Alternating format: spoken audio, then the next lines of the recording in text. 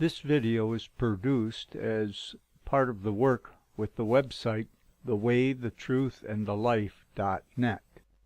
It's very late, September 21st, 2012. I just got through listening to the news on BBC speaking about Pakistan. They had a holiday called for today that people could peacefully demonstrate against the 15-minute film shown on YouTube by amateurs.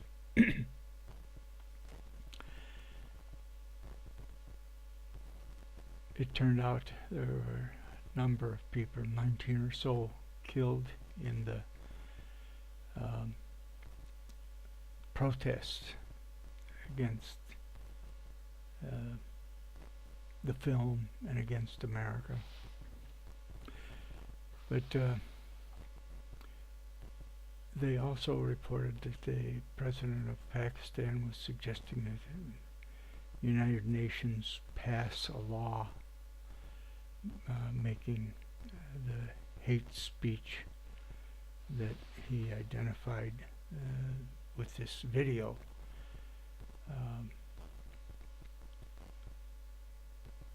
that it be a law. We go first to Pakistan, where the government declared a national holiday on Friday to enable people to take part in peaceful protests against the US amateur video mocking Islam. But the day ended with at least 19 people dead and several injured as demonstrations turned violent and police opened fire on protesters.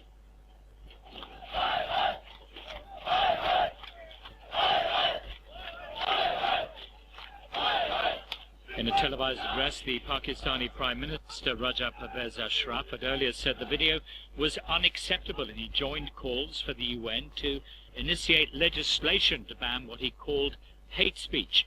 The United States had also been running a series of ads on Pakistan TV in an attempt to placate protesters. One began with a message from the President of the US, Barack Obama, and Secretary of State Hillary Clinton in English and Urdu. Since our founding, the United States has been a nation that respects all faiths. We reject all efforts to denigrate the religious beliefs of others.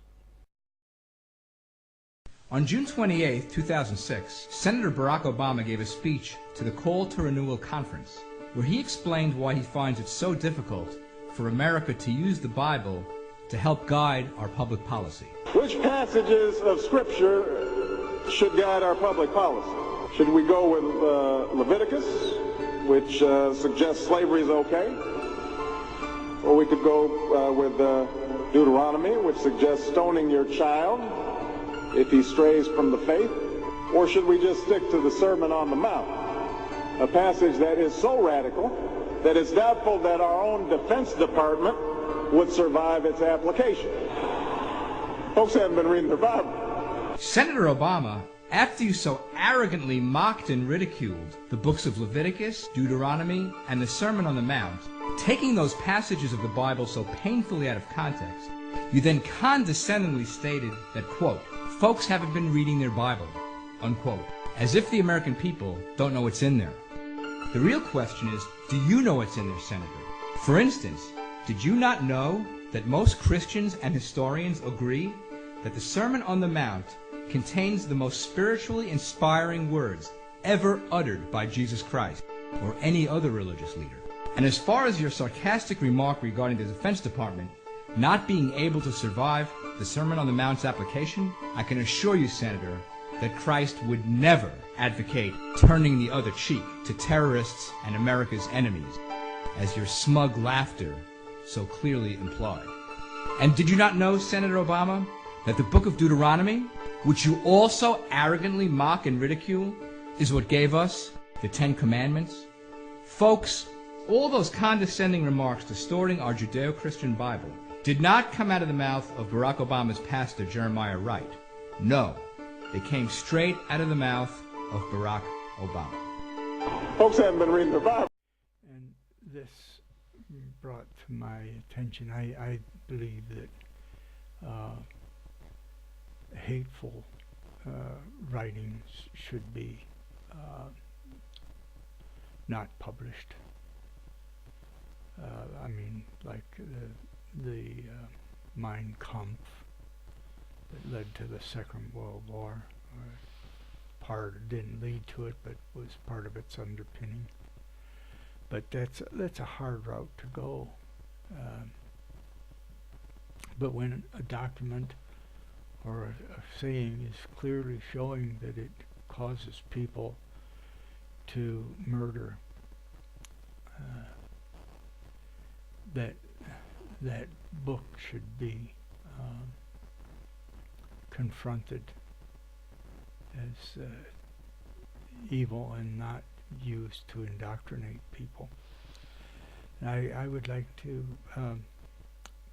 give some presentation because there's been so much killing as I've been in Russia spring and fall for the past 12 years, blowing up the airports, blowing up subways that we travel in Moscow, blowing up 2 of the airplanes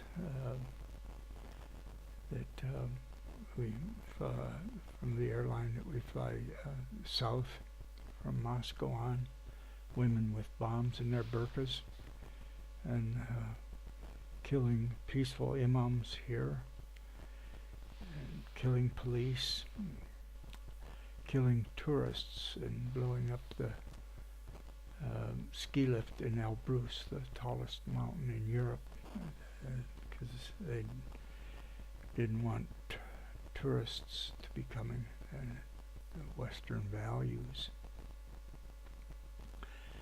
But this idea of hate speech, I just would like to share with you what I've discovered about hate speech in the Quran.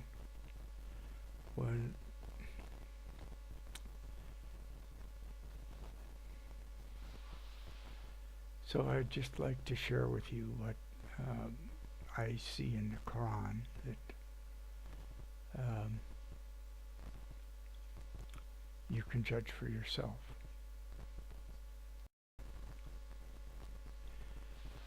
In the late summer of 2000, I had to walk through the metro in Moscow where a number of people had been murdered by a suicide bomber. And the alarms that I had been hearing in the short time I had been in Russia were quite strong. How many murders were going on and how people were afraid to live in many parts of Russia today, especially in the Caucasus, where my wife's family is. But I've been in Russia spring and fall for the last 12 years. For 10 years I taught spoken English in the children's library. They let me use the English-Russian Bible because I don't speak Russian. I'm too old to learn. Doesn't work very well. I learn one day and forget it the next. But they understood that with the English-Russian Bible, it was the best translation you could get. The children could read the Russian verse, and then they'd read the English verse, and they'd know what the content was from the Russian. My job was to help them with their speaking, and being a native English speaker, to speak the words. So, at any rate, I have studied the Bible. I thought, well, I'd better study the Quran. And I was able to find a copy of it at the University of Michigan, and a copy that had the verses in order of importance. They are, that's important, and I'll discuss that later with a citing from the Quran. I have 8 topics that I will show what the Quran says. This is Quran downloaded from the University of Michigan. There's many Muslims in Michigan, and the university has posted a Quran. I got a copy of it on my website, The Way to the Truth and Life.net, and I also have a copy in the order of importance. The surahs have been mixed up. We'll talk more about that later. But what I'm going to do for these 8 topics is I will show you the text and read it to you, and then discuss it a little bit. And at the end I will make some closing discussion. Thank you. We'll go on with the work now of the 8 topics. 1. Jews and Christians hated like apes. 2:60-34, 5:59-60, 7:166 Surah 262. Surely those who believe, and those who are Jews, and the Christians, and the Sabians, whoever believes in Allah and the last day and does good, they shall have their reward from their Lord, and there is no fear for them, nor shall they grieve. Point 63, and when we took a promise from you and lifted the mountain over you, take hold of the law, have it, we have given you with firmness, and bear in mind what is in it, so that you may guard against evil. Point 64, then you turned back after that, so were it not for the grace of Allah and His mercy on you, you would certainly have been among the losers. Point 65, and certainly you have known those among you who exceeded the limits of the Sabbath, so we said to them, be as apes, despised and hated. Surah 5:59, say, O followers of the book, do you find fault with us, for aught, except that we believe in Allah and in what has been revealed to us and what was revealed before, and that most of you are transgressors? Point 60, say, shall I inform you of him who is worse than this in retribution from Allah? Worse is he, whom Allah has cursed and brought his wrath upon, and of whom he made apes and swine, and he who served the shaitan. These are worse in place and more erring from the straight path. Surah 7:166. Therefore, when they revoltingly persisted in what they had been forbidden, we said to them, be as apes, despised and hated. Murray TV production. Child Beshmala on Prophet Muhammad and the Jews. Accurate TV, Saudi Arabia, May 7th, 2002. Saudi Arabia call-in number 0037-888-6531. Our report today will be a little bit different because our guest will be a girl. A Muslim girl, but a true Muslim. Allah willing, may God give us the strength to give our children the same education so that the next generation of children will be true Muslims who know they are true Muslims and know who their enemies are. This child will now introduce herself. She's the daughter of a sister in Islam, Huaida, and of the artist Wagdi Al-Arabi. Her name is Beshmala, and I will ask her too. Peace be upon you. Allah's mercy and blessings upon you. Peace be upon you. Allah's mercy and blessings upon you. What is your name, Beshmala? How old are you, Beshmala? 3.5. Are you a Muslim? Yes. Beshmala, do you know the Jews? Yes. Do you like them? No. Why don't you like them? Because? Because they are what? They are apes and pigs.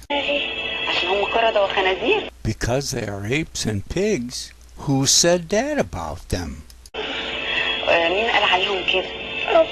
Our God. قال عليهم فين؟ Where did he say that about them? In the Quran? قال عليهم في القرآن. He said that about them in the Quran. That's right. كده صح. طب ويا بسم الله اليهود بيعملوا Bashmala, what did the Jews do? ايه؟ What? بيعملوا ايه؟ What did they do? The Pepsi Company. لو قلتي انت تعرفي المقاطعة كمان يا بسم الله. So you know about the boycott too, Bashmala. Yes. وهم كانوا بيحبوا سيدنا محمد الرسول عليه السلام؟ لا كانوا.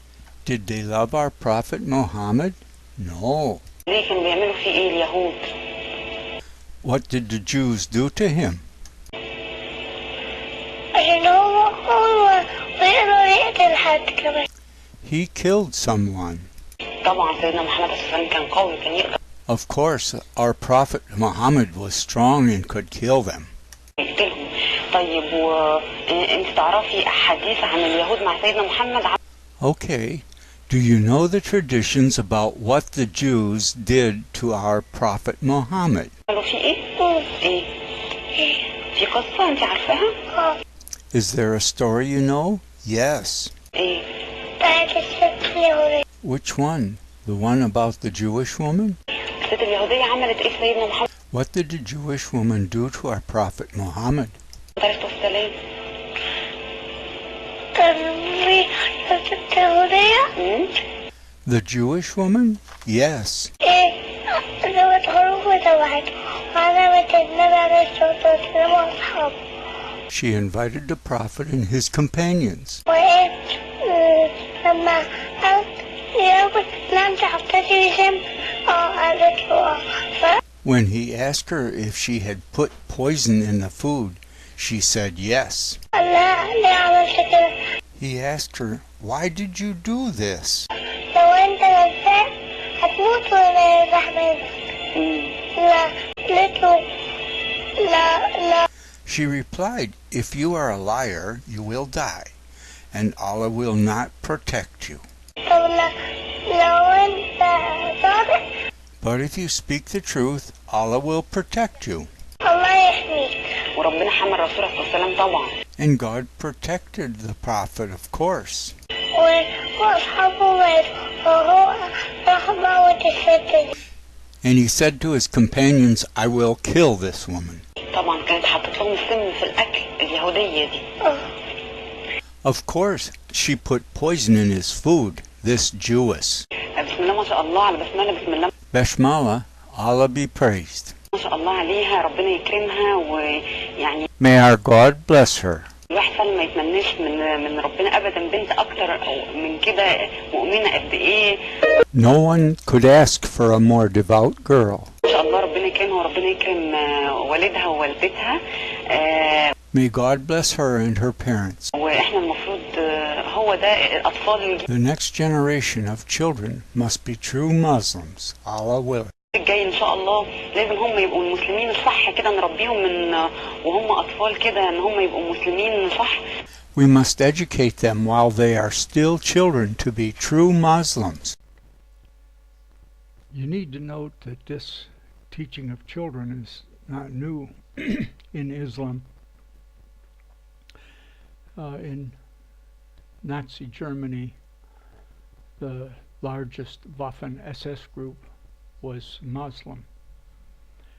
In Chechnya, the state of Russia, the Muslims had prepared a white horse and saddle to greet Hitler. They were on his side. Stalin moved them out of Chechnya.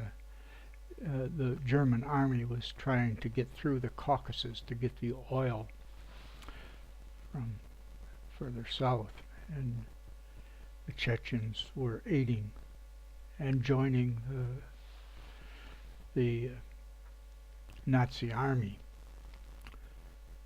So this is not new.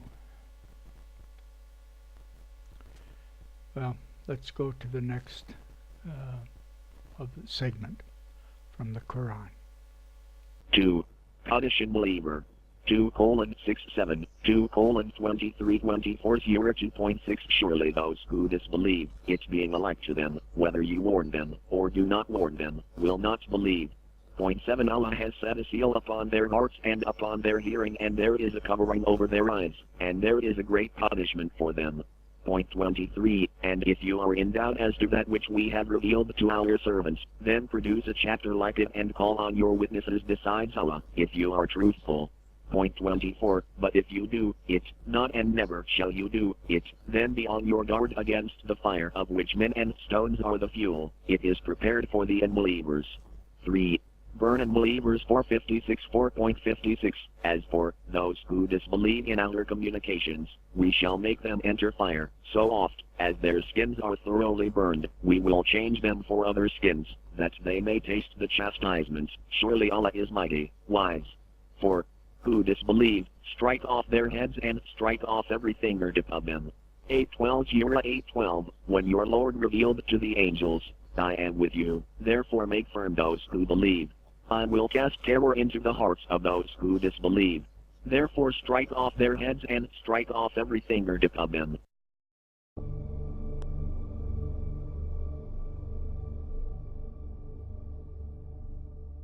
Here is a critical point that is generally overlooked.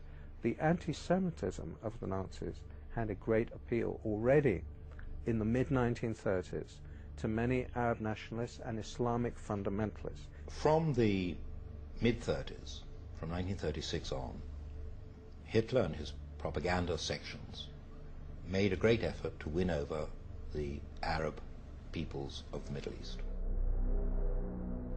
We see that the undisputed leader of the Palestinian Arab national movement of the 1920s, 1930s and 40s, Haj Amin al-Husseini, the Mufti of Jerusalem, was a fervent admirer of Adolf Hitler.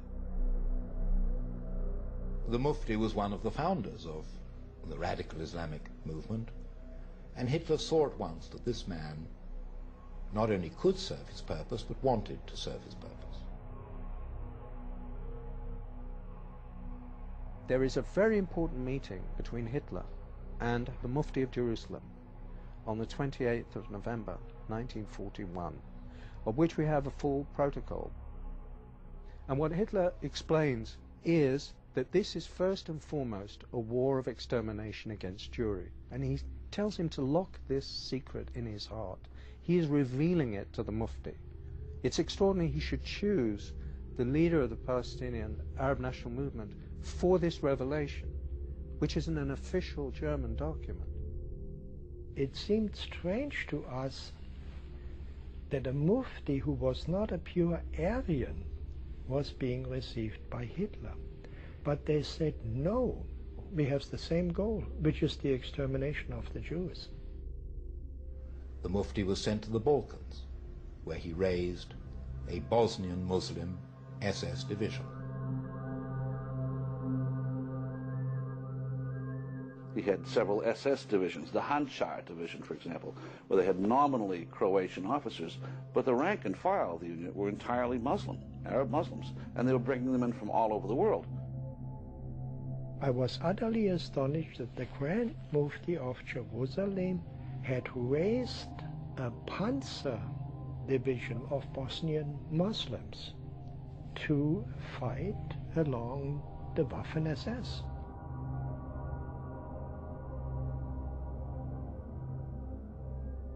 The fanatic Muslim world and Hitler both agreed that no ideology can exist beyond theirs. It's all-encompassing. A secular dogma like Nazism is less dangerous than this Islamofascism that we see today. It's less dangerous because Islamofascism has a religious twist to it. It says God the Almighty ordered you to do this, not the Führer, you know. So it is way more dangerous. It's trying to grow itself in 55 Muslim states, so potentially you could have a success rate of several Nazi Germanys if these people get their way. Hitler's gone and dead. the German people are not the Nazis of 1944, but the Muslims have never wavered in their goal, which really is, if they possibly could, to kill all of the Jews. I'm convinced of that. If radical Islamic fundamentalists had their way, we would have another Holocaust. There's absolutely no doubt about that. If Al-Qaeda could produce it, they would. But what begins with the Jews never ends with the Jews, as the West and Europe in particular is slowly but surely beginning to understand. Atmosphere, the V sign for victory being displayed in East Jerusalem today among jubilant Palestinians that the United States have been subject to this attack. What are we to make of that, Jennifer? Yasser Arafat may issue this condemnation. Look at this. We're seeing people applauding, clapping, smiling, happy to know that thousands of Americans have died in this sneak attack, and there you see a V for victory sign held up to the camera. What are we to make of that, and what are we to make of what about what Yasser Arafat said today? 5. After 4 months, kill them. Lie in wait and use very kind of ambush. 9:250:9 The immunity. Point 1. This is a declaration of immunity by Allah and His Apostle towards those of the idolaters with whom you made an agreement. Point 2. So go about in the land for 4 months and know that you cannot weaken Allah and that Allah will bring disgrace to the unbelievers. Point 3. And an announcement from Allah and His Apostle to the people on the day of the greater pilgrimage that Allah and His Apostle are free from liability to the idolaters. Therefore, if you repent, it will be better for you, and if you turn back, then know that you will not weaken Allah, and announce painful punishment to those who disbelieve. Point 4. Except those of the idolaters with whom you made an agreement, then they have not failed you in anything and have not backed up anyone against you. So fulfill their agreement to the end of their term. Surely Allah loves those who are careful of their duty. Point 5. So, when the sacred months have passed away, then slay the idolaters, wherever you find them, and take them captives and besiege them and lie in wait for them in every ambush. Then, if they repent and keep up prayer and pay the poor rate, extortion, leave their way free to them. Surely Allah is forgiving, merciful. Left curly brackets. The 3 successive forbidden months mentioned by Muhammad, months in which battles are forbidden, are Dhu al-Qa'dah, Dhu al-Hijjah, and Muharram, months 11, 12, and 1. The single forbidden month is Rajab, month 7. These months were considered forbidden both within the new Islamic calendar and within the old pagan Meccan calendar, although whether they maintained their forbidden status after the conquest of Mecca has been disputed among the Islamic scholars. Right curly brackets. Fight unbelievers, Jews, Christians. 9.29 Fights those who do not believe in Allah, nor in the latter day, nor do they prohibit what Allah and His Apostle have prohibited, nor follow the religion of truth, out of those who have been given the book, until they pay the tax in acknowledgement of superiority and they are in a state of subjection.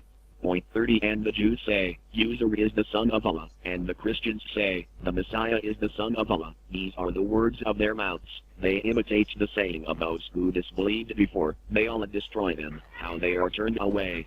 Point 31. They have taken their doctors of law and their monks for lords besides Allah, and also the Messiah son of Mary, and they were enjoined that they should serve one God only. There is no God but He. Far from His glory be what they set up with Him. Here we have the Quran blaspheming Christ. Jesus is not the Christ, didn't die on the cross, but they have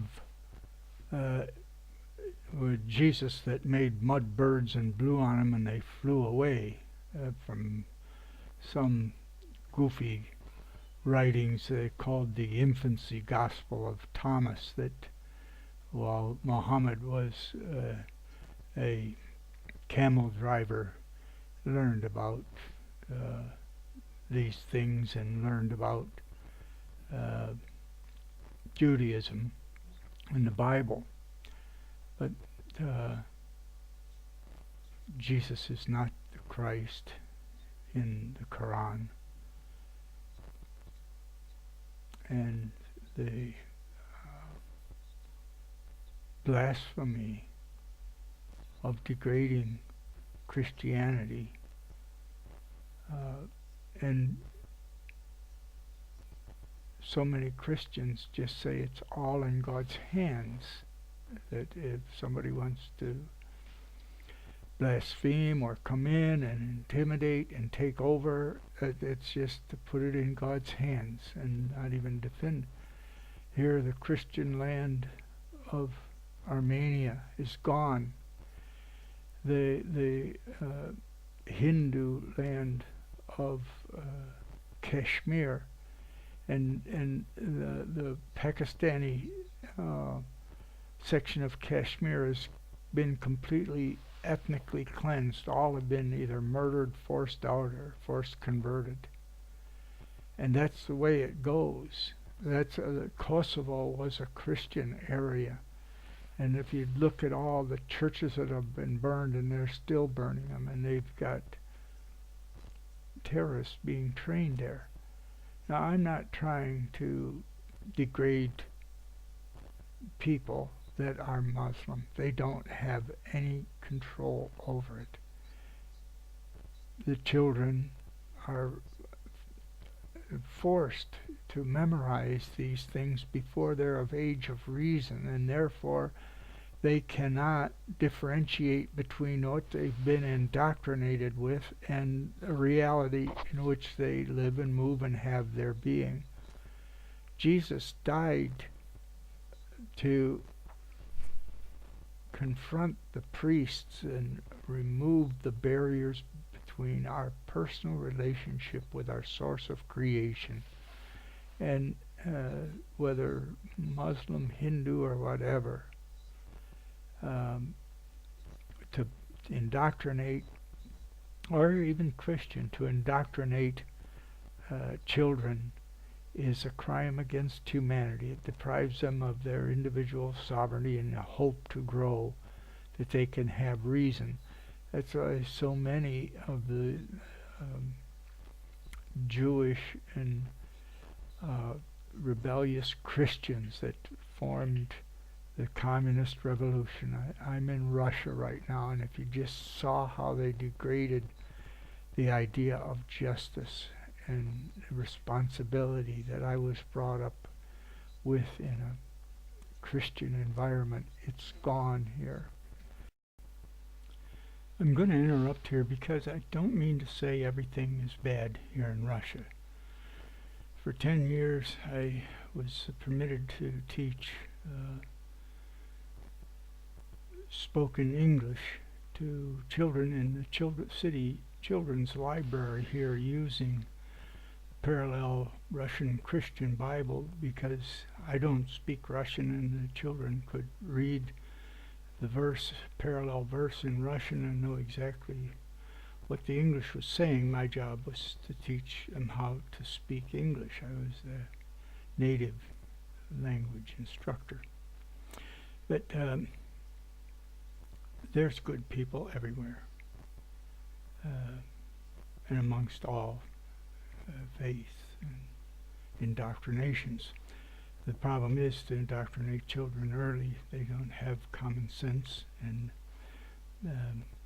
good intuition. It's disturbed.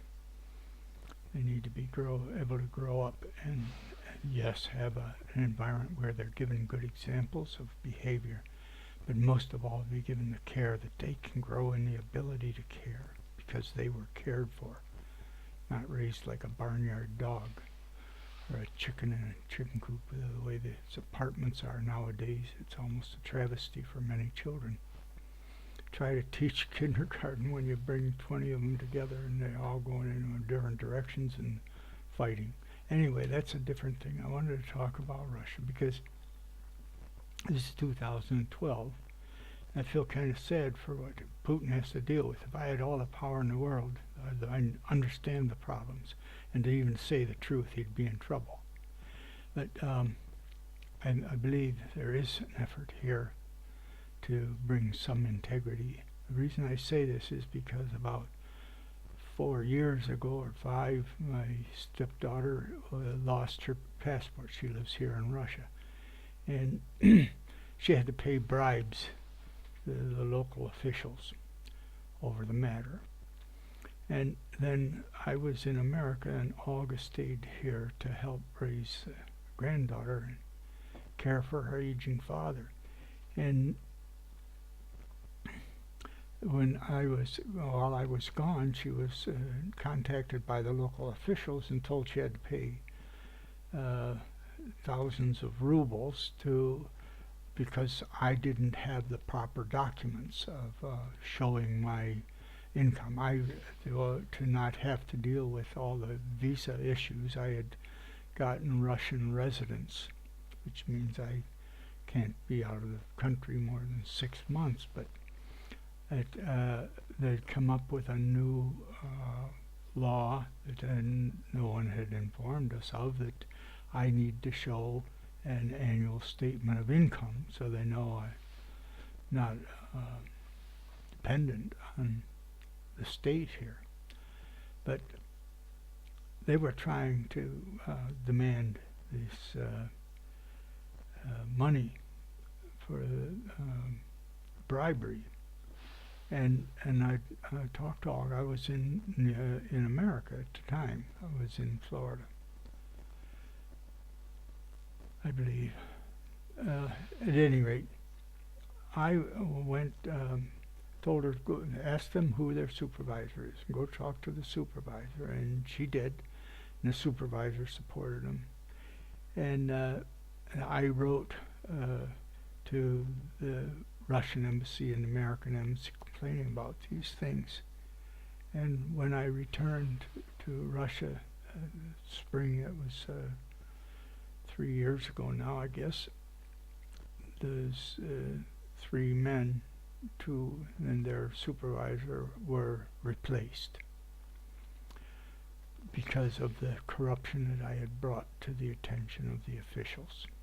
Whether it was the American embassy or Russian embassy in Moscow that dealt with it, I really don't know. But word of that got around a little bit here, and there was, our apartments all through Russia are being rebuilt with Russian money subsidizing. Like our apartment, we have to pay something, but it's the new roofs, new sewers, new refurbishing these large buildings. Ours is 5-story high. It has I think 70 some apartments in it, 4 different or 5 different entrances. Everybody has to pay, but there's a subsidy from Moscow. And here last summer the work stopped. All of a sudden in the middle with scaffolds in the hall and stuff like that. They had completed the sewer line and water lines and hot water lines and had the new roof on. It turns out that the money had been stolen, and the one woman executive for the company responsible for hiring the contractors had the integrity to try to confront this, and she had information about who got the money, where it went, and everything, and she complained to officials, and they were part of the corruption, at least not willing to deal with it. So this was last winter while I was in Florida. I was contacted and asked to help with the problem, and I did. I got no help from the American embassy or Russian embassy. American embassy said report it to the police and get out of here. And I reported it to the Russian ambassador in Washington. Got no response.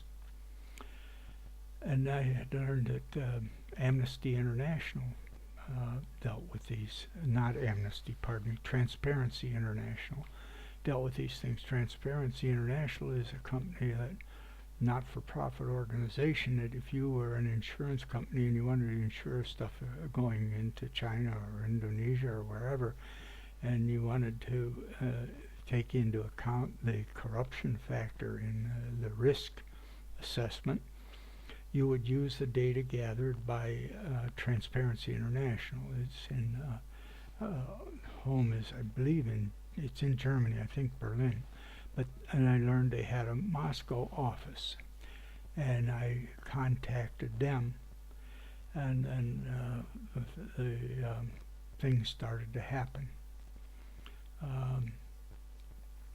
And Medvedev fired the state governor, and reporters showed up here in Zheleznovosk, and an article was published in the paper. I'll give you the evidence of this, so you can see it on my website. But then it turns out, and then Putin in the spring took office, and he had this woman, the accountant for this company that had integrity, actually called her to Moscow for a private meeting, and after that he set up a special investigation to look into this, and all of a sudden work started again this spring, and the prosecutions are going on. I've heard that there are now 3 city mayors that are dismissed and under investigation. I don't have a hard copy on that, but the point I want to make is there are people in Russia with integrity and trying to act with integrity, but there's so much goofiness with the children being raised without healthy homes. And it's not all because of bad communism. They went through all the fathers that were men that were murdered by communism, left many men having to service a whole community. And then the same thing after the Second World War. There were so many Russian men killed, there were villages with hardly a man in it. They said when they got back from the war, the phone didn't stop ringing. But that's just the reality of the thing, that Russia has gone through hard times and it's broken down the home. Communism is a big part of it, and the lack of integrity in so many, and the lack of quality child care, and thinking that daycare is going to be a good thing when the knowledge is everybody's baby's nobody's baby. That came from the hippie movement in America. They discovered that, and in kibbutzim in Israel, that the child knows the mother's voice and needs that mammalian nursing bond. The great apes nurse their infants. They're not a high infanticide rate. And they nurse them until the equivalent of 5 and 6 years old, until they get their molars, their permanent teeth. I don't know if I said that right, but at any rate, equivalent to 5 or 6 years old. And children then know their mother's voice at birth, and another woman's voice causes them stress. And at any rate, look at the trouble the mayor of New York City is in, because he backed a law that, or a regulation that women have to breastfeed their babies in the hospital when they're born, unless a doctor writes a prescription to give them a bottle. God bless him. There's this crime against children of depriving them of the maternal nursing bond. But that's another thing. I'm going to just give you some, I made a quick little video when I went back to New York in June this year, 2012, and speaking about the difficulty in Russia and America. And I will post a view of where on my website you can go and get some details of the documentation in confronting the corruption here. And the point that I interrupted for was to say that it's not all bad. If you were Putin, how would you deal with the Islamists that Russia taught everybody to read? Now it's easy for them to indoctrinate. They don't have to have the children sit there and have someone recite it to them personally.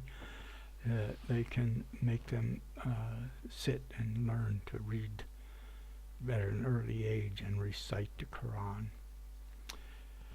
And they have the recordings and all this that's going on, and plus all the money from oil money from Saudi Arabia that's gone to build madrasas. You can send your children from anywhere in the world, although they're building them in America and everywhere else. But Pakistan, they started as soon as they got involved in the freedom of from England got out, and they built all these madrasas.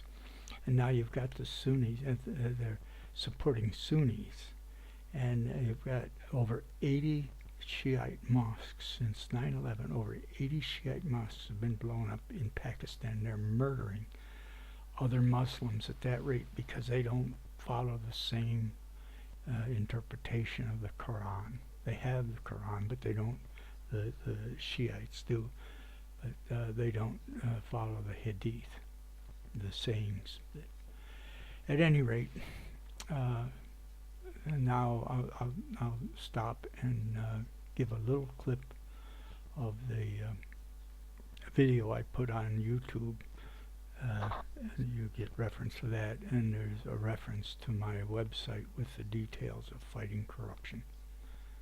The background material mentioned in this video can be viewed at the website thewaythetruthandlife.net. More specific references will be given in the notes. This is June 20th, 2012. I'm in New York. I've been here since June 12th. I want to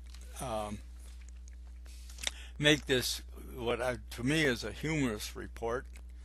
The background is able to confront corruption in Russia to the point that it gets all the way to the president's office and gets a governor fired, and they come home to be threatened with arrest for wanting to sit and eat a blueberry muffin. Oh, this is my humorous story about returning back from Russia. I was very thankful. I was picked up at the airport by one of the friends from my home church, and after spending a night sleeping in the Moscow airport on Sunday night and Monday night sleeping in New York airport. This is sleeping and setting up. They put arms on the chair so you can't lay down anymore. But I was very tired, got here Tuesday morning, and with jet lag I took a nap in the afternoon and woke up about the time it was getting dark. It was very cold.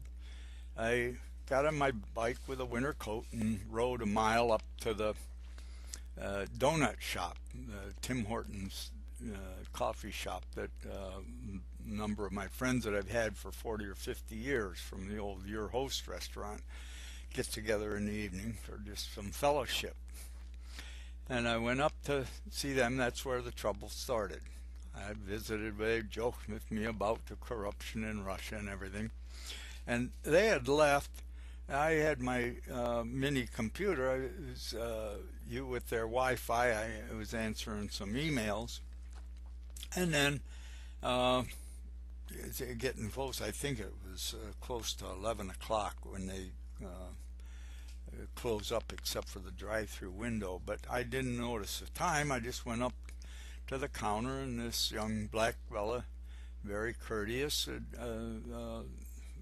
heated a blueberry muffin and buttered it for me and a cup of coffee. I took it and sat down, was about to eat it when this heavy-set woman, who apparently was the manager for the next shift, and she announced, "Everybody's got to get out, we're locking the doors." And I said, "Well, go ahead and lock the doors. I just got my hot blueberry muffin, and I'll finish it, and you can let me out when I'm done." She says, "No, you got to go." And then she got the young black man involved, and he told me, "Oh, you've got to go." And then she says, "You got to leave, or we're going to call the police." I said, "Well, call the police. I'm going to sit here and eat my hot blueberry muffin." was cold outside. I had a bicycle. I'd have to ride for a mile. And I didn't want to spilling my coffee and having a cold blueberry muffin. I wasn't in a mood to be very understanding of her gruffness and wanting to lock the door. I know that this is a common practice in both the McDonald's and the Burger King, but if you've got food, they lock the door, and when you finish your food, they let you out. And they only do service through the drive-through window for the next few hours. At any rate, she threatened, and I said, well, go ahead and call the police. I'd like to have a report to take it to the management with. So she called the police, and the police, and I told them I'd like a copy of a report. We're not going to make out a report unless we have to arrest you. I said, well, I'm not leaving until I finish my blueberry muffin. The policeman was kind of gruff and telling me how I was acting like a 2-year-old and all this. And I told him I lived here and had friends for the last 50 years, and I've never experienced anything like this. And it was kind of sad. I just got home today, 9 months away from my friends. And after going round and round, and then I made it clear, I'm not leaving. If you want to arrest me, arrest me. So the policeman went to the young man and woman there that asked him, you want to sign for him to have him arrested? And he said, no, they didn't want to do that. So a third policeman had showed up by then, but they left because there's nothing they could do. They weren't going to sign to have me arrested. So the policeman left, and I told him, just leave me alone. I'll finish my blueberry muffin, and I'll be out of here. And I finished, and I asked him for his name. He wouldn't give me his name. She was in the back room already. And the young man told me I wasn't welcome there anymore.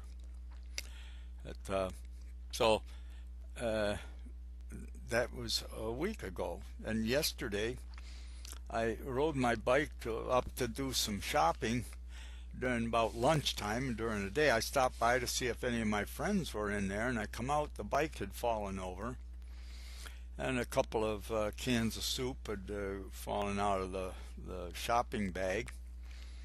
And I didn't notice the other flat bag where I had stopped also at the drugstore and gotten a birthday card for the 3-year-old next door, and some of those little night lights.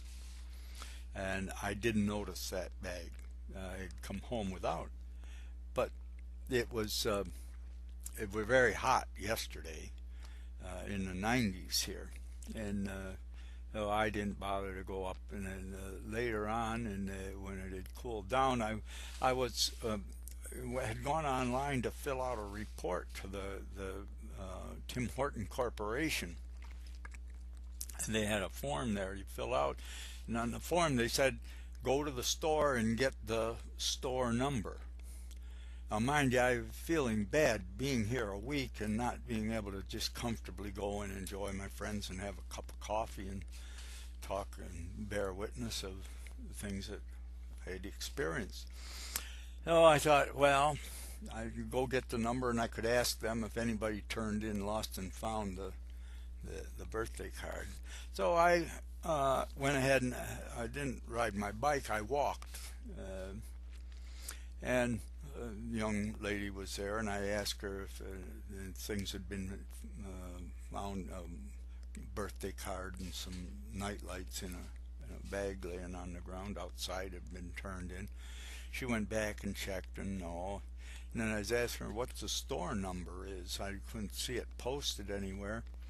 And then the young black man come out, and then I asked him, and he says, well, we just use the street number, 7-Eleven or whatever. And I told him I was filling out a report that I wasn't allowed to come in there anymore. And they asked that I put the store number down, and he says that we just use that number, but you're allowed to come in. You're welcome here. So with that, I've just relaxed, and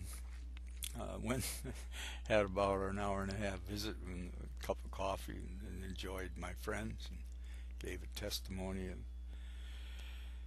the leading of the spirit of truth in Russia, and had a nice fellowship. That's my report on returning to America and the differences of the police state in Russia compared to the police state in America. I don't know if it's humorous to you, but it caught my attention, and I'll give references to the newspaper articles and that from Russia on my website. Thank you. This is a picture of some of my coffee shop friends that I took 9 months ago when I was leaving for Russia. For further information on confronting the corruption in Russia, I will show you two still shots that show the information. This first one is the still shot of the video just shown, and if you go to that address on YouTube, amongst the comments are links directly to my website.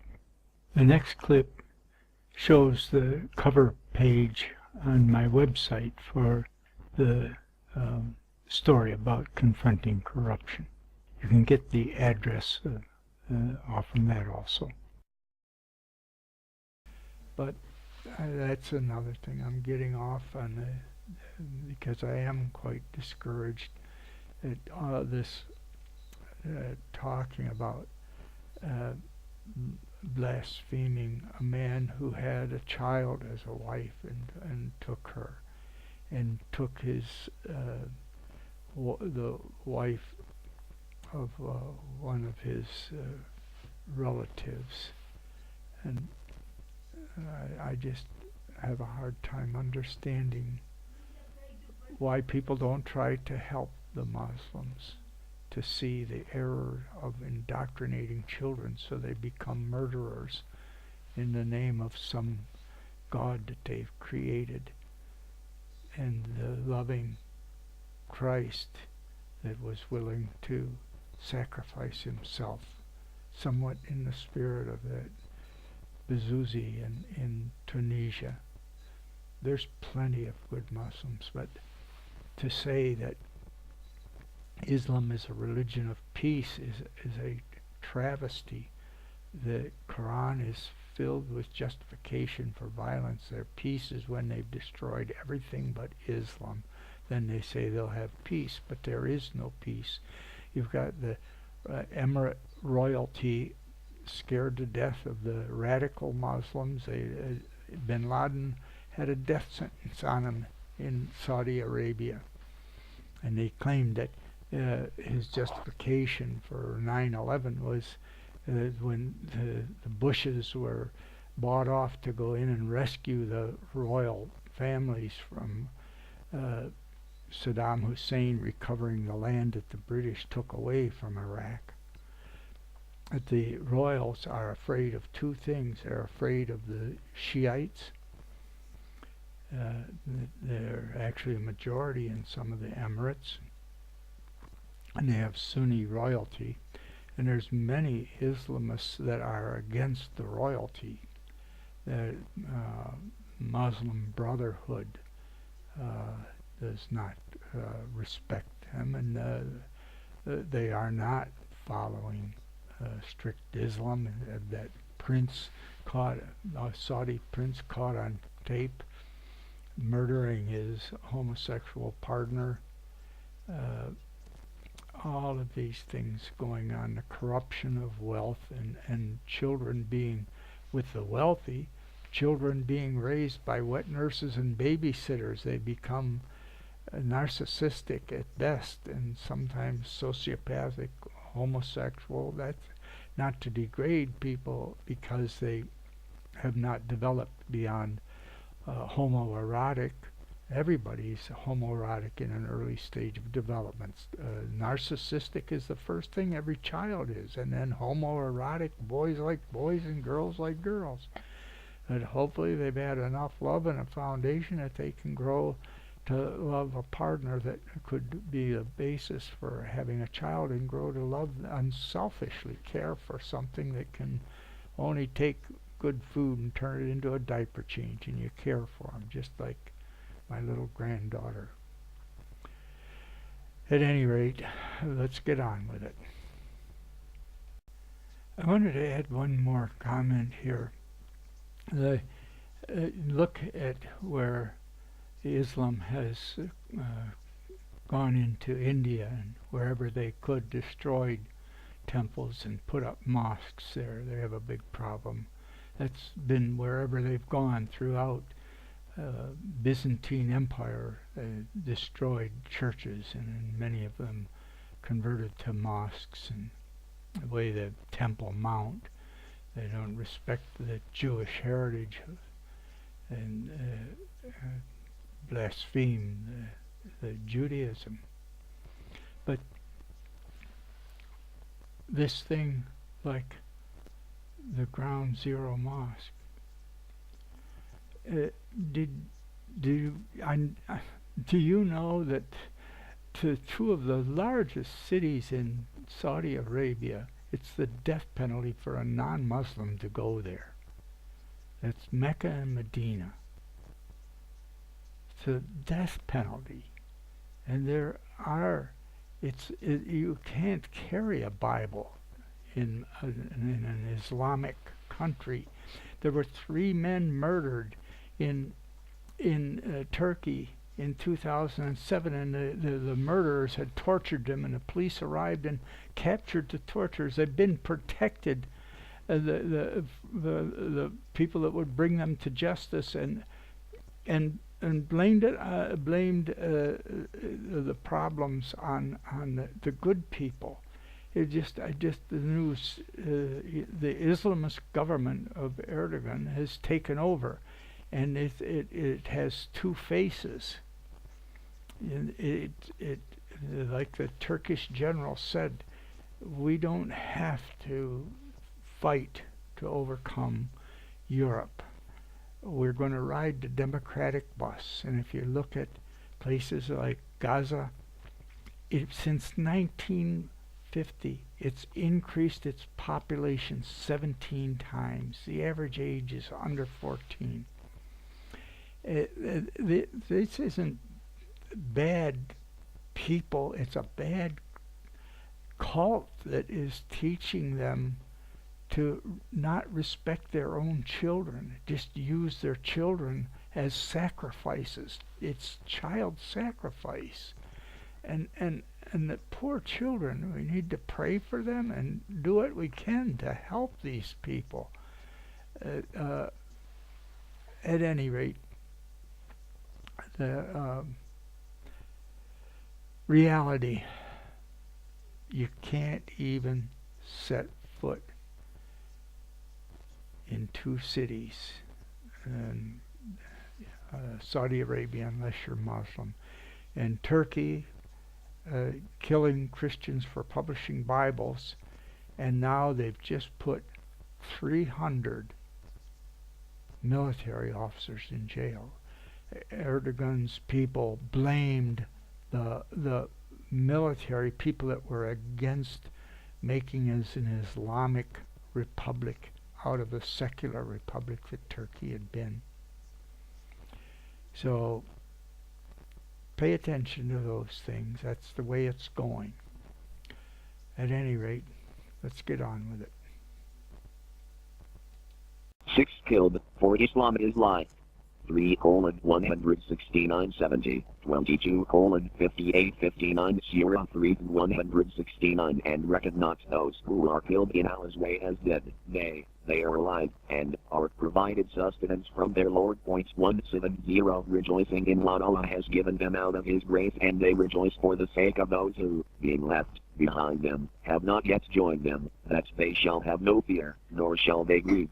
Surah 22:58, and as for those who fly in Allah's way and are then slain or die, Allah will most certainly grant them a goodly sustenance, and most surely Allah is the best giver of sustenance.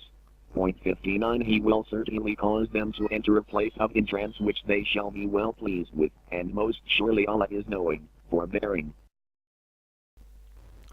These verses are talking about the rewards of doing human sacrifice to a God named Allah. Whether it's you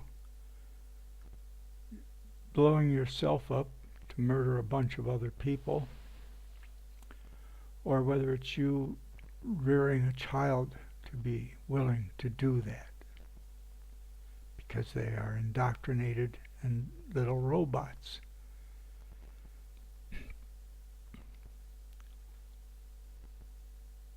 Let me say this, and this, I don't care about being popular, whatever. The first thing you got to do is you got to study and understand who you're up against. And you must realize that this is not a religion that you're fighting against. You're fighting against a theopolitical belief system and construct. You're fighting against something that's been doing this thing since 622 AD, 7th century, 1,388 years. You want to dig up Charles Martel and ask him why he was fighting the Muslim army at the Battle of Tours in 732. You want to ask the Venetian fleet at Lepanto while they were fighting a Muslim fleet in 1571. You want to ask the Christian, the Germanic and Austrian knights why they were fighting at the gates of Vienna in 1683. You want to ask people what happened at Constantinople and why today is called Istanbul, because they lost that fight in 1453. You need to get into the Quran. You need to understand their precepts. You need to read the Surah. You need to read the Hadiths. And then you can really understand this is not a perversion. They are doing exactly what this book says.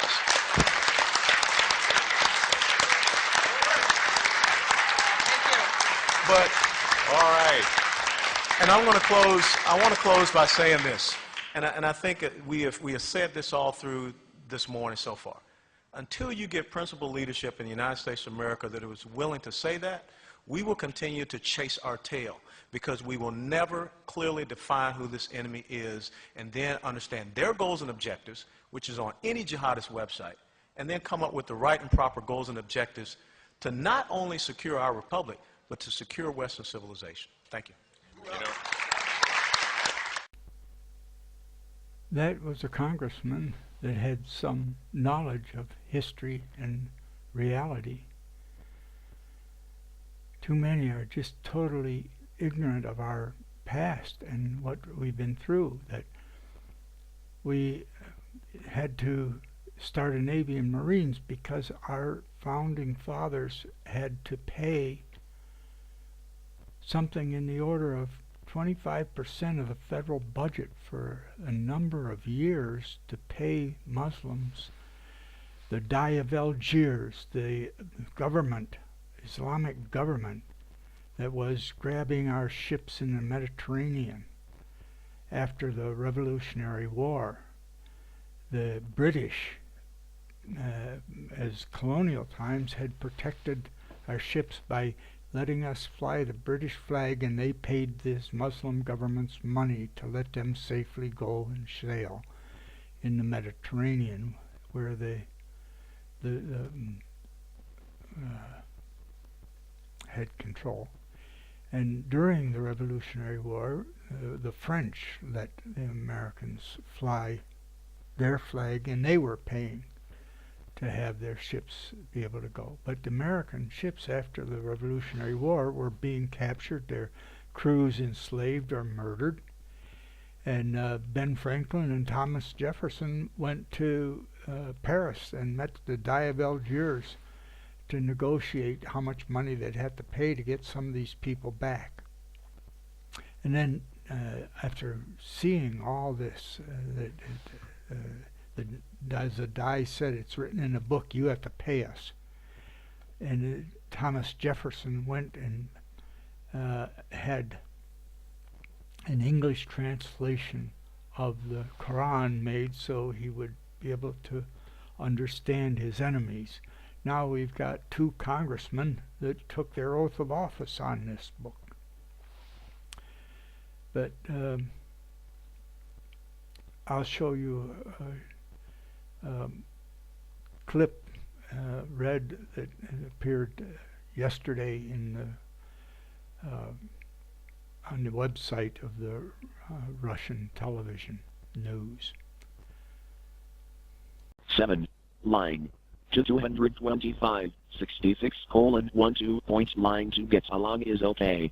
To 225, 66:12 6610 Prophet. Why do you forbid yourself that which Allah has made lawful for you? You seek to please your wives, and Allah is forgiving, merciful. Point 2 Allah indeed has sanctioned for you the expiation of your oaths, and Allah is your protector, and He is the knowing, the wise. Surah 224 And make not Allah because of your swearing by Him an obstacle to your doing good and guarding against evil, and making peace between men, and Allah is hearing, knowing. 2.225 Allah does not call you to account for what is vain in your oaths, but He will call you to account for what your hearts have earned, and Allah is forgiving, forbearing. In the first part here, it's specifically referring to deceiving your wife. But the second part is in general to serve this God's purposes. You can make false oaths, and that's okay if in your heart you still serve this God. Well, that was easy enough. As long as you're got your heart right to your God, you can deceive other people. But the next one is a blockbuster. Please pay attention. The best is for last. 8. Abrogation. To 106 Surah to 106 Whatever communications we abrogate or cause to be forgotten, we bring one better than it or like it. Do you not know that Allah has power over all things? Well, we just before learned it's okay to deceive, and now we learn that the surahs can change, and the last ones, the later ones, are what counts. Abrogation. This happened because Muhammad thought he was going to be worshipped and accepted as latest and greatest prophet by the Jews and Christians. He began by praying towards Jerusalem. But when the Qurayza tribe didn't help him, in another tribe where he had killed the men and taken the women, one of them women had invited him and his generals and poisoned them. He turned to hatred. So he had this surah of abrogation, and there were all these nice surahs about people of the book, the Christians and Jews. And these are paraded like what a peaceful religion it is. And here's the secret. The surahs are mixed up so that you are deceived. For Allah's purposes, it's okay to lie. If you knew right off that Islam is instructing their followers that they have to, if you don't submit, they have to cut off your fingers and cut off your head. That's what counts. But you don't know that because the surahs are mixed up. On my website you can get them surahs the way they're presented, or the way that every imam knows, the order of importance because of the order that they were received. That's the big deal. To deceive people by changing the order of the surahs so they don't know which ones count, and then parading to the non-believers and the initiates these nice, peaceful service. The deception is only necessary when there isn't enough power to be overtly violent. This is the 23rd. I've been working on this for 2 days, and there was a news broadcast this morning from Pakistan having to do with the film about Islam, and a minister in the government offering a reward for murdering the producer. I'll show that now.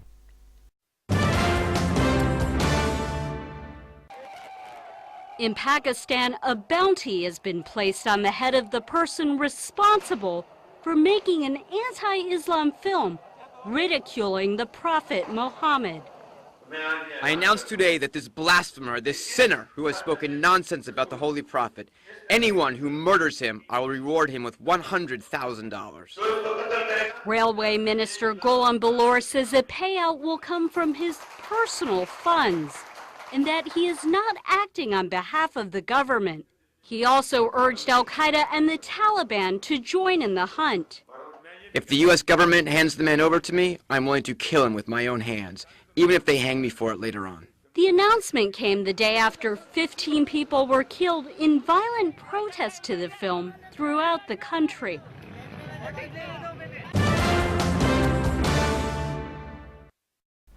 Did you notice that this woman reporter called the offer of a payment for murder, she called it bounty as if it was a legal thing?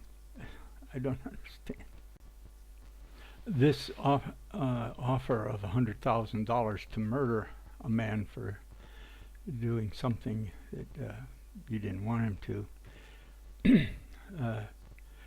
without the order of law and order, reminded me of the Trevor Martin situation where the New Black Panthers offered a $10,000 reward for murdering the man who was being beaten by him, that killed him, without law and order. But the Obama administration didn't call that hate speech. It was never confronted. But there's a lot of hate speech going on that it seems to be okay. I mean, for the people in authority sanctioning it rather than confronting the evil. I don't mean particularly the person can't say something, but all this hate for Jewish is okay. It's not spoken against, but by many of the people in authority. But here's a man in authority offering money to murder someone, and if you looked at the film, I didn't see the whole thing, just the trailer, but here is a clip with some truth about Muhammad. Yes. How did Muhammad die? How did he die? Well, of course he passed through many battles. In one of the battles he lost his front teeth. And then one day he was invited by a woman who wanted to poison him. And she asked what part of the body of the lamb he likes better.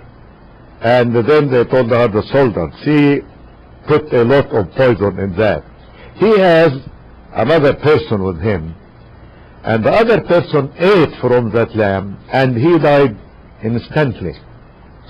Muhammad ate and swallowed a little piece and stopped, and then they discovered that it is poison, but the poison started to work in the body of Muhammad till he died. And he died on the lap of his wife Aisha. She was the youngest one. He married her when she was 6 years old and he was 53. And he had intercourse with her when she was 9 and he was 56. And she was the most beloved because she was the most beautiful of his wives, the youngest of course. And when he died on her room, because he has rooms for every wife. Every one of his wives has a special room. And how many wives did he have? In some of the books they say 9 wives. In some of the books they say 14 wives. In some of the books they say 21 wives. But anyhow, he has all this number of wives.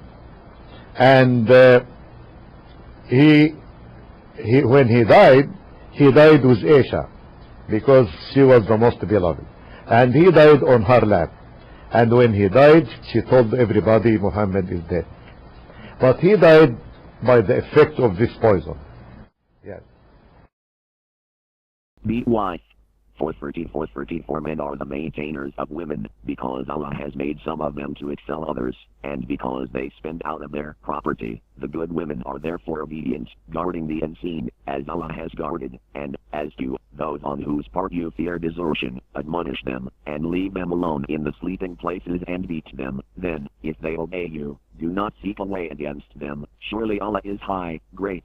Point 35, and if you fear a breach between the two, then appoint judge from his people and a judge from her people. If they both desire agreement, Allah will effect harmony between them. Surely Allah is knowing, aware. Well, Robert Spencer has written a book called The Truth About Muhammad. It's published by Regnery Press. It's already a New York Times bestseller. Robert, we welcome you back to the 700 Club. Thanks for being with us. Thank you. Thank you for having me back. Okay, the Quran, central book. You pointed out that a great portion of it is actually Muhammad justifying himself, like he's going to go to war, so he writes part of the Quran to justify. He wants to take his daughter-in-law as a wife, so he writes something to justify it. His little girl, Aisha, 9-year-old bride, is accused of adultery, so he does something to justify that. That doesn't sound like a book for all people of great moral truths. No, it certainly isn't, Pat. He got convenient revelations throughout his career. Revelations that, as you say, they justified what he wanted to do. And as a matter of fact, Aisha, his wife, remarked on that. When he did take Zainab bint Jahsh, the wife of his adopted son, as his own wife, and justified it by a divine revelation, Aisha said, "It seems that Allah is always ready to rush to grant you your desires," and that is indeed the case. Is this Quran actually a fraud? He borrowed extensively, what, from Jewish, Christian, Zoroastrian sources? Yes. There's a great deal of influence. There are a lot of scripture stories from both the Old Testament and the New Testament in the Quran, but they're not repeated as if someone is working from the written copy. It sounds as if he heard these stories told and then retells them and presents them as his own divine revelations. Are you willing to say on this program that this essentially was fraudulent, that these revelations, that you said in one place they come from Satan? I mean, what is the source? Was he just deluded or what? Well, certainly they're fraudulent, and certainly in one place he said himself that they came from Satan. I mean, this was a notorious incident in his career, which was immortalized by Salman Rushdie in his book, The Satanic Verses. But he didn't make that up. Muhammad himself at one point got what he said was a divine revelation, allowing these 3 pagan goddesses to be called upon for intercession by the Muslims. This was in an attempt to reconcile his own tribe, the Quraysh, an Arabian pagan tribe, with the Muslims, because they worshipped those goddesses. But then he realized he'd compromised his earlier message, which was a pure monotheism. And so he said Satan had inspired those verses within him, and he canceled them. Well, you know, the president, I think, has done the nation a great disservice by saying, quote, Islam is a religion of peace. It's actually a political system, isn't it? Oh, very much so, absolutely. As a matter of fact, the year 1 in the Islamic calendar is not when Muhammad was born or when he died or when he got what he said was his first revelation from God. The first year of the Islamic calendar is when Islam became a state, when Muhammad became a political and military leader. And Muhammad himself taught that the Muslims must wage war against unbelievers, offering them first, inviting them, in their words, to accept Islam, and if they refused that, inviting them to adopt the second-class status of the dhimmi, the second-class status that Jews and Christians suffered under for centuries under Islamic law, or third, to go to war with them. So conversion, subjugation, or war are Muhammad's orders for how to deal with non-Muslims, and that has been something that Muslims have obeyed throughout history. Robert, the West, a few years ago, you know, the famous Battle of Tours, when the Muslims were turned back at Tours and they began to recede into Spain, the West was united against this force. Right now, we don't seem to be united. We have political correctness. We don't want to call these people who they are. We say, oh, it's just the terrorists. It's not the good Muslims. Well, what's the deal? Well, there are peaceful Muslims, but unfortunately they do not have a leg to stand on in the teachings of Islam. All the sects of Islam that are considered orthodox and all the schools of Islamic law teach that warfare against unbelievers is part of the religion. We can be thankful that many Muslims don't pay attention to that, but we're deluding ourselves if we think that there is some benign core of Islam that does indeed teach peace. When Muslims say that Islam is a religion of peace, they're referring to the peace that will come to the world when the whole world obeys Islamic law, and that peace must be reached through violence. Well, what is the American Islamic Institute that's supposed to be standing up for Muslims, and that man, I forget his name, who's always on television telling us how great the Muslims in America are? Ibrahim Hooper. Ibrahim Hooper.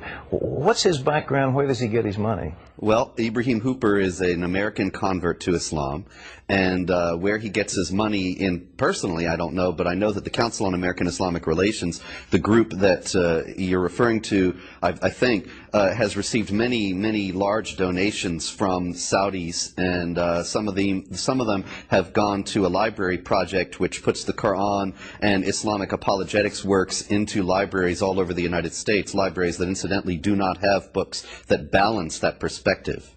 What are we going to do? We seem to, because we're failing in our Christian beliefs, we don't seem to have a core set of values that can stand up against this militant faith or militant system. What are we going to do to counter it?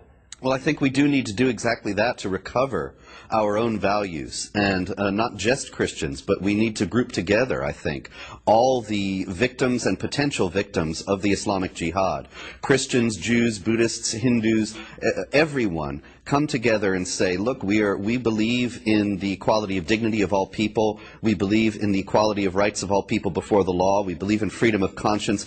These are all principles that come from the Judeo-Christian tradition, and I think we need to stand up for them unapologetically and say this is being challenged by those who wish to impose Islamic law upon us, and we're going to resist. If we don't do it, what's the consequence?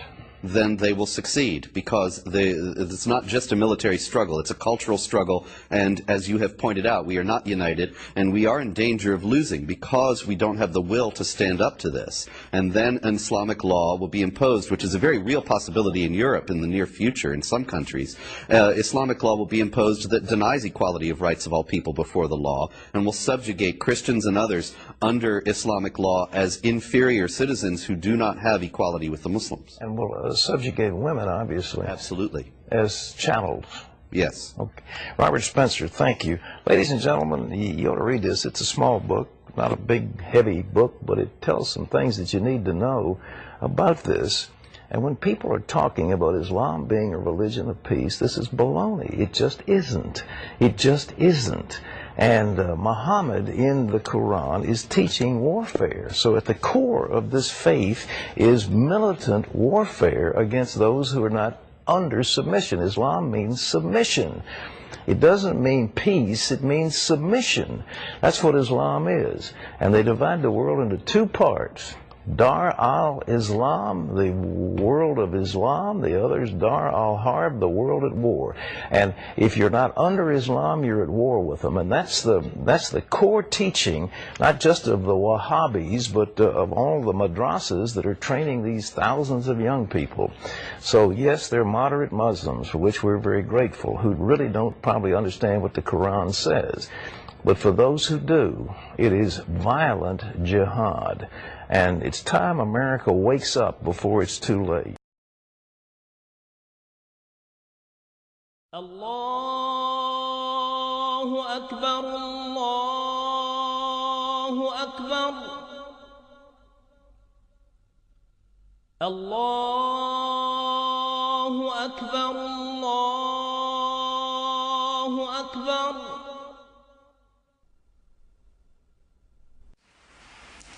I wish to say finally, as I've said many times before, that this is not a war with Islam.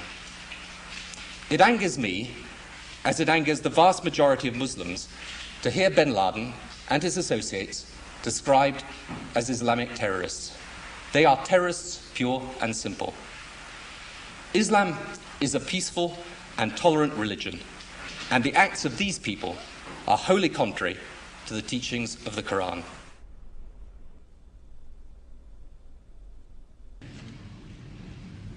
I also want to speak tonight directly to Muslims throughout the world. We respect your faith. It's practiced freely by many millions of Americans and by millions more in countries that America counts as friends. Its teachings are good and peaceful, and those who commit evil in the name of Allah blaspheme the name of Allah. The terrorists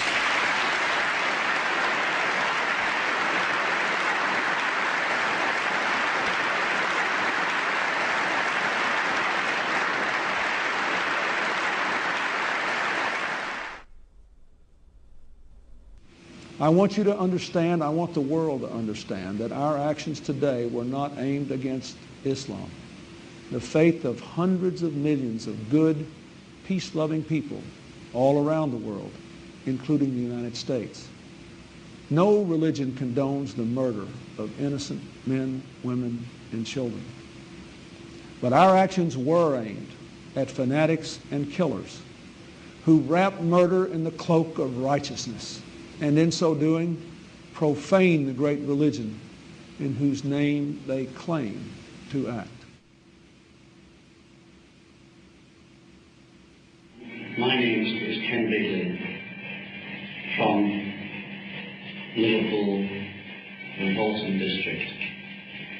I'm here in Iraq, and I think this is possibly my last chance to speak to somebody who will listen from England. I need you to be compassionate, as you've always said you were, and help me. I don't want to die. حتى نراك طليقة مرتاحة وسنبقى نذبح الكفرة حتى نراك عدت إلى أمك وأبيك أو زوجك وبنيك والله أكبر والعزة لله. الله أكبر.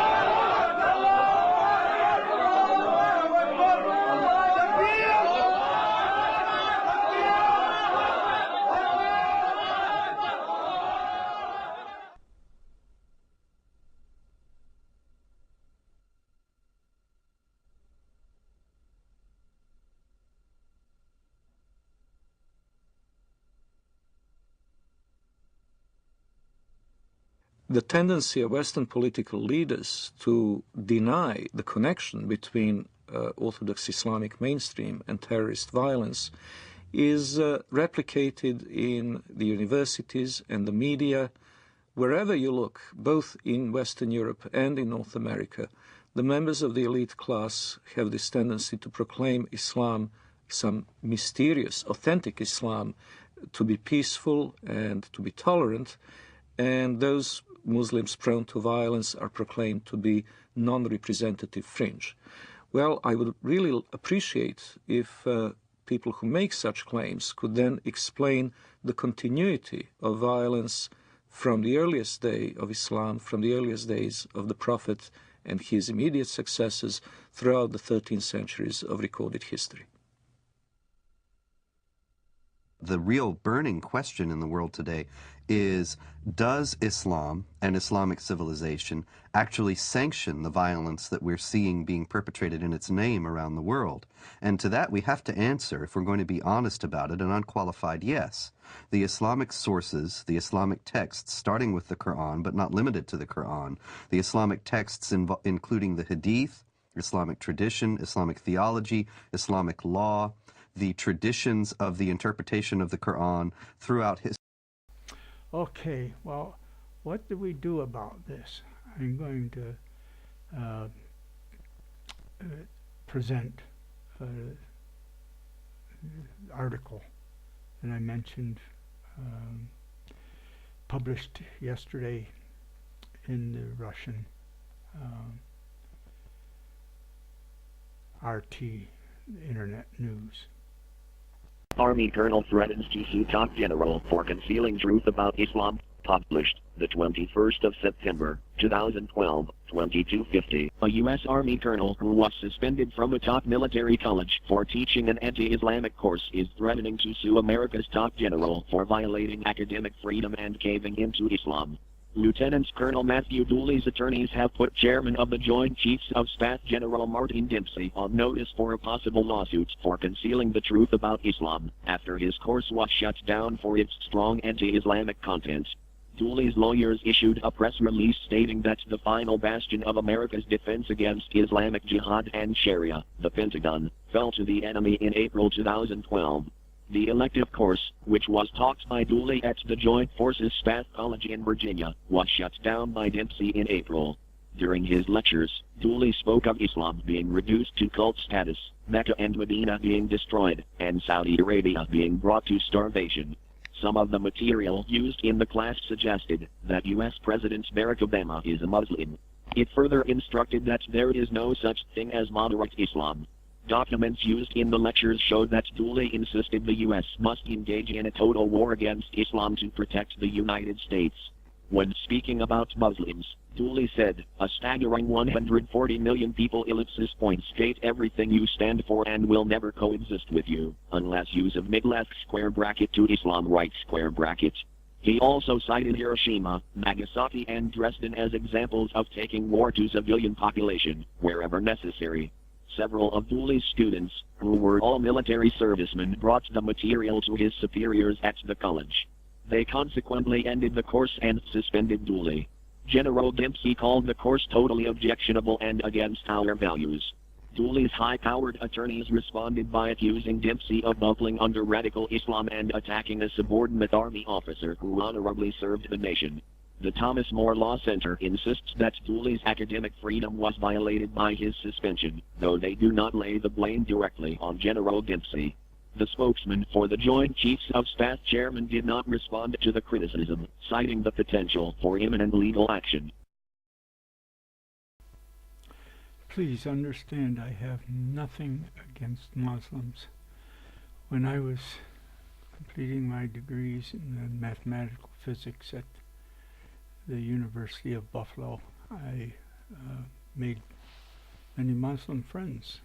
Worked in the library. I was still on leave of absence from covering and research, and had a home, wife, 3 children. I invited one of the Muslim friends from the Science and Engineering Library to visit my home with his wife, and he said, "Oh, I'm Muslim, you know," and I didn't understand why that was a problem. I said, "Well, what do you do?" He said, "Well, we pray 5 times a day." Well, I pray to my source of existence when I get up, each of the 3 meals, and when I go to bed, I pray 3 or 5 times a day too. But he did visit, him and his wife, a picture of them on my website. But I had no idea of what the Quran said, and it does say that should not make friends with the unbeliever. I'll show you a bit of that. 10 known non-Muslim friends. 328.28 Let not the believers take the unbelievers for friends rather than believers, and whoever does this, he shall have nothing of the guardianship of Allah, but you should guard yourselves against them, guarding carefully, and Allah makes you cautious of retribution from Himself, and to Allah is the eventual coming. Now I understand why my supposed Muslim friends were uncomfortable to come to my house.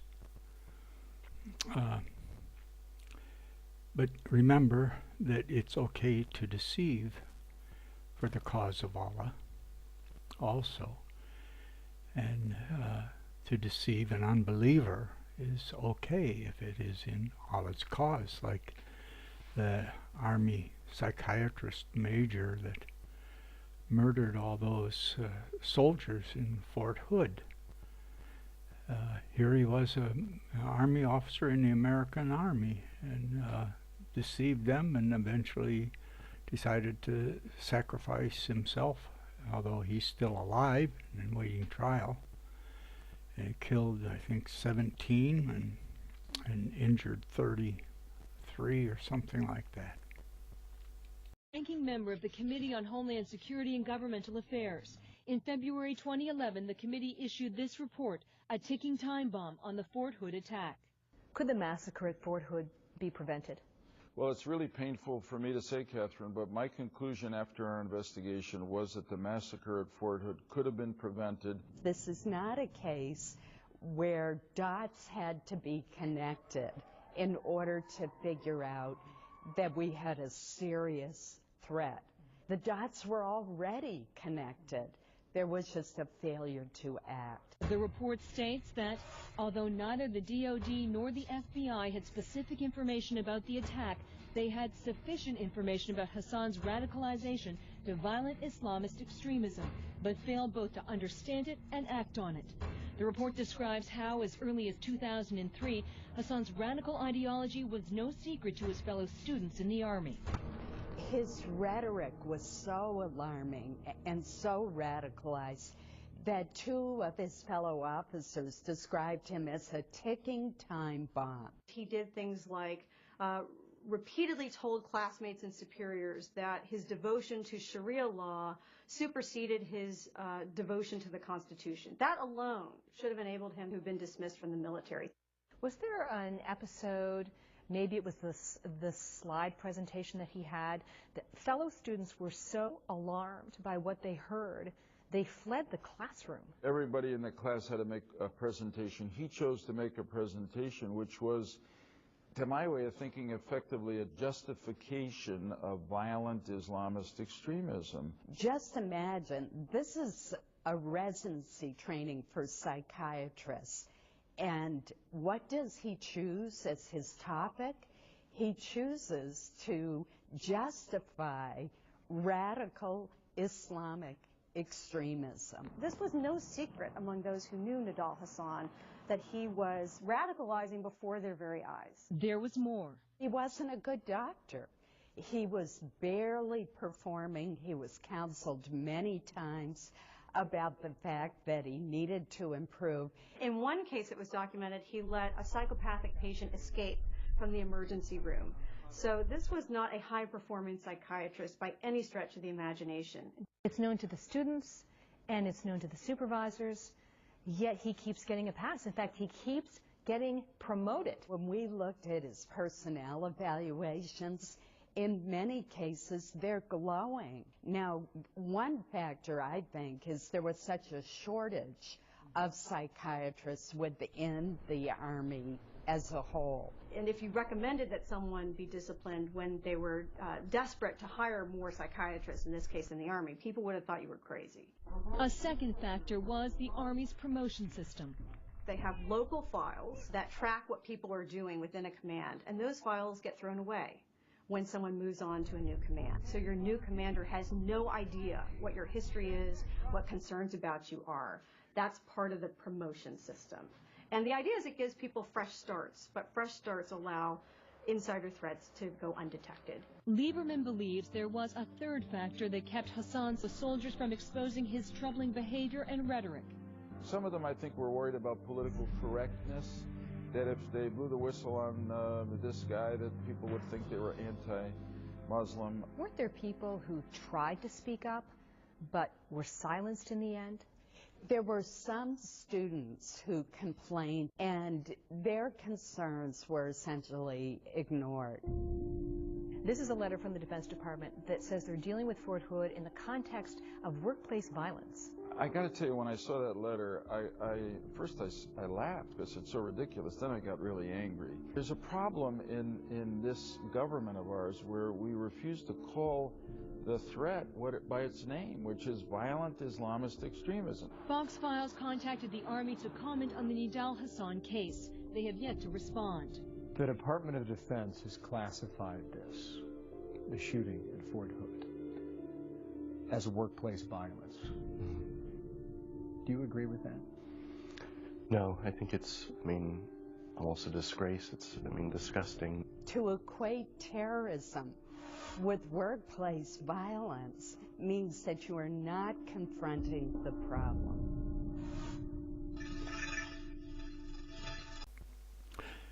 The military not willing to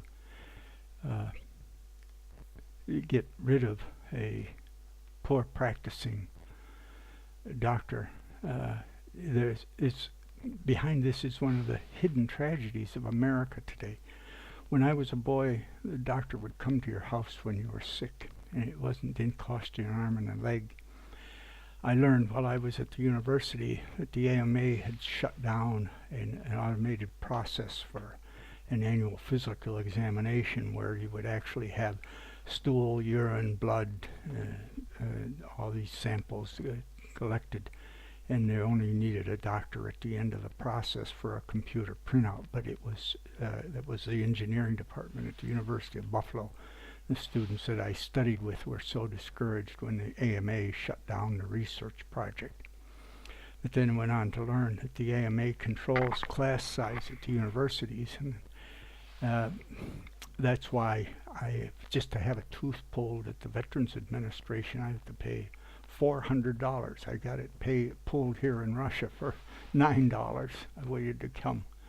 But this travesty that I'm talking about, the AMA, is not happy if their doctors aren't making $2 million a year. My mother got very good care from a health maintenance organization where doctors were on salary. But that was attacked and destroyed by the AMA. They don't want doctors on salary. They want the profit motive. And believe me, it's there. They were going to do an operation where they'd break my 3-year-old daughter's legs and rotate them because she was pigeon-toed, until they found out I didn't have any insurance and didn't have any money, and said, don't worry about it. She'll grow out of it by the time she's 5, and she did.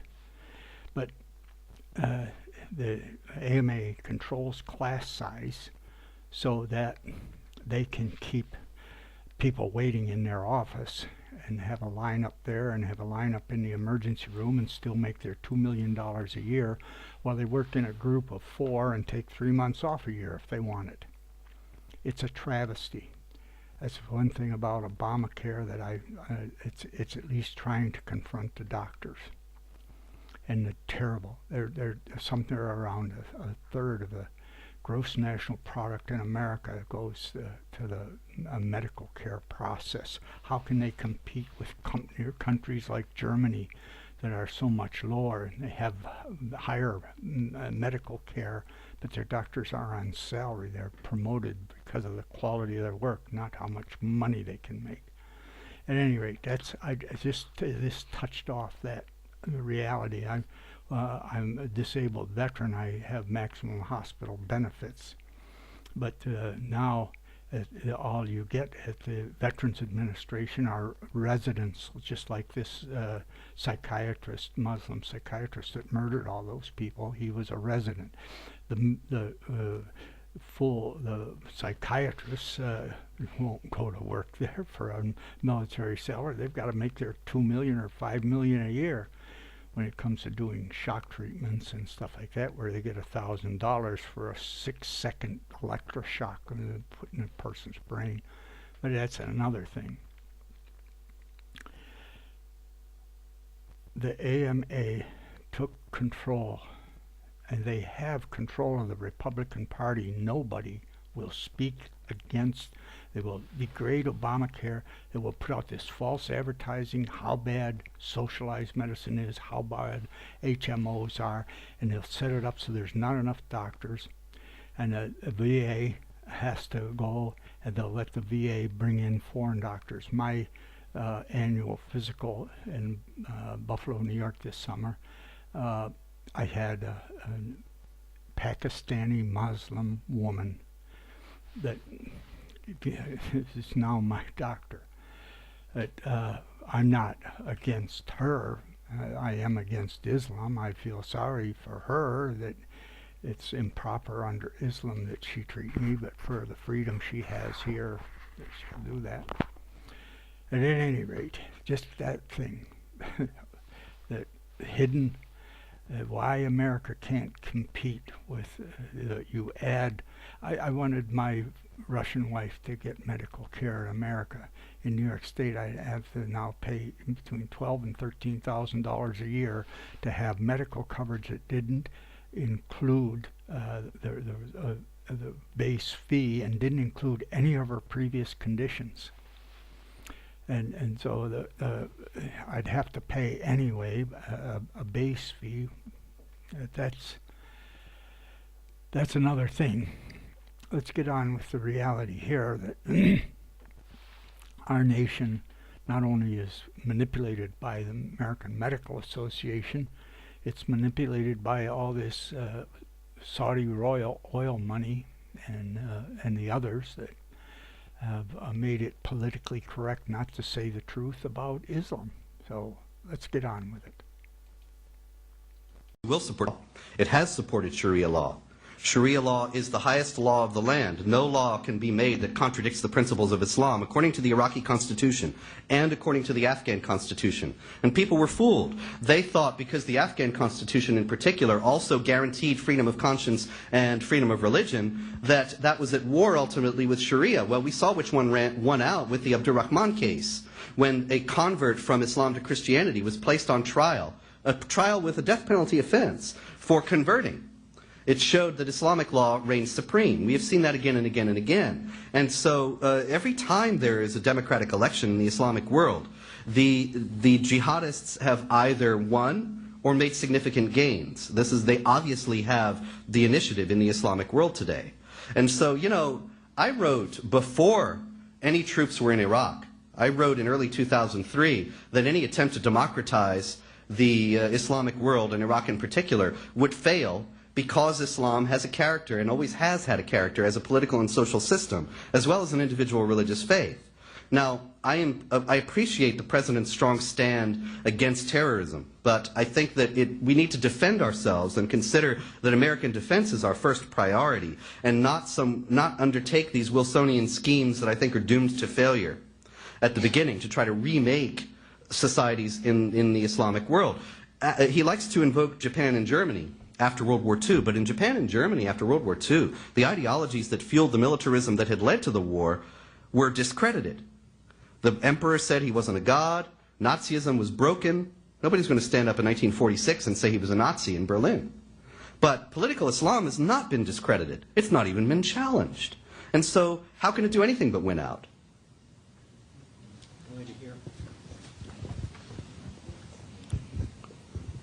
Hi, I'm Deborah Weiss with the Center for Security Policy. Hi. You mentioned that the mosques and madrasas in Pakistan, and I think you said Egypt, are teaching radical Wahhabi Islam. And I know Nina Shea is very focused on trying to get the Saudis to stop sending the radical books to the mosques and madrasas here, 80% of which are very extreme. And my question is, instead of focusing on how to force other countries not to teach it or how to force other countries not to send things here, what can we do to stop this country from having 80% of radical mosques and madrasas, and why can't we do it? Yes, thank you. That's an excellent question. I think we can't do it because of the fact that this is a religion. And people think, well, this is freedom of religion. We can't interfere with freedom of religion. But you know something, just to take a very small example, the year 1 in the Islamic calendar, you know that there's an Islamic calendar that differs from the calendar that we use. The year 1 is not what you might expect. Sometimes when I'm speaking around the country, I ask audiences, what do you think the year 1 is in the Islamic calendar? And people invariably say, oh, it must have been when Muhammad was born, or when Muhammad died, or when Muhammad got his first revelation from God. Actually, it's none of those. The year 1 in the Islamic calendar is when Muhammad became a political and military leader, when he fled with the Hijrah, when he fled from Mecca to Medina and became for the first time a political leader, the leader of a polity. That's the year 1, and that, I think, is an essential, there's encapsulated in that an essential point, and that is that Islam is political inherently. It's a political ideology as much as it is a religion in the Western sense. And it needs to be approached by the government, by law enforcement as such, and subject to all the regulation of a political group. And I think that would do a great deal, were that approach adopted, to clarify what we can do and should do about what's being taught in the mosques. I mean, this has been going on for years. In 1999, 2 years before 9/11, Sheikh Mohammed Hisham Kabani, a Sufi sheikh, a Muslim himself, toured American mosques. He visited 114 American mosques, and then he testified before a State Department open forum that 80% of American mosques were under the control of extremists. This tallies with the amount of Saudi money that those mosques have been receiving in the United States, and it also tallies with the 2005 report that Deborah Weiss mentioned from Freedom House, which went into American mosques again and found incredible, breathtaking hate literature and Islamic supremacism being taught in those mosques and Islamic schools. This is a scandal. It's a national scandal, and nobody's paying attention to it. I think here again, out of political correctness and fear. We'll take one more on this side, and then I'll go over here. What do you think the next 2 to 4 years, Robert, as far as foreign policy is concerned, what do you think? I'm going to show you 2 video clips that give you some insight into the Islamic reality in America today. Yes, it doesn't generally parade as this type of expression, but please understand, just like here in Russia, for Ramadan, killed an imam. Well, his car blew up. He didn't get killed, seriously injured. I don't know if he's dead yet, but his assistant was murdered. And this has gone on in the Caucasus.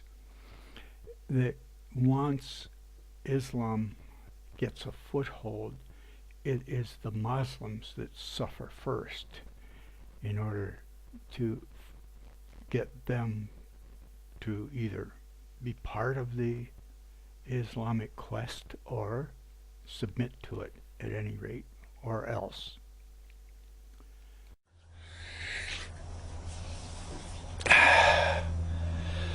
All right, I just got back from downtown Fort Lauderdale, Florida. It's Tuesday, December 30th, 2008. I spent about 2 or 3 hours with 200 or 300 Palestinians in downtown Fort Lauderdale as they were demonstrating against Israel and against the United States for supporting Israel. If you've ever been to downtown Fort Lauderdale, it was on the main strip, Broward Boulevard, on a very busy intersection, and over on the side where First Baptist Church is were maybe 50 supporters of Israel, and then 200 to 300 Palestinian supporters. I was on the Palestinian side, circulating through their filming so that you could see firsthand what took place. So the next 5 or 6 minutes are random shots of the evening, and then at the end I'll have some thoughts.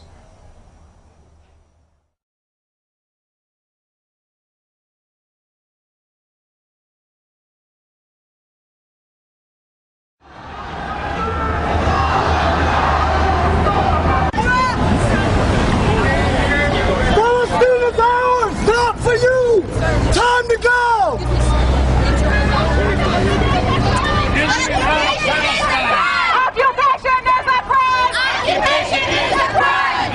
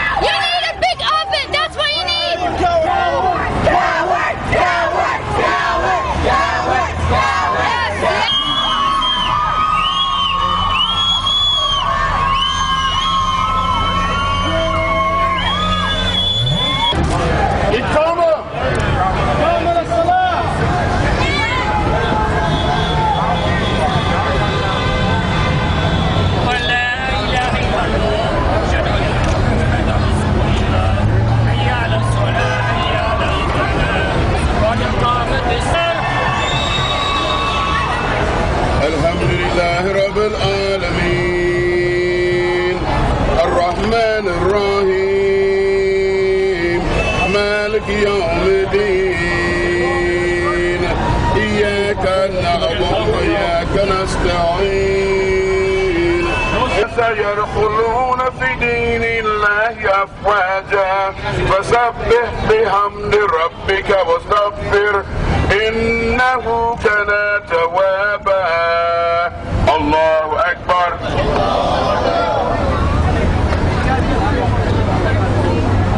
سمع الله لمن حمده الله أكبر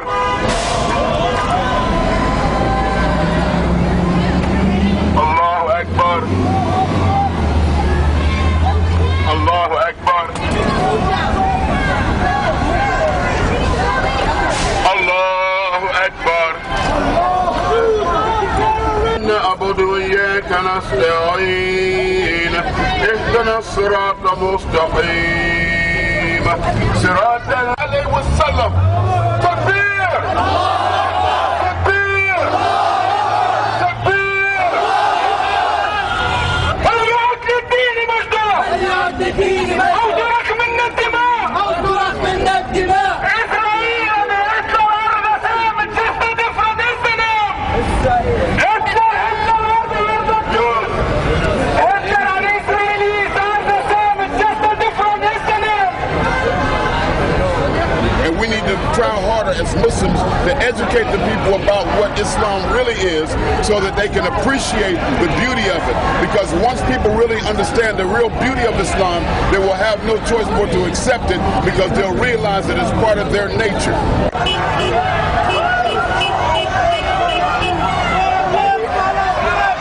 This is not good.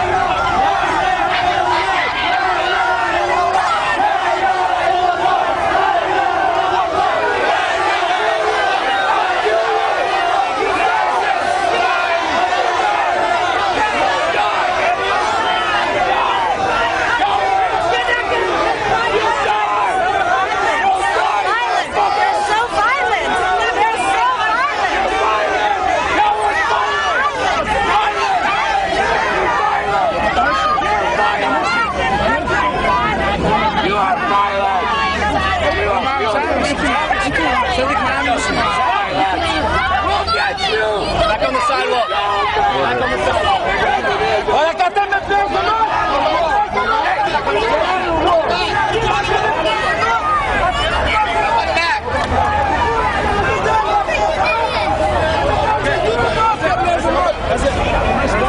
Hey, dude, listen. We got it. It's okay.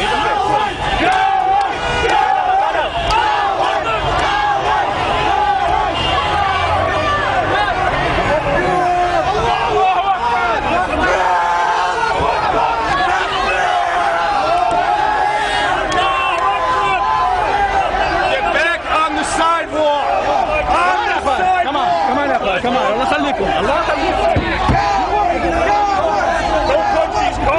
Everybody.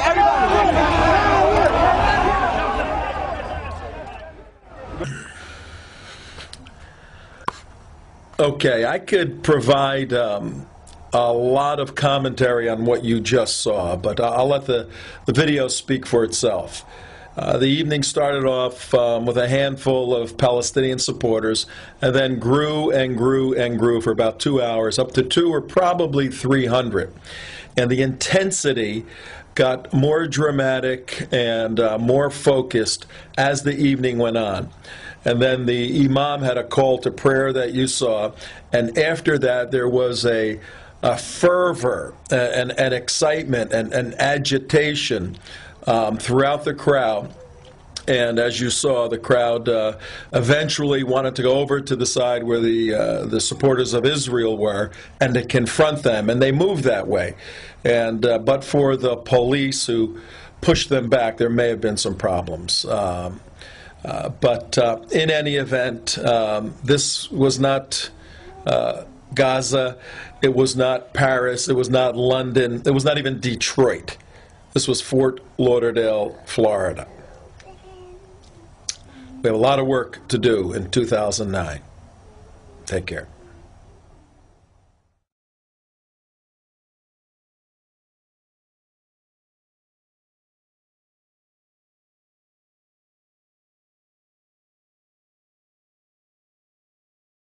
الفاصلين فصفوا الجحافل آساده ودكوا به. Just to show where our loyalty belongs to. You see this flag here? It's going to go on the floor. And to us, our loyalty does not belong to this flag. Our loyalty belongs to Allah subhanahu wa ta'ala. Takbir. Allahu Akbar. Allahu Akbar. Allahu Akbar. La ilaha illallah. Muhammadur Rasulullah. La ilaha illallah. والشهيد حبيب الله. الله أكبر. الله أكبر. الله أكبر. لا إله إلا الله. محمد رسول الله. محمد رسول الله. لا إله إلا الله. لا إله إلا الله. والشهيد حبيب الله. والشهيد حبيب الله. To us, that flag represents the war on Islam and Muslims. To us Muslims, that flag represents the Crusader war on Islam headed by this United States government. To us Muslims, that flag represents the biggest terrorist state in the whole world. Muslims, to purify our belief, to purify our tawheed, and to show our oneness in Allah subhanahu wa ta'ala, we disassociate ourselves to represent anything that this flag stands for, represents, or calls for. Let this point be known to the people in general, as well as the Muslims. Don't be afraid. Do not be afraid. We Muslims, we are doing this. We have a legal permit and we are doing this. You Muslims who are hiding in your houses, don't be afraid. Come and join us. Join us in the revival of Al-Islam to rise the Muslims. Come and join us. Join us to revive the Muslims from this darkness into light. Takbir. Allahu Akbar. Allahu Akbar. Allahu Akbar. La ilaha illallah. أعوذ بالله من الشيطان الرجيم. بسم الله الرحمن الرحيم. هو الذي أرسل رسوله بالهدى ودين الحق ليظهره على الدين كله ولو كره المشركون. Indeed, it is He who sent His messenger Muhammad sallallahu alaihi wasallam with the deen of haqq, with Islam, to dominate all of our other religions, to dominate the United States, to dominate the world, even though the non-Muslims may hate it. Takbir. Allahu Akbar. Takbir. Allahu Akbar. Takbir. Allahu Akbar. La ilaha illallah. La ilaha illallah. Justice. This is not so much like your countries back at home, where you raise your voice against the government and they come after you and they take you in for torture. No. In this country, one of the loopholes of this government is they allow the freedom of expression, where a man and a woman can go and strip their honor in the strip clubs. We have the same right over here to put this flag down and step on them. It is true that amongst all this hatred, Islam is the fastest growing religion. It's growing by violence and intimidation in many places like Kashmir. One of the main things, and the main thing, is they have a birthing policy, as the Turkish general said. You don't need to take Europe by violence. We're going to ride the democratic bus. This idea of democratizing Islam is a bit of a threat to the monarchies.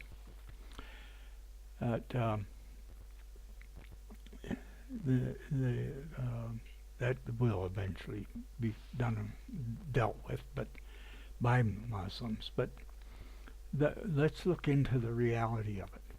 It's in America. It's growing in the prisons, and it's growing amongst women. I'm going to show you something on the facts about this, and I want to share some insight that I got from my high school. I taught physics in a high school. But I'll show you this article, and it has references to a lot of Islamic propaganda. I'll explain a little bit about the main thing of that right after I present the clip.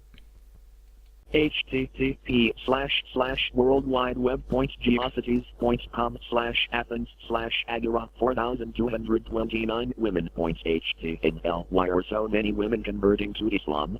According to the Almanac Book of Facts, the population increased 137% within the past decade. Christianity increased 46%, while Islam increased 235%.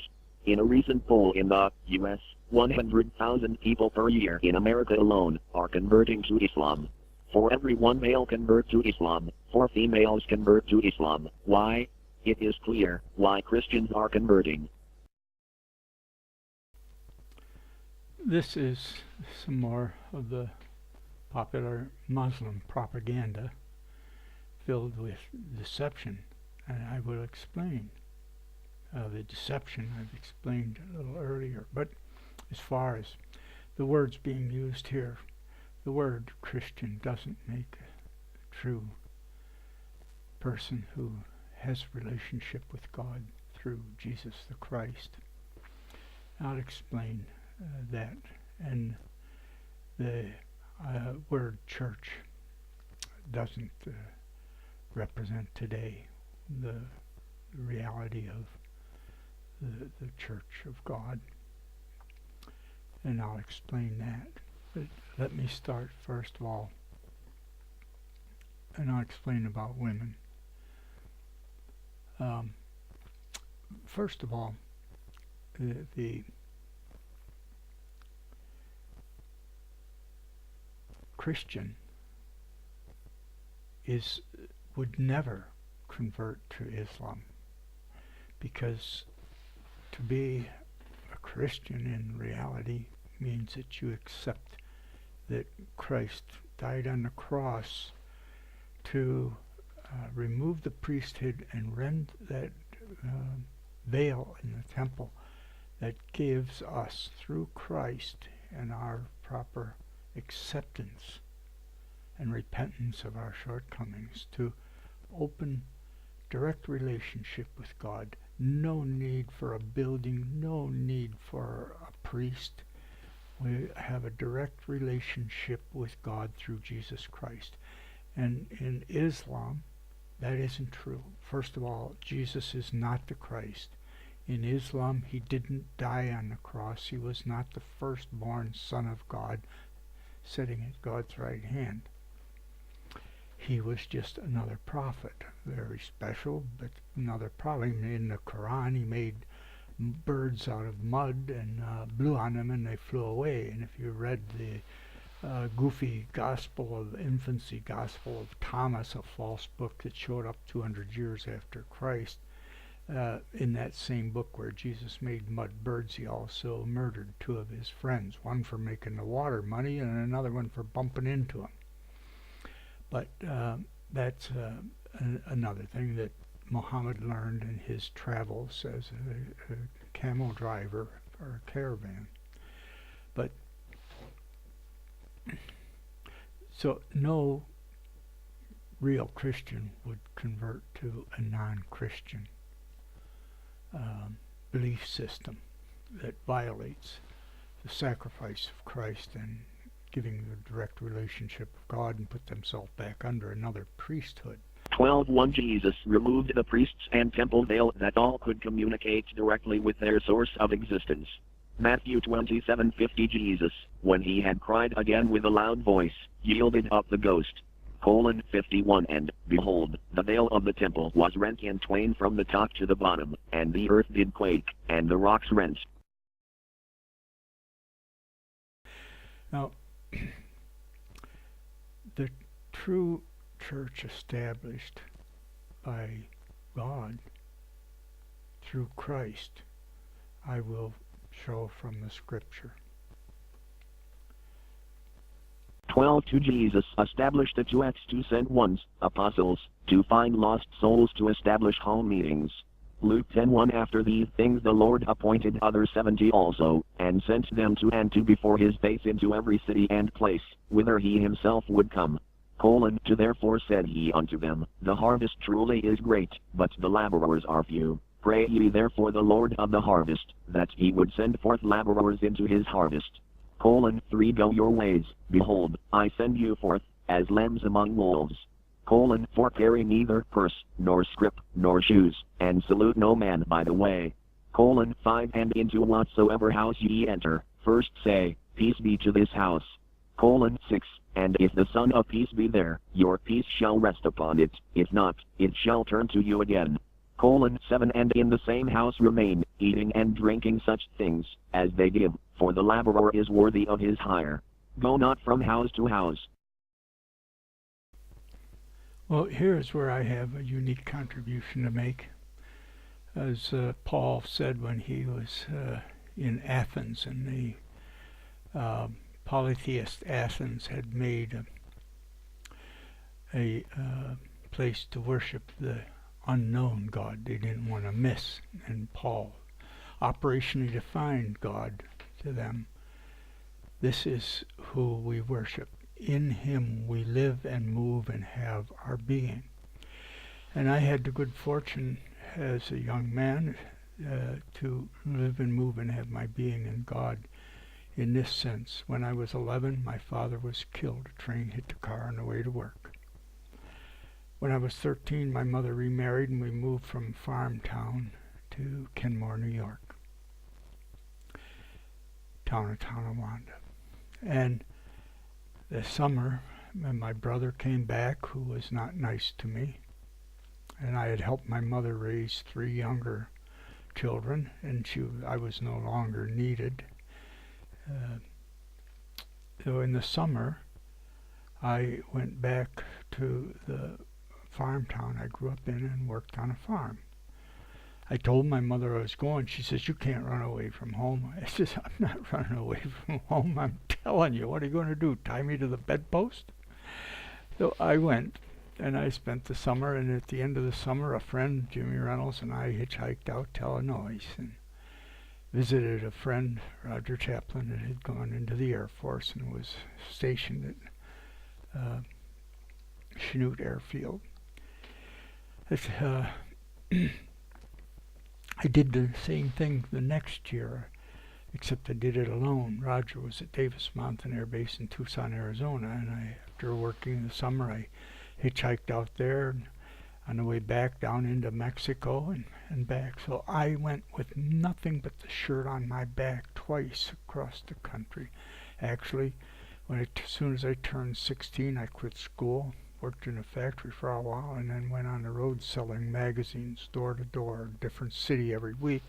Went all the way out to Wisconsin once and quit and come back, hitchhiked, and then went out again on another crew. I got all the way out to Denver, Colorado, where I quit and hitchhiked back with a friend.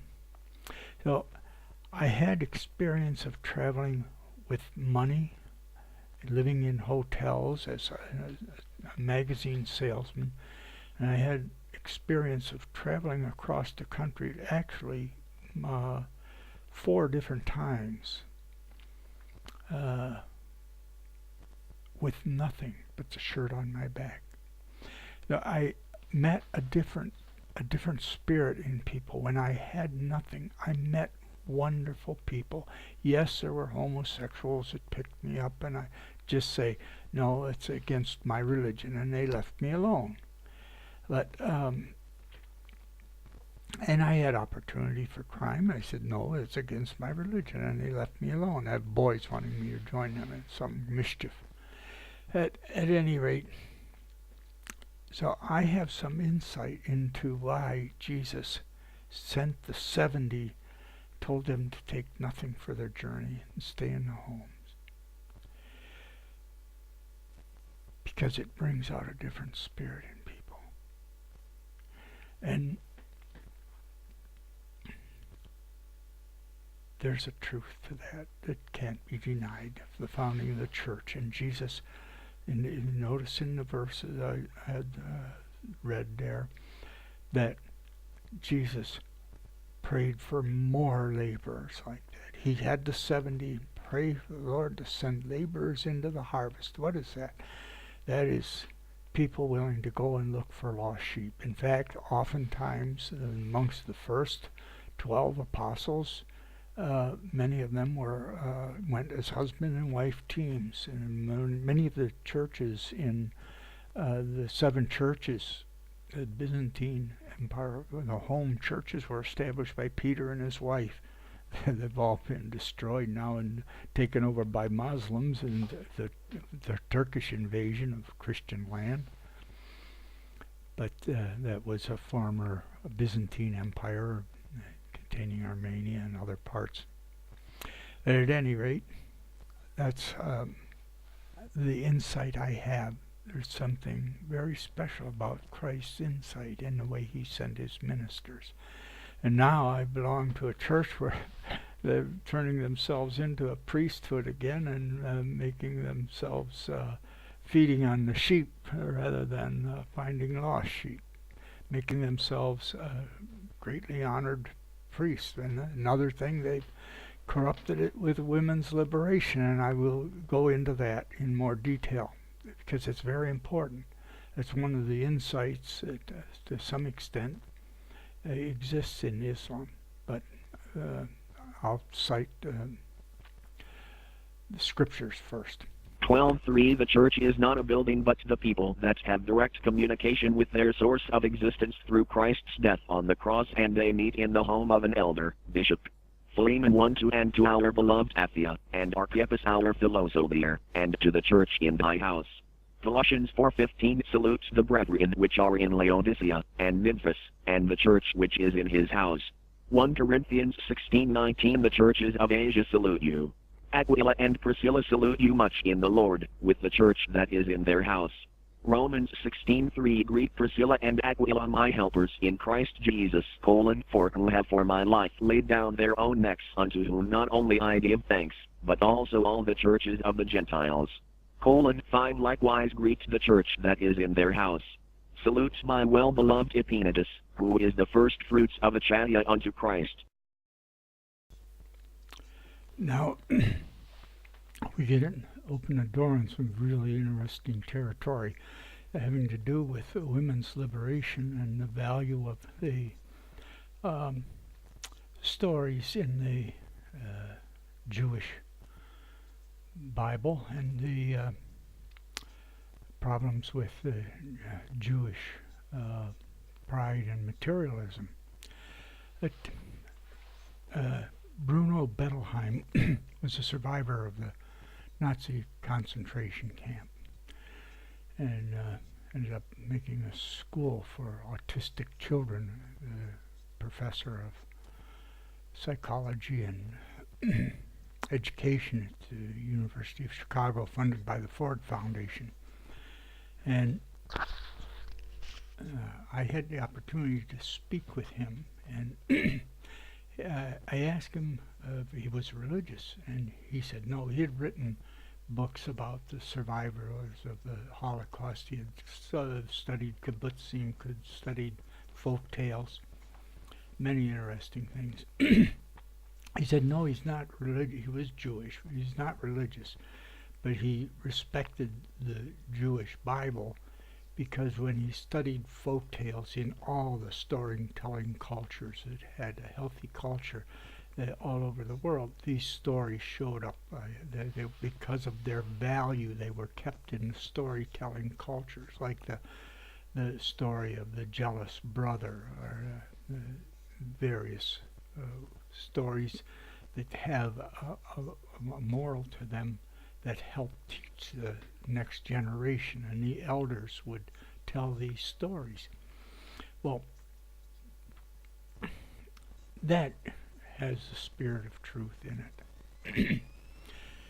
But and then the women's liberation, I want to get into that, and that after Bruno died, the Jewish attacked him and women's liberation attacked him. The Jewish attacked him because he wrote a foreword to a book written by another Holocaust survivor, and in it he said the Jews were partly responsible for their fate because they were warned to get out.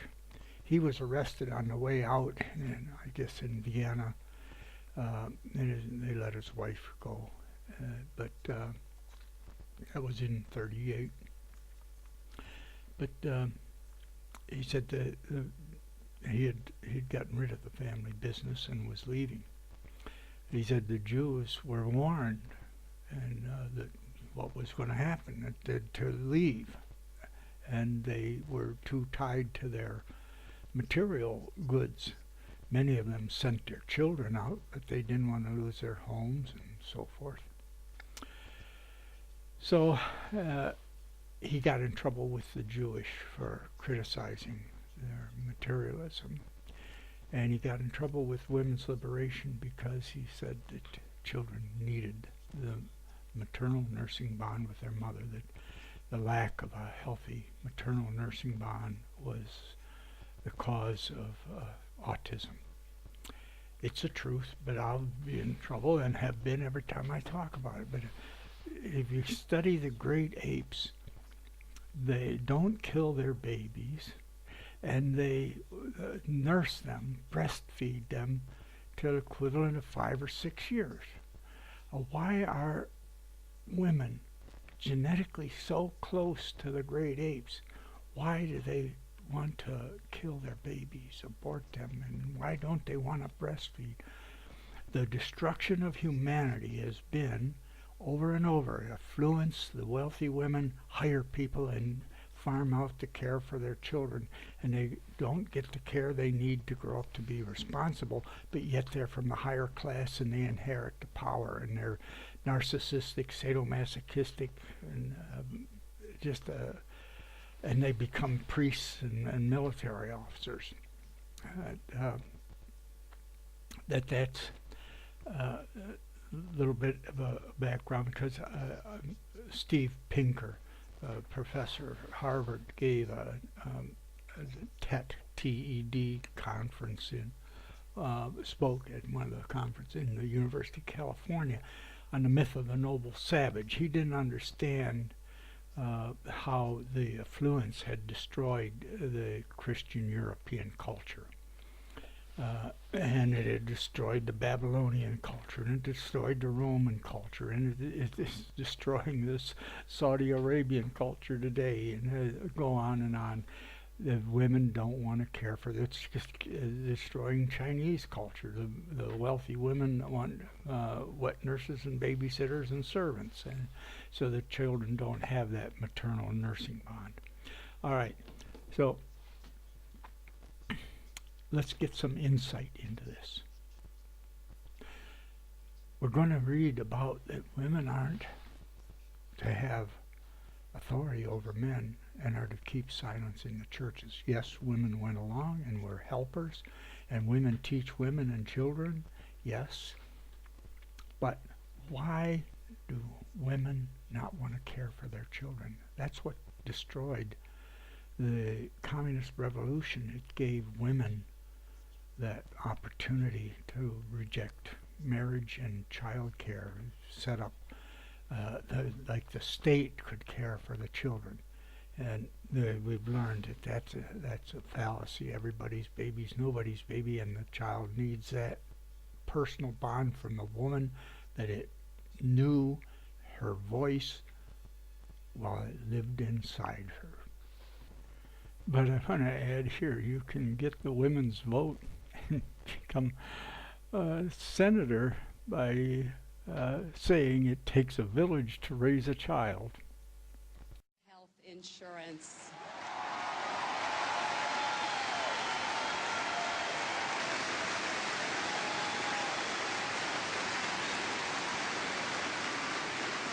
Yes, it takes a village.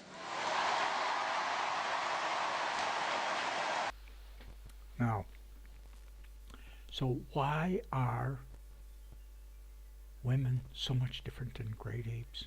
The great apes will nurse their infants till the equivalent of 5 or 6 years old. And of course there's another part of that. While nursing, there's less, the hormonal change causes, there's much less opportunity for pregnancy. So if women were nursing, they wouldn't have so much pregnancy. Why are women different? Why do they abort healthy children? Why, even postpartum abortion, stick something in their head and kill them when they stick their head out if you didn't want them. and Obama voted for that. But that's another issue. Why? And there's remember Bruno Bettelheim said these stories in the Jewish Bible have value. They find them in healthy cultures all over. Well, look at the story of Adam and Eve in the Garden of Eden and the tree of the knowledge of good and evil. There's an insight into there. They've discovered that there was a major transition in Africa, something like 2 million years ago, that there was a change in the climate, and there was prairie rather than forest. That's what drove the predecessors of human beings out into the fields and gave them the ability to travel better on their 2 feet. So what happened in this development? What is the tree of the knowledge of good and evil? All right. First of all, this Pinker had Steve Pinker had the presentation. I call it the myth of the noble savage, that we're living in a relatively peaceful time. Historically, the research on hunter-gatherer tribes shows that up to 60% of the men died by violence, whether it was violence in hunting, the violence in fighting for territory, the main source of violence, attacking another tribe to get their young women. Images like this from the Auschwitz concentration camp have been seared into our consciousness during the 20th century and have given us a new understanding of who we are, where we've come from, and the times we live in. During the 20th century, we witnessed the atrocities of Stalin, Hitler, Mao, Pol Pot, Rwanda, and other genocides. And even though the 21st century is only 7 years old, we have already witnessed an ongoing genocide in Darfur and the daily horrors of Iraq. This has led to a common understanding of our situation, namely that modernity has brought us terrible violence, and perhaps that native peoples lived in a state of harmony that we have departed from to our peril. Here's an example from an op-ed on Thanksgiving in the Boston Globe a couple of years ago, where the writer wrote, "The Indian life was a difficult one, but there was no employment problems, community harmony was strong, substance abuse unknown, crime nearly non-existent. What warfare there was between tribes was largely ritualistic and seldom resulted in indiscriminate or wholesale slaughter." Now, you're all familiar with this treacle. We teach it to our children. We hear it on television and in storybooks. Now, the original title of this session was "Everything You Know Is Wrong," and I'm going to present evidence that this particular part of our common understanding is wrong. That in fact, our ancestors were far more violent than we are, that violence has been in decline for long stretches of time, and that today we are probably living in the most peaceful time in our species' existence. Now, in the decade of Darfur and Iraq, a statement like that might seem somewhere between hallucinatory and obscene, but I'm going to try to convince you that that is the correct picture. The decline of violence is a fractal phenomenon. You can see it over millennia, over centuries, over decades, and over years, although there seems to have been a tipping point at the onset of the Age of Reason in the 16th century. One sees it all over the world, although not homogeneously. It's especially evident in the West, beginning with England and Holland around the time of the Enlightenment. Let me take you on a journey from several powers of 10 from the millennium scale to the year scale to try to persuade you of this. Until 10,000 years ago, all humans lived as hunter-gatherers without permanent settlements or government. And this is the state that's commonly thought to be one of primordial harmony. But the archaeologist Lawrence Keeley, looking at casualty rates among contemporary hunter-gatherers, namely, which is our best source of evidence about this way of life, has shown a rather different conclusion. Here's a graph that he put together showing the percentage of male deaths due to warfare in a number of foraging or hunting and gathering societies.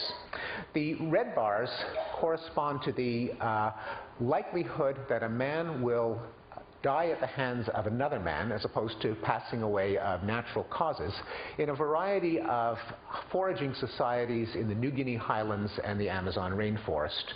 And they range from a rate of almost a 60% chance that a man will die at the hands of another man to, in the case of the Gabuski, only a 15% chance.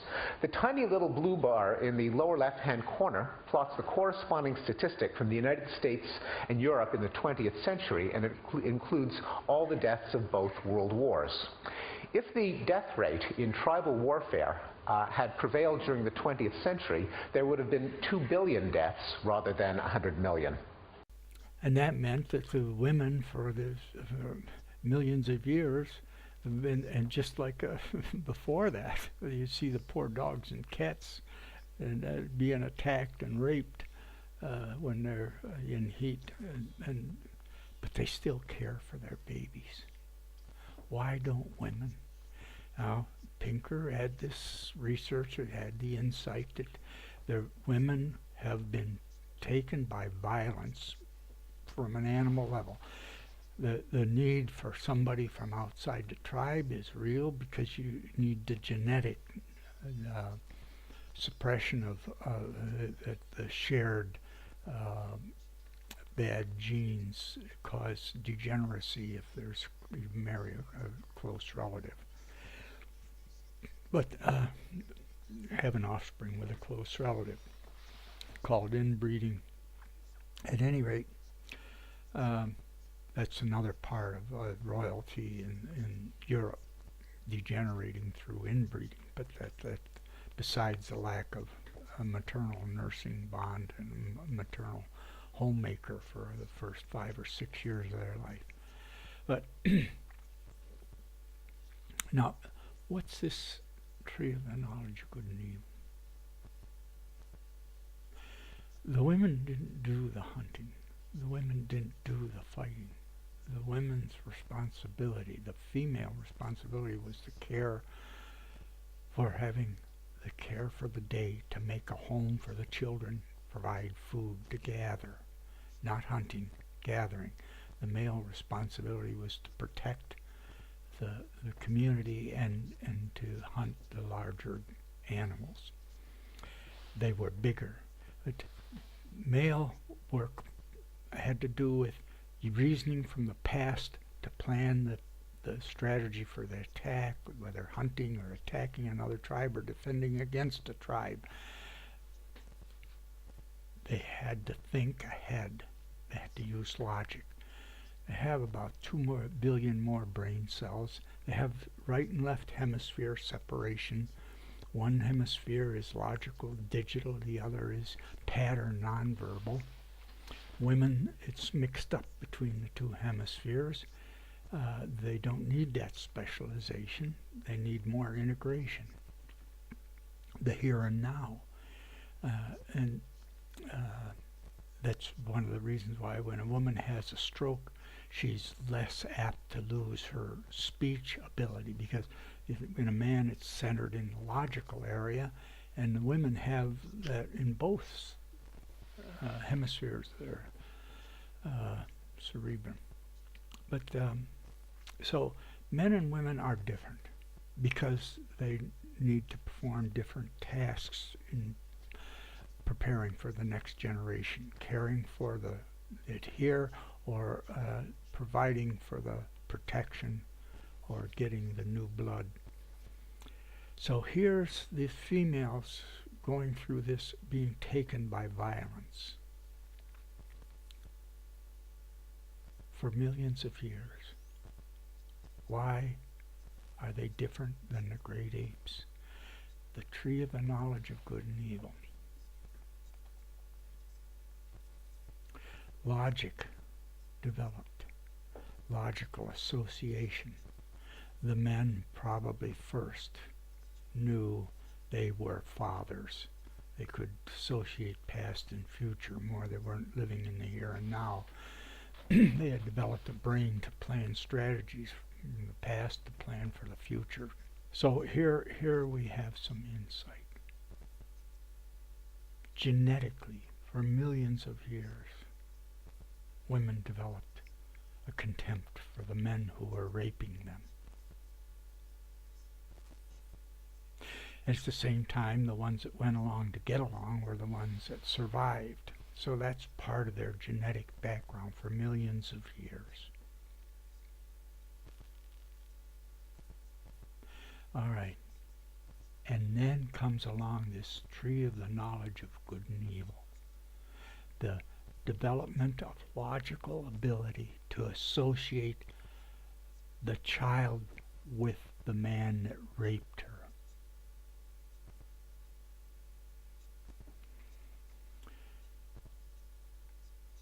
And there it is, an insight into why, where Islam has murdered in the order of 200,000 in the 1600 years they've existed, and Nazism and communism murdered that many in 100 years. Women's liberation murders that many in 3 years. So which is more evil? But let's get on with this story here. That gives you some insight. And you just look at Napolitano, and man going to blow up a plane on the way to Detroit, and his bomb didn't work. But you look at her on television. I'll put a clip of that on. And look at what's happened to Yahoo. Put a woman in and she destroyed the company. And look at what happened to HP. It's nothing that isn't that men are superior to women. They are superior at some tasks. They cannot breastfeed. They can't make a home. I'm so fortunate to have Olga for a wife, to see the way she cares for Darina and cares to make a home. And the spirit that she brings, the outlook that she brings. Well, I can work so hard here today. At any rate, where are we going with this? I'm going to show you the clip on Napolitano. I want to talk to you about security measures, but do you think that has there been any evidence of the Al-Qaeda ties that this suspect has been claiming? Right now, that is part of the criminal justice investigation that is ongoing, and I think it would be inappropriate to speculate as to whether or not he had such ties. What we're focused on is making sure that the air environment remains safe, that people are confident when they travel. And one thing I'd like to point out is that the system worked. Everybody played an important role here. At him more closely, apparently, than any other passenger. Is there some way? I mean, it seems to me there's all these computer lists, and this one has suspected ties, and that one, and this is the no-fly list. Is there not some way to merge this information so that he would have popped up someplace? Well, there's no suggestion that he was on what's called a tied list, which has a 500,000+ names on it, and there's no suggestion that that was not shared information. The issue was there enough information to move him to the more specific list, which would require additional examination or indeed being on no-fly status. And to date, it does not appear that there was any such information to move him from that tied list, which was shared and everybody had it, but to a more specific list, which would require different types of screening at the airport. So not even a father coming in knowing what his son has been up to and reporting this to the U.S. Embassy isn't enough? I mean, what puts you on the watch list if that isn't enough? Indeed, you can.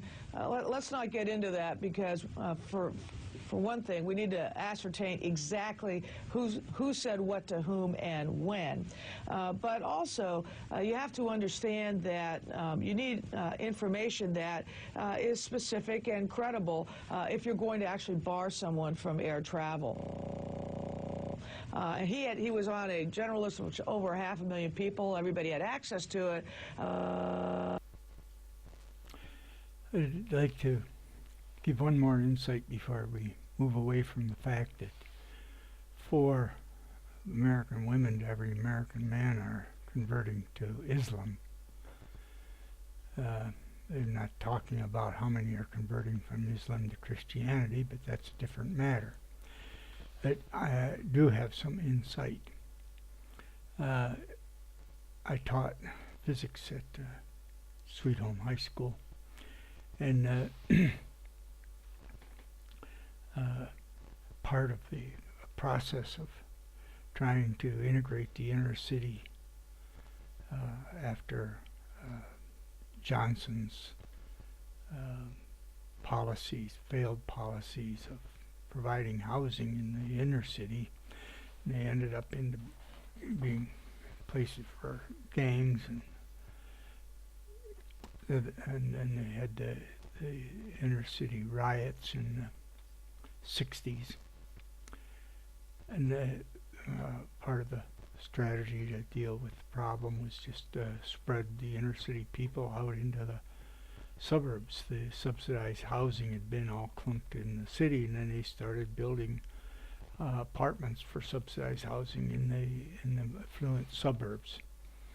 And all of a sudden, we ended up with a bunch of inner city people, which was the nature of it in Buffalo area. That meant black people. And it was the first time I saw girls fighting, that one was trying to kick the other one in the head, and she had heels on her shoes. But the inner city is a rough life. Anybody there can tell you about that. But here we come into the town of Amherst, and there's quite a few in our high school. And faculty meeting, the assistant principal said, "We've got a problem. The black boys like white girls, and the white girls like black boys. But the white boys don't like black girls. And so there's nobody to invite them to a dance. So they come to a dance without a date, high school dance, and nobody dances with them. We've got to try and help these black girls that are being left out of the social." Oh, at any rate, we did try to encourage some of the boys and some of the teachers and that do more to make the black girls part of the social experience. But I didn't understand and I thought it was the attraction of a different color. It turns out Olga grew up in Armenia, and she experienced the same thing. The lighter-skinned Russian boys are not interested in the Armenian girls, and the Russian girls were interested in the Armenian boys. Well, that would lead to, again, to think, well, maybe it's skin color. But it's not. Ask any soldier in any war how easy it is when the fighting's over and they've won, how easy it is in the conquered peoples to find young women ready and eager to go with them. It doesn't make any difference about skin color. The Japanese could find them. And in the Korean War, how many brides came, and the same thing in Germany. And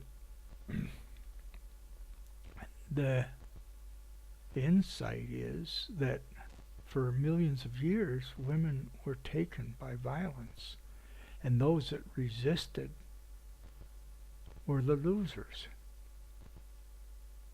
So those that tended to survive were the ones that were attracted to the invader. That relatively simple thing, probably doesn't explain everything, but it explains part of it. Now, the other thing about religion and Islam and Christianity, Christianity is a joke today. The home Christian, there's still some actually practicing Christians who love the Lord and keep a family process going that raises children in the care and admonition of their Creator. But the church got corrupted very early. Men taking over to make themselves priests rather than just being the elder of a meeting in their home where everybody took part.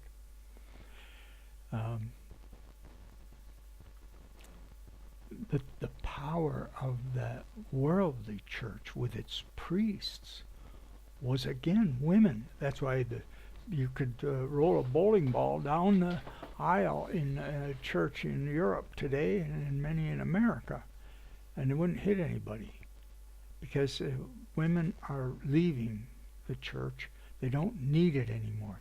And here's another insight for a large part of this.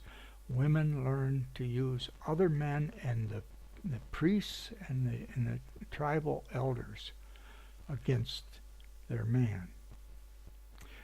One of the main motivations for women was to get involved in the church for the resource that they were to deal with men. And they don't need it now. They can throw the man out, get money, get the children, and whatever. In Kenmore, you can be arrested for hollering at your wife now.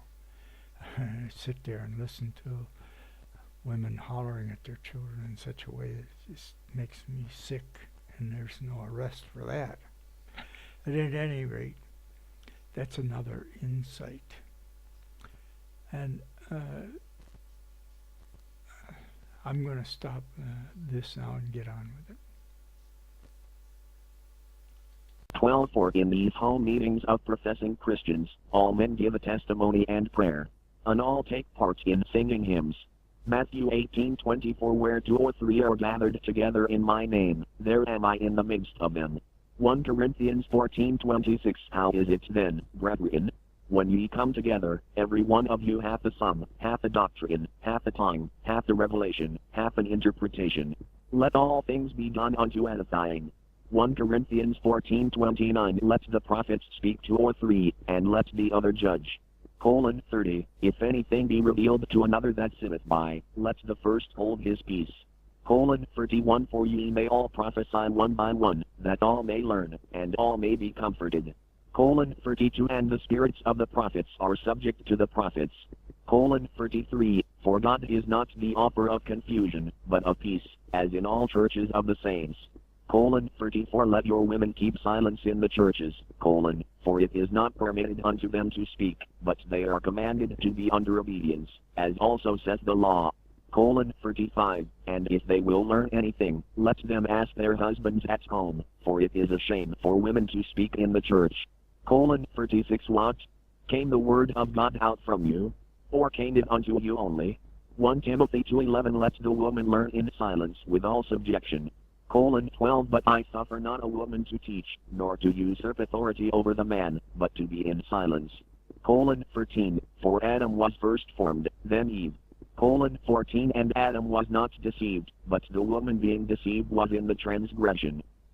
15. Notwithstanding she shall be saved in childbearing, if they continue in faith and charity and holiness with sobriety.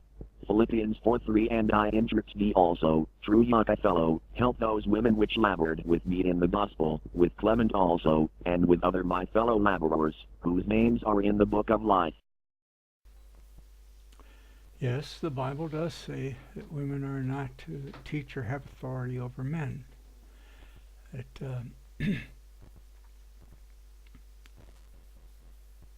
It also gives examples of women going to build the church with their husband, brother, or whatever, and that their responsibility for teaching younger women and caring for children, that's a big job.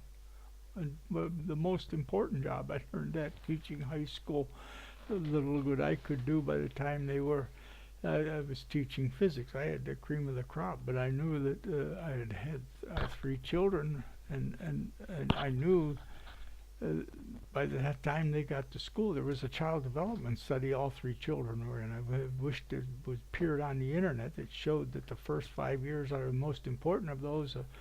The first 2 are the most important, and the first 6 months are critical. But that's very important job that needs done, that nature has given to the female, and they don't want it because they associate with the violence done to them by the propagation process. But and I will try to find a clip to show this by some black pastor from California. But the corruption of the Christian church happened within 2 generations.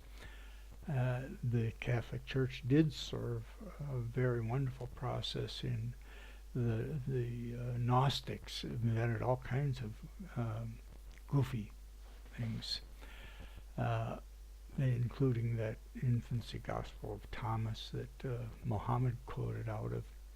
But I'm giving a clip to show the starting of the corruption of the true church.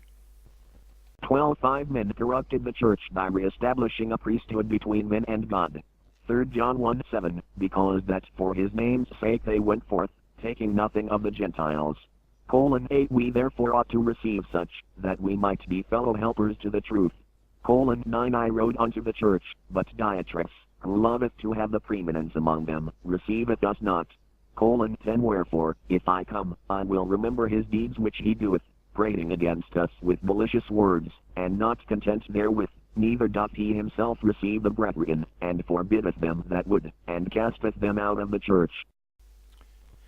We think we understand something, and they have stuff in the textbooks, but a lot of it is nonsense. Just try and teach the children of psychiatrists.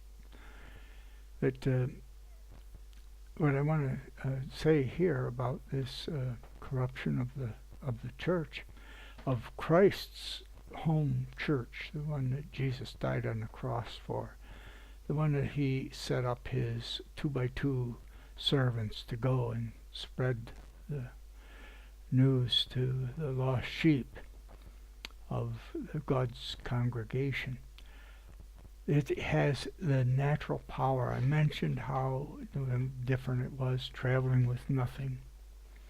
Also, in New York State, where I grew up, the most respectable police force was the state police.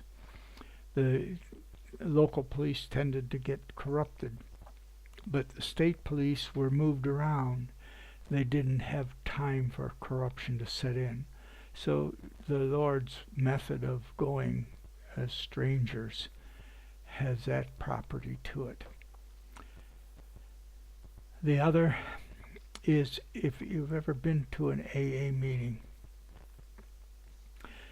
you can see the power of the process that Christ established in the home church, that everyone have a prayer testimony.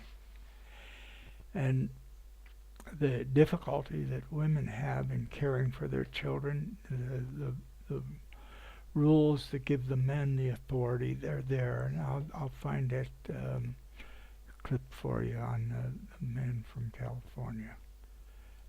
First, I want to give some background for the blacks in America and elsewhere as slaves.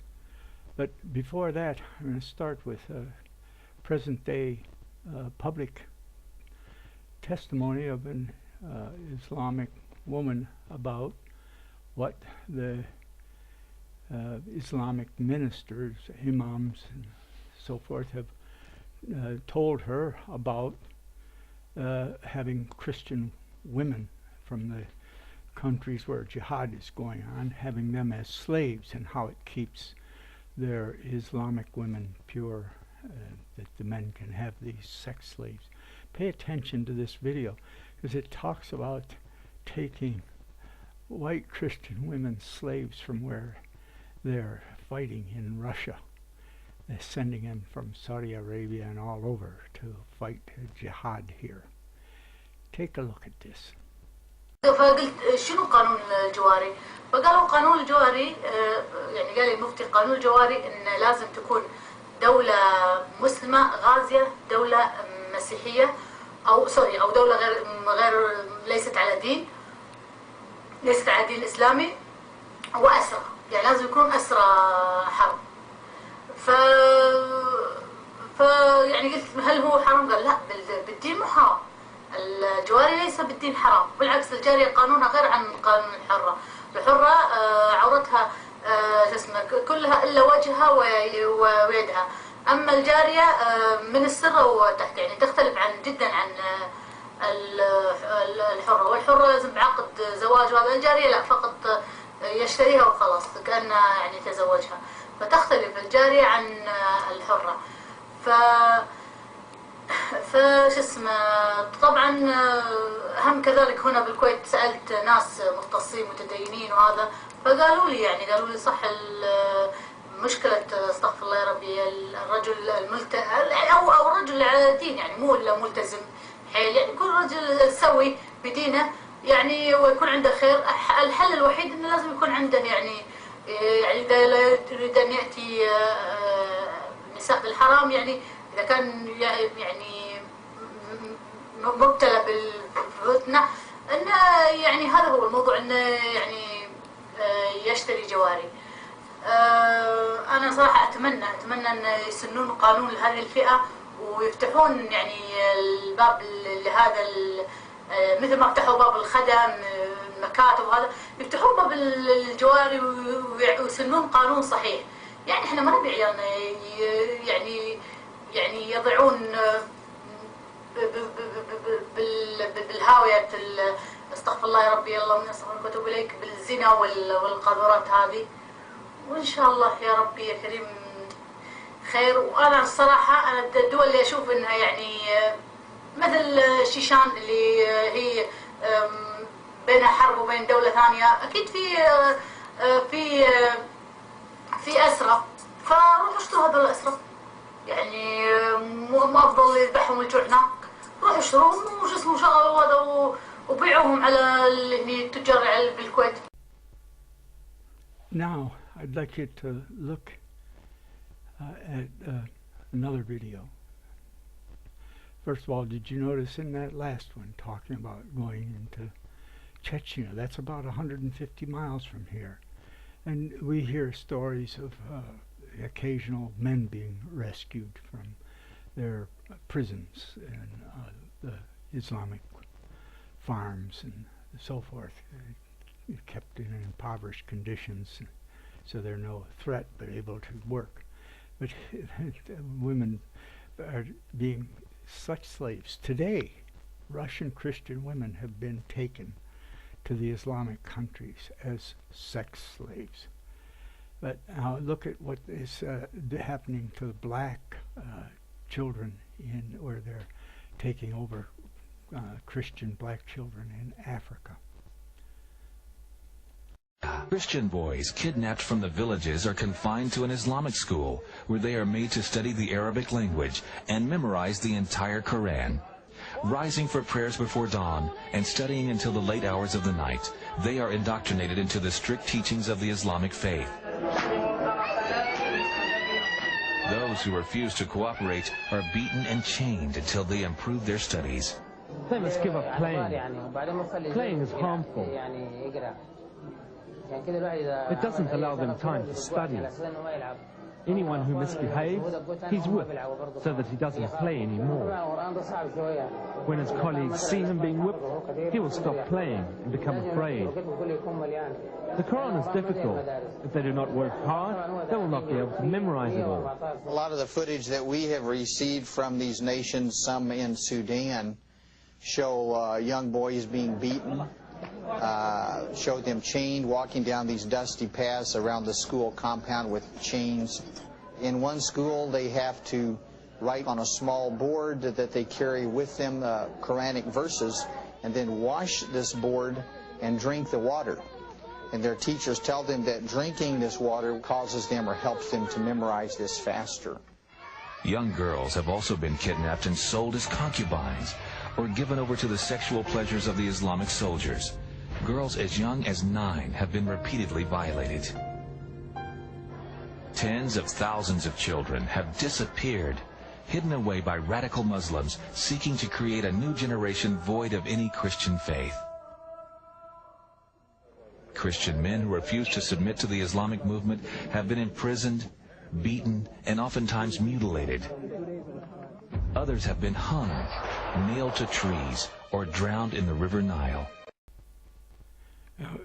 What's going on since the Second World War, with all the money going to Saudi Arabia. They built all these madrasas in Pakistan, as I've mentioned before, these madrasas where they're training the Sunnis. They have as much hate for the Shiites, like in Iran, as they do for the non-Muslims, because they don't follow the same track of Islam.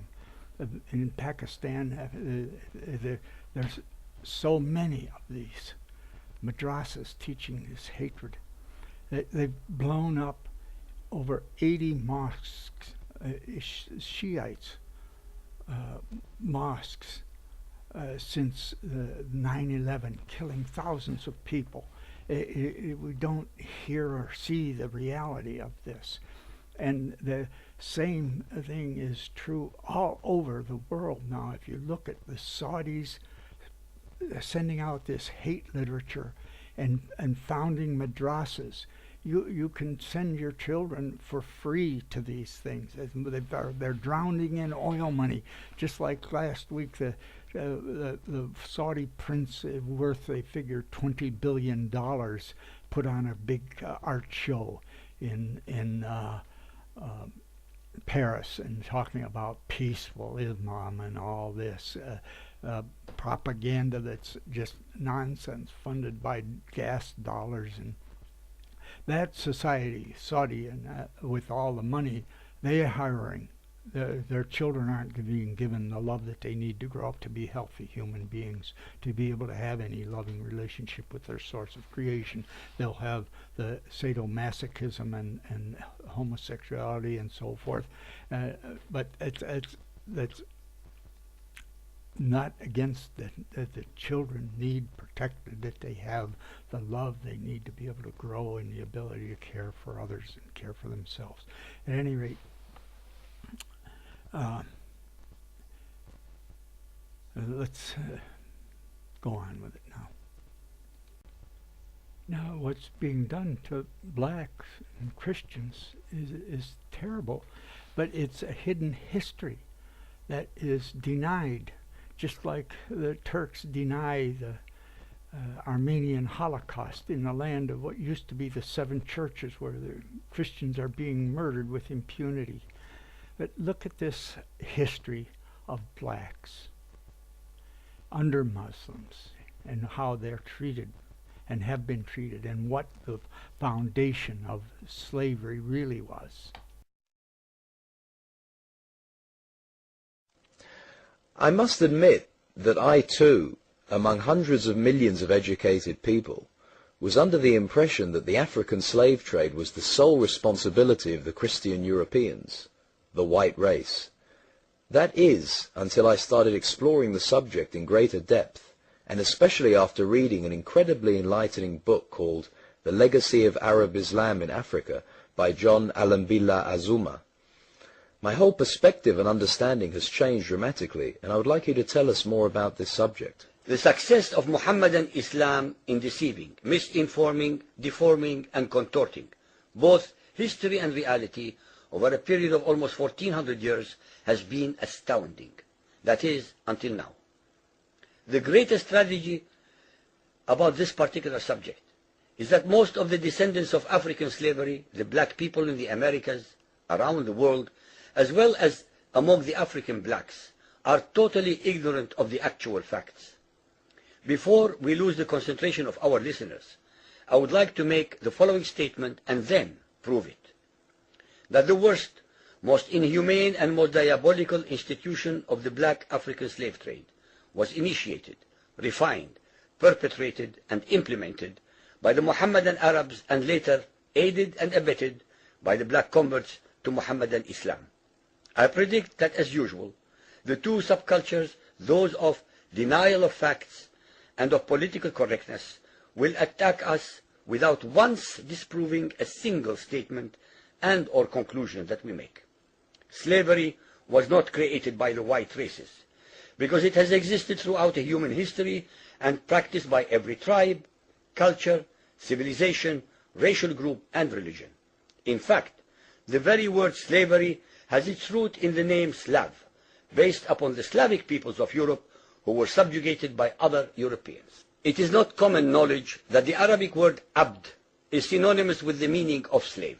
For example, Abdullah means literally the slave of Allah, and that in the language of the Arabs, all black peoples are called abid, plural, for slaves. While much has been written concerning the transatlantic slave trade, surprisingly little attention has been paid to the Islamic slave trade across the Sahara, the Red Sea and the Indian Ocean. While the European involvement in the African transatlantic slave trade to the Americas lasted for just over 3 centuries, the Arab involvement in the African slave trade has lasted 14 centuries, and in some parts of the Mohammedan world is still continuing to this day.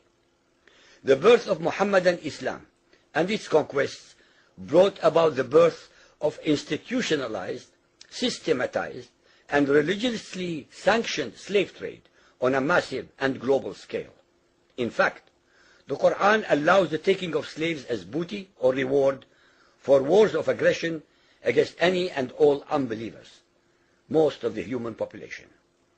This has led to an enormous number of so-called holy wars, jihad in Arabic. There was and is absolutely nothing holy about these wars, which are primarily to plunder, slaughter, rape, subjugate and rob other human beings of their wealth, produce, freedom and dignity. Mohammedan Muslim states and tribes attacked other non-Muslim groups to achieve these objectives. Although Islamic jurisprudence laid down regulations for the treatment of slaves, however, incredible and heinous abuses have occurred throughout the history of Mohammedan Islam. By the Middle Ages, the Arabic word abd was in general used to denote a black slave, while the word mamluk referred to a white slave. Ibn Khaldun, 1332 to 1406, the preeminent Islamic medieval historian and social thinker, wrote, "The Negro nations are, as a rule, submissive to slavery, because they have attributes that are quite similar to dumb animals." It should also be noted that black slaves were castrated based on the assumption that the blacks had an ungovernable sexual appetite.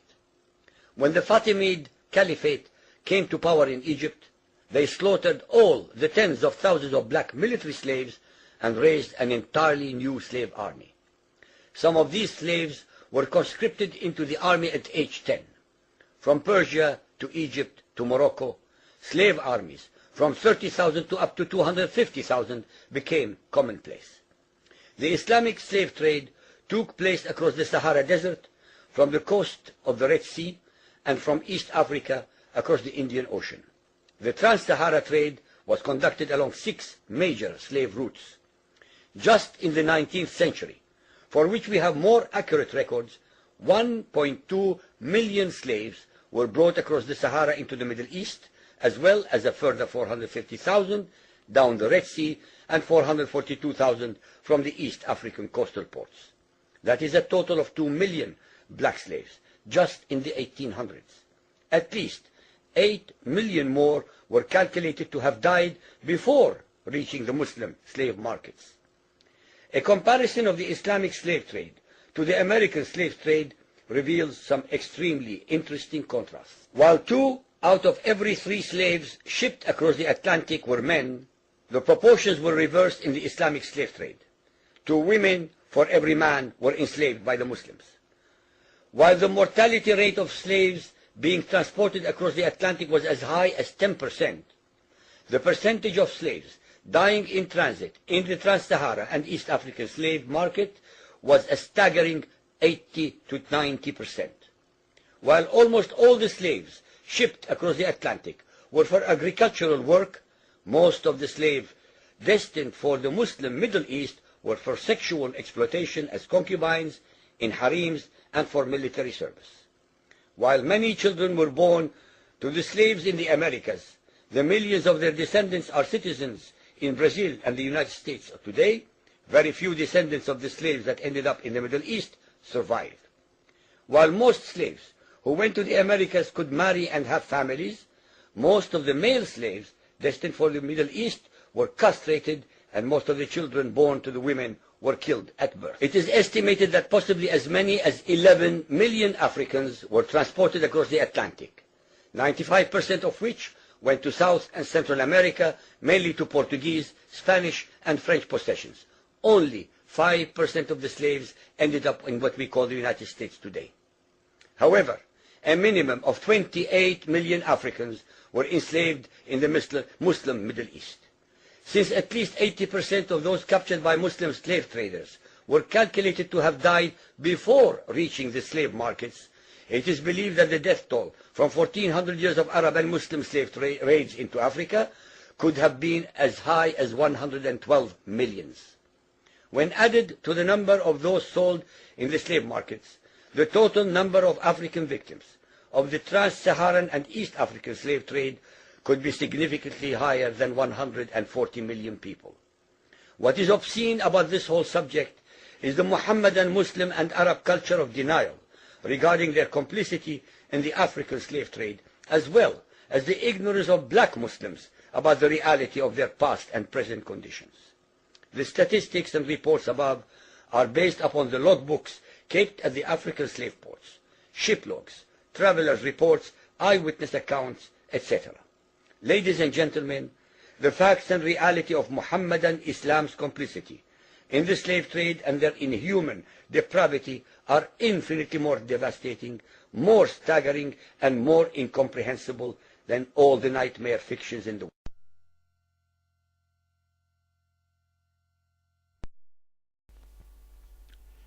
world. I don't know. I have 2 black grandsons that I paid half the adoption fees to bring them from Haiti, and they've grown up to be fine young men. One served as a helicopter mechanic in Afghanistan. He's an honorable veteran. I just don't understand the hate, but I do understand. If I stop and look, Islam dominated Spain for 700 years, and just the same year Columbus discovered America, they were forced out. The Spanish were forced to convert back to Christianity, the ones that hadn't converted, and the ones that were still Christian had been subject to this abuse and had learned the culture, had been a victim of it. Just like the Armenians act like harsh Muslims when a Russian girl goes there. It's not safe. She's treated like she is if she goes to Turkey. But at any rate, I mean, alone or with her husband can be the one who's accused of something wrong, and they beat him up and take his wife or something. There's examples of this, but. I have nothing against blacks. I wasn't brought up with black hatred. It wasn't part of the world I lived in. And I know that some existed. My forefathers fought and died to free the slaves in America. There's no respect, no good on the part of many people. There's so many hate preachers out there. And it's just like Islam, preaching hate. And the person who says the truth is attacked as the one that's doing the hating and making false accusation. The truth is covered up. Just like the destruction of the library at Alexandria and all the accusations against Christians. Yes, with affluence, the Christians did have some sadomasochistic upper-class clowns that like the Fourth Crusade, where the French Lord never got there. He went and attacked the Byzantine Empire to get gold to pay the Venetian lords. Wanted to. That's a whole nother story. They never got there. They just killed Christians, killing Christians. But it had nothing to do with Christians. It was that upper class and the degraded thing they called Christianity, using it as a pawn. At any rate, back to this topic here today. I have no hate for blacks, but this summer I had to go to the Veterans Hospital to get a cataract surgery. And I was sitting there and waiting with other black men, older black men that had veterans, and all they could talk about is how people hate Obama, how the white people hate, how white people hate. And it isn't part of my reality at all. They make a lot of people feel guilty because of slavery, and I don't understand that when my forefathers died to free the slaves. And at any rate, I am frustrated with two black grandsons that I paid half their way here from Haiti, and I love them. And nothing of this hatred is in my soul. I hate the sin but love the sinner. But to see all this hatred, look at this next video.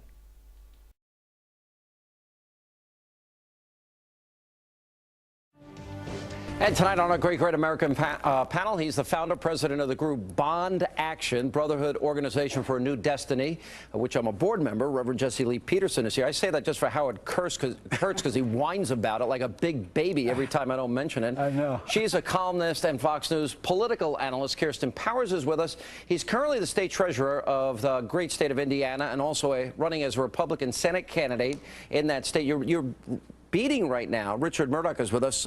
Richard Lugar, you're ahead in the polls by a lot. We are indeed. We're leading and looking forward to a week from tonight. Week from tonight, and you're a Tea Party candidate. Well, I've got a lot of Republican support. 3/4 of the county chairman endorsed me on the day I began. So we've got a very broad coalition. Why do you think it is that is Lugar viewed as more a liberal Republican, and is that a big part of this? Well, absolutely. And we've got a great comparison on richardmurdoch.com as far as the difference between Mr. Lugar and myself. But yeah, he's really moved to the left over the last few years, and people in Indiana want to see a conservative. I agree with you. I think, and you know what? I want conservative leaders. So, you know, if my endorsement hurts you, I won't give it to you, which could happen. All right.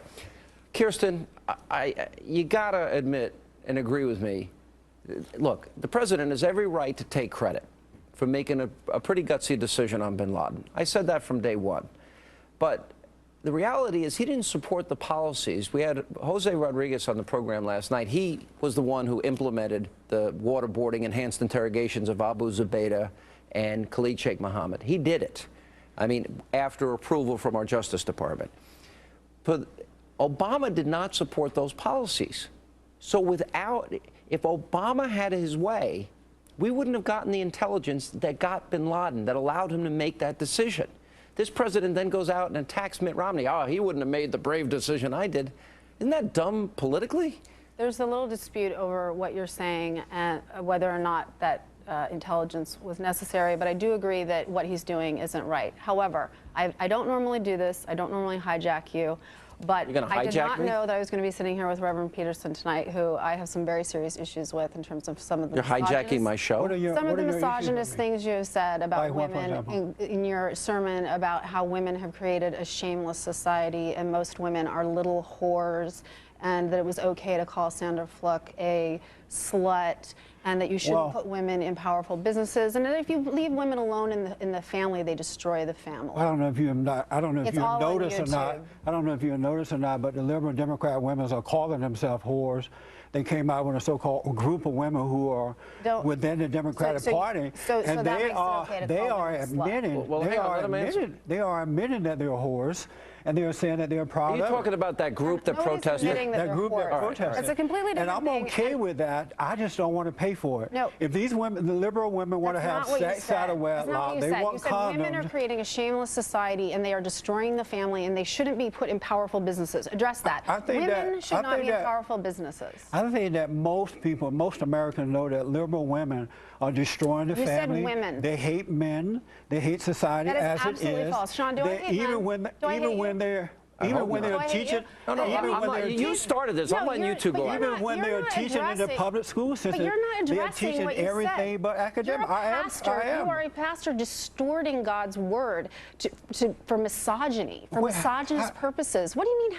When you say women are you leave a woman alone in charge of a family and she destroys the family? We allowed the National Organization of Women Who Hate Men to come in years ago. You're not answering anything the Women Live group. We left them alone. There's no such thing as the National Organization. We left them alone. There is. No, there isn't. We left them alone. Look what condition we are in today.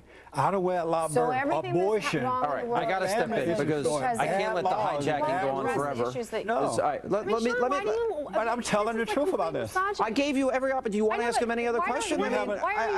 You wanted to bring this up. This was not one of the topics that I planned on. You said you're hijacking the show. Go and ask him whatever you want. I didn't know I was going to be on with him. Well, how did you come in with quotes of him if you didn't know he was going to be on with him? I tweeted about him before. I know all this. I tweeted about it. But if you believe what you believe. And then I saw him on with Reverend Jesse Lee Peterson. All right, we have another guest, so to be fair to him, let me ask you the question Why are you upset at me? I'm not upset at you for believing what you believe. You're a pastor using God's word to teach misogyny. No, I have the responsibility to tell the truth. You're on the side of lies.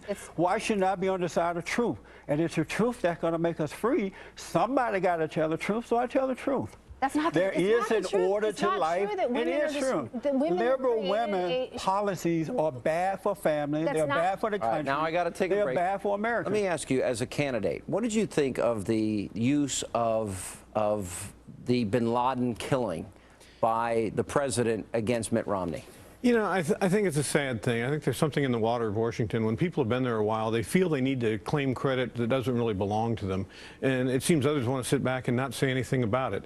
And that's one of the reasons he opposed the enhanced interrogations, rendition, black sites, wanted to close Gitmo, and Jose Rodriguez on this program last night said we wouldn't have gotten the messenger to bin Laden had we not had those things. And he talked about American lives being saved. To me, he's a hero, but he's called a torturer by President Obama. Well, President Obama made the right decision to go in. I think a lot of us who are conservatives, liberals, doesn't matter. We think he made the right decision to go in a year ago.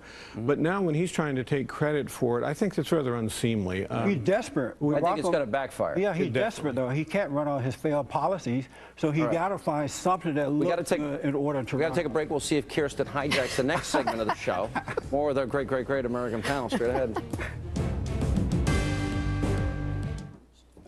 No, I'm not. Are you guys going to stop? I mean, this has gone on the entire break. Yeah, Are you done? All right, enough. I've let you have your time. You guys got it in. All right. So the president addresses the nation tonight on the issue of Afghanistan. Karzai kicked our troops out of towns and areas in Afghanistan. We're negotiating with the Taliban, the president of the United States, Taliban, he's what he calls it, the Taliban. He's negotiating. We're giving money to the Muslim Brotherhood. I don't understand this administration. If they're not going to allow us to do our job, if we're going to create artificial timelines, I say, and we're not going to win, pull them out now. Who wants to be the last person dying in a war that we're not committed to winning? You agree or disagree? I certainly agree. You know, peace is a result of victory. It is not something that can easily be negotiated. Just while I was sitting in your green room, Sean, I was reading an email from my niece who's in Afghanistan today, and it was a very poignant email talking about these ramp services that are held for those who have fallen. And when I see the president claiming credit, both as he did with the killing of Osama bin Laden, and he said he wasn't going to be gloating, and now he wants to make this victory lap with it. I just think it's distasteful when the real heroes are just doing their job quietly. I wouldn't negotiate with the Taliban. President Obama was dead wrong on the Muslim Brotherhood. I was right. He was wrong. He told us democracy was going to take place there. None of this is happening. Now Sharia law, you're talking about women's rights, is going to be implemented in Egypt as a result of all this before all is said and done. So if the president is not committed to victory, Why are we staying there at all? If Karzai's demanding $2 billion, why are we there at all? I've been saying for at least a year we should not be in Afghanistan. There's no reason for us to be there. And it's a mistake for the president to invite the Muslim Brotherhood to the White House. It's a mistake for him to be negotiating with the Taliban. The problem with, I mean, I was in the same place with you on the Muslim Brotherhood in Egypt. I have to say, at this point, the Muslim Brotherhood in Egypt has become the more moderate one compared to the Salafists. Their first act in Parliament was to declare Israel as their enemy. I'm not saying that that by our standards that they're moderate. I'm saying in Egypt they have it's that bad. Right. But the leading presidential candidate is saying that the Camp David Accords are done. You know, Sean, I think that if people, the American citizenship, realize the mindset of Barack Obama, it's not hard to understand where he's coming from. Barack Obama has the same mindset as Jeremiah Wright Jr. and Louis Farrakhan and those guys, and these guys are all in one pack together. They hate America as it is. They want to turn it into a socialist society. They believe in the redistribution of wealth. I can't think of anything good that Obama has done to build America, but I can tell you everything he's done to destroy America. He does not support Israel. Jeremiah Wright Jr. doesn't support Israel. He doesn't believe in capitalism. He supports socialism. So if you can understand that, you can. We got to roll. Are you guys going out to dinner? Yeah, I don't. Yes, we are. We are. All right. No, we are. Greta's next. We'll see you tomorrow night.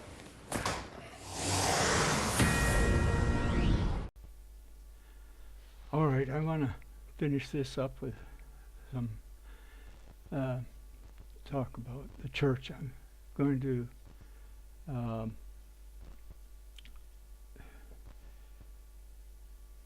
close about this, what's going on with Islam, by saying it's going to grow. Just like the Hasidic Jews, the Muslims, their leaders have a birthing policy. They're going to use democracy. The Hasidic Jews have a birthing policy just to be able to survive amongst the Jewish, and they're going to end up dominating. But the Muslims are going to overtake just by, that's 25% already in France, and they have this birthing policy. As I mentioned earlier, Gaza has increased its population 17 times since 1950. So Islam is going to overtake democracy with birthing. That's part of the reality. The other underpinning of reality is socialism. And what the modern Western thinkers, and I don't mean Christians, the modern Western thinkers, intellectuals and liberals, have a plan to use women's liberation against Islam. It's strong enough to break Christianity. Why wouldn't it be strong enough to break? And why worry about the majority when you can use women and gay and homosexual political groups and those on welfare and give them all the right to vote, and you've got a majority. You can beat the Muslims with gays and women's lib and the people wanting government handouts. It's not everybody, I know that. But when I grew up, there was no government handout. People helped people, their neighbors. There was a community, and a real community. Not this stuff where people living in apartments, they don't even know people next door, because that's a crazy world. And children are being raised in these chicken coops without the loving care they need to be able to care. So you see the sadomasochism here, the terrible stories here in Russia of girls beating up girls and shoving things in their private parts and making them eat dog poop, and the same thing going on in China, the same thing going on in California. I'm talking girls in Philadelphia. At any rate, let's get back to true Christianity. There's a predestination determined by the anthroculture, I call it, the child-rearing culture. Culture in affluence has degenerated from the growing of human beings to the narcissistic, oh, look at me dance, look at my art, oh, look at my clothes, look at my makeup, look at the pins in here, look at the tattoos here. It's the world of narcissism, because they were raised without the ability to go beyond that. Narcissism's not bad. You need to love yourself. What did Jesus say? Love the Lord thy God with all thy heart and soul, and love thy neighbor as thyself. You can't hate yourself and love other people like yourself. Where does sadomasochism come from? Where's the narcissism come from? Where's the sociopathic behavior come from? Those who didn't receive enough care to grow from narcissism to homoerotic to heteroerotic to altruistic, and the levels up to being statesmen. So what is it that I would do? I would trust the wisdom of home churches. This indoctrination is wrong. Not make children memorize. Show them by a good life's example. Bring them up in the way they should go, not by indoctrination, but by showing them by your life, by your integrity, your love. You're working together with other people, men in a community working together, private homes, that there's responsibility, rather than like these apartments with the condoms and garbage dumped out the windows half the time when you walk by them.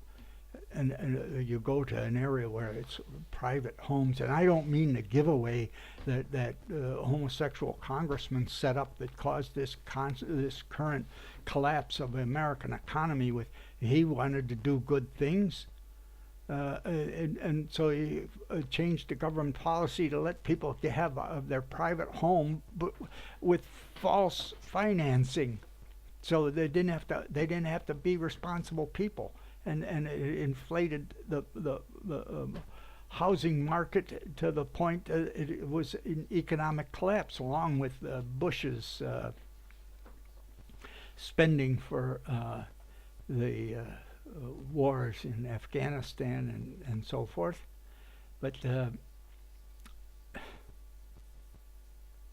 how do we make a sane world? I will be mocked for saying the truth, but I will say it. We need single family homes. When I started working as a married man, my wife, I kept my wife so she could raise the children. I bought a home. My stepfather did lend me the money for the third of the cost of the house as a second mortgage, so I could assume a GI mortgage with low interest rates. But here was my wife in the home to be with the children, and then this was in the 1960s, and so many women started going out in the workplace and putting their children in school. They had a lunch program then in school.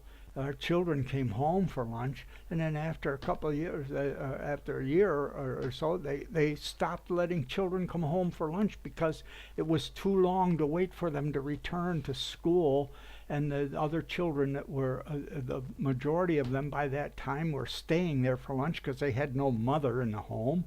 And they were hard to handle for that hour and a half. After they'd eaten, they started throwing stuff. And they needed to get the kids back in the classroom so they could hold the individual teacher responsible for control and safety. So they couldn't go home for lunch anymore. There wasn't time. They only gave them a short lunch period. I think it was 20 minutes or a half hour. But at any rate, I went and got a job working as electrician in a steel mill, went to another steel mill as supervisor of mechanical maintenance, and then went to carborundum research. All this time, a man could support a family on his income. And then came the affirmative action, whether they were qualified or not, to get a government contract. I'm at carborundum research working on nuclear reactor ceramics. And I'm going to university night school, and then I took leave of absence and got my degrees. But this affirmative action came. They had to hire minorities and women, whether they were qualified or not, or they couldn't get the government contract. So here's all these women and all of these minorities coming. Of course, that the whole project I was involved in, that company research is all gone now. It was a wonderful, that so many wonderful contributions they had made. But the point is, here a man could support a family with a wife and 5 kids. And what happened? The women's liberation, get all the women in the workforce.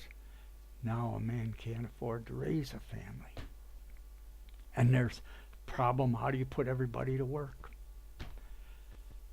And a problem with the doctors charging so much that the price added to all our products for export. How are we going to compete with another country? Oh,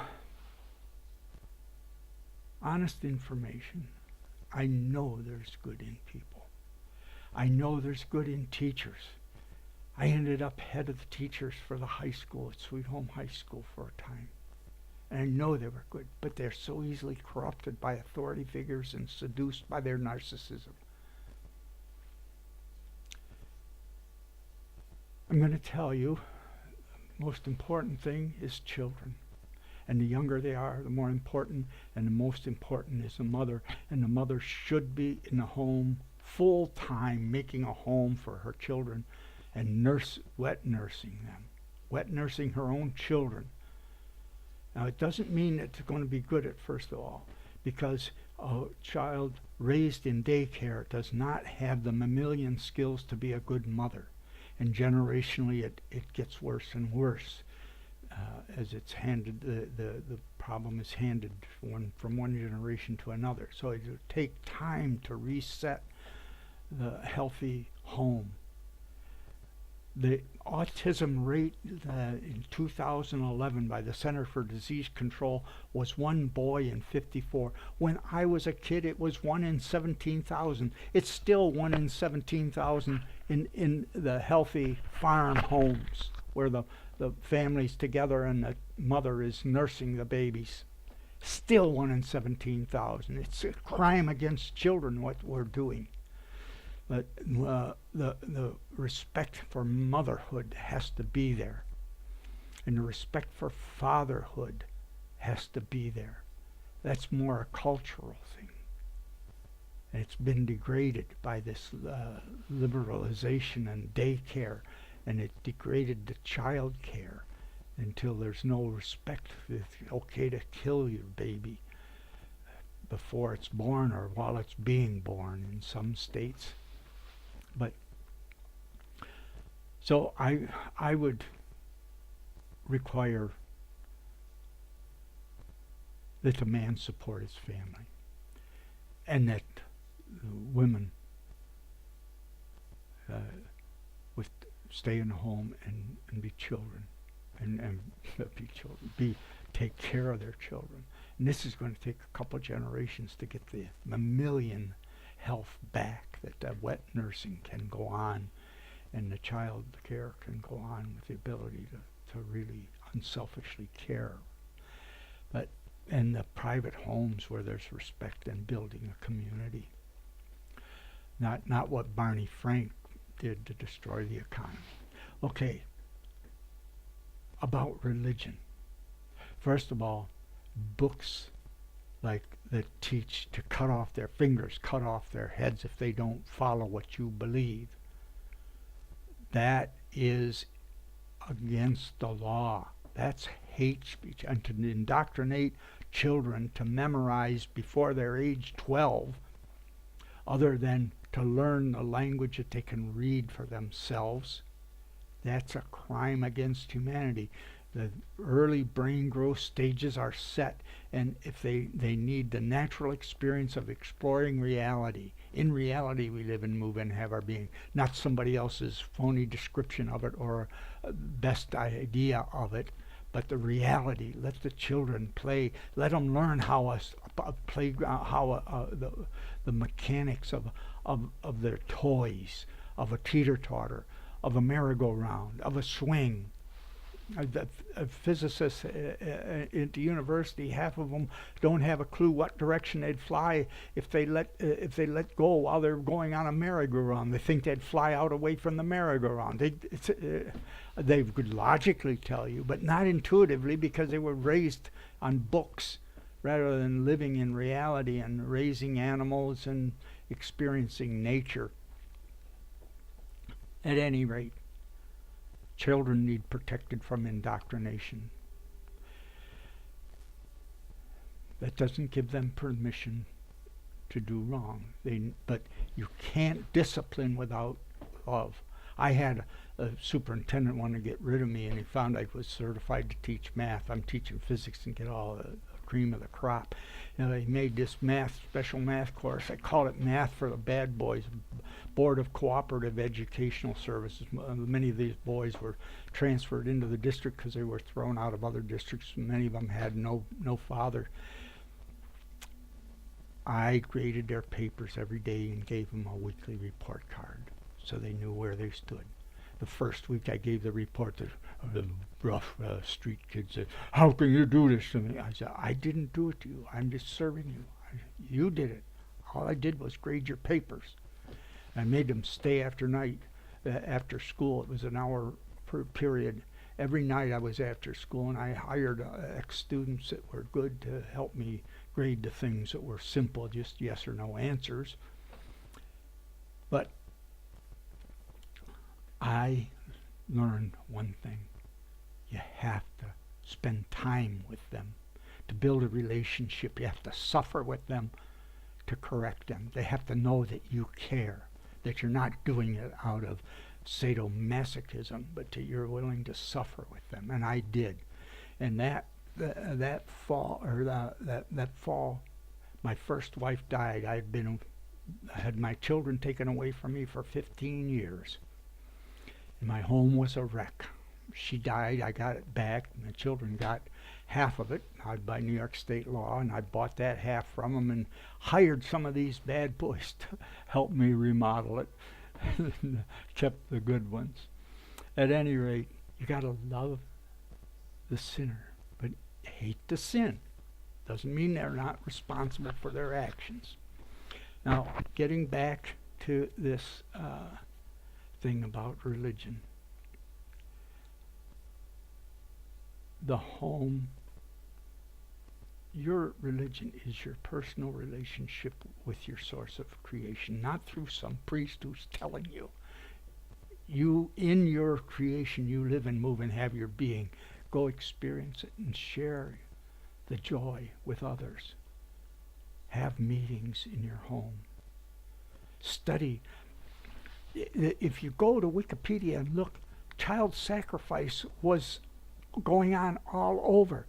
Abraham is an archetype. He replaced the child sacrifice with an animal sacrifice. That was the beauty of the Jewish foundation, that God promised him all kinds of things, but sacrifice a lamb rather than your son. And that set the Jewish apart. That was sanctification, being set apart. It's not salvation. Doesn't mean it needs to go on forever. It means you're separated from this world where they're sacrificing their children to Moloch with these statues with their hands out and a fire down in the middle, and you want to get rid of your baby. There's no abortion. You just take it, we're going to sacrifice it to Moloch. And they put the baby in the arms of Moloch, and it tumbles down into the fire while the priests are beating on the drums, so you don't have to hear the baby screaming as it's burned to death. This and the sadomasochistic tribes that hated other and would attack and kill the stranger. And the Jewish did exterminate some of these evil cultures. And Muhammad learned about that and used it to serve his God, to build a pyramid scheme of rape, pillage, and plunder. For Allah will reward you for spreading the Islam, peace. What next? Moses. What was Moses about? Here was Pharaoh could say, you die, you die. And Moses came with a universal law. Thou shalt not murder, thou shalt not lie, thou shalt not commit adultery. And this even Pharaoh was subject to. The 10 Commandments that are mocked in our culture today. You have to take them out of the courthouses. While child molesters are set free like the one in Florida and go murder another little girl. There's nothing wrong with the death penalty, not out of hate, but someone who is so deformed that they molest violently children. Why all this money being spent? They need to be eliminated. The death penalty. Yes, I believe in that. Now, so Moses gave the law and he gave the priesthood, the one tribe of Israel. And it was that tribe, those priests, that murdered Christ. And it says the veil was rent and you could go directly to God, to the source of your creation. Christ paid this sacrifice. No more need for animals, no more need for priests. You are a priest to God, to by your life set an example to the lost ones, how to raise children, how to build a healthy community, to go on to build something that will keep intelligent life in God's body even after this planet is destroyed. That's the reality that we need to work for. And to tear down all these religious buildings. Your religion is a personal thing. Share it with others by your example. Have meetings in your home. Everyone have an opportunity to share on love. Like, not that everything is okay. Remember what it says in Ezekiel. The Lord said, one man throws it, or one angel, go through the city and mark those that sigh and cry over all the evil in the city. And then he sent the next one through to go through the city and kill everybody that doesn't have a mark, men, women, and children, and start at my temple, that the old men in my temple that don't have the mark. And yet you can sit and listen to preachers say, oh, whatever thing, don't talk about all this bad stuff. Just think whatever things are beautiful, think on them. There's a verse that helps support that in Paul.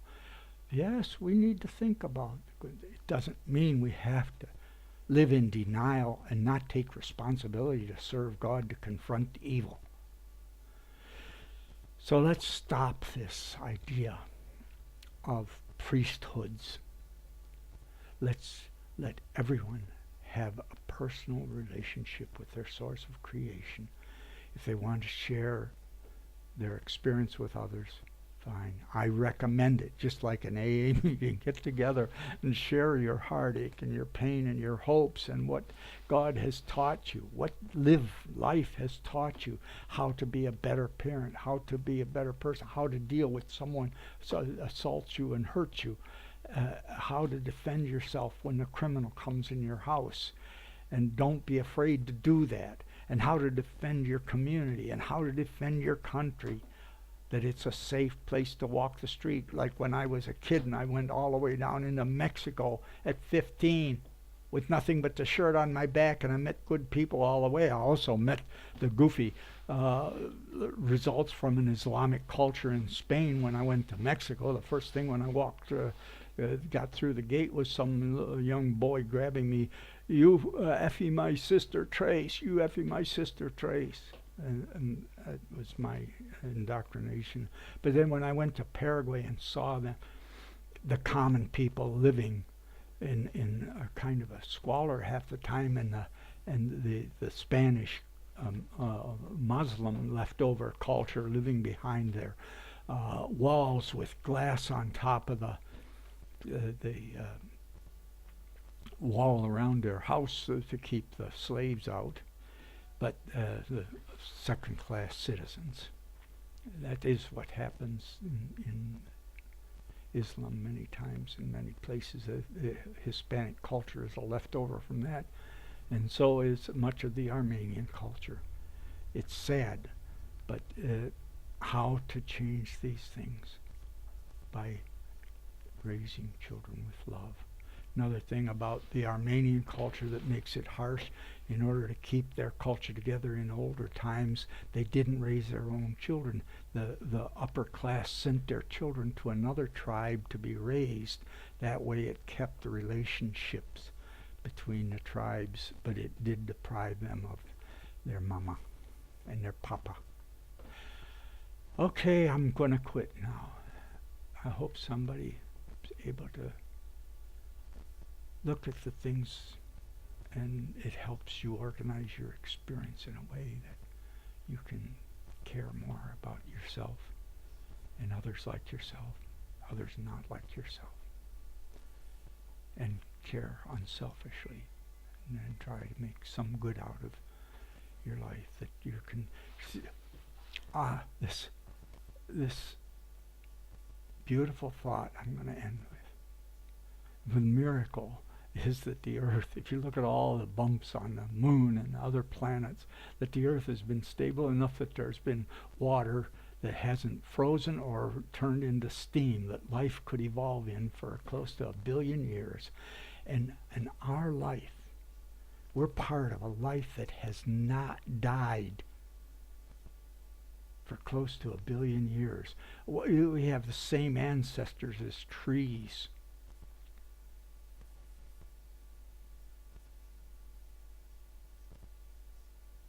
Let's be a good cell in this body of life, in our source of creation. That is salvation, to have a relationship with God through love. The example is his firstborn son, Christ, that died to give us that personal relationship. And let's share it with one another. There's something of that outlook in every one of us. We received some love or we wouldn't be here. The experiment with children to find out their native speech if nobody talked to them. And they weren't picked up, just fed and clean. They died. They need the social contact and love. And to develop healthy, they need a lot of it from their mother for the first 6 years. The first 6 months are the most important. They can now tell autism at 6 months old with a brain scan. The brain grows in various stages, and those stages are inside you. Your fetal child is still there. The way it solved life's problems is there. It changed and developed a different area of the brain when it was born. And it used that part of the brain until it could crawl. And then it developed another part of the brain until it could walk. It didn't rearrange those old stages. That's why you love dancing, love bump, a bump, a bump. That was from living inside your mother. So let's respect these things. And let's see why we have some bad genes that cause us to do bad things we don't really want to do, but we're in conflict because we're not an individual. We're a group of life stages and a group of different brains, the reptilian brain, the brainstem, the mammalian brain on top of it, the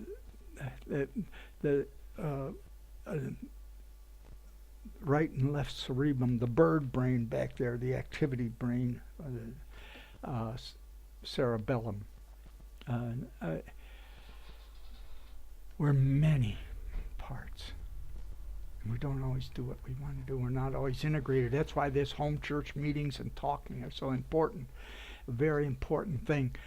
When I taught English in Lithuania the summer of '97, spoken language. And then afterwards, was a Seventh-day Adventist friend of mine that I was roommates with because we both snored and were put together.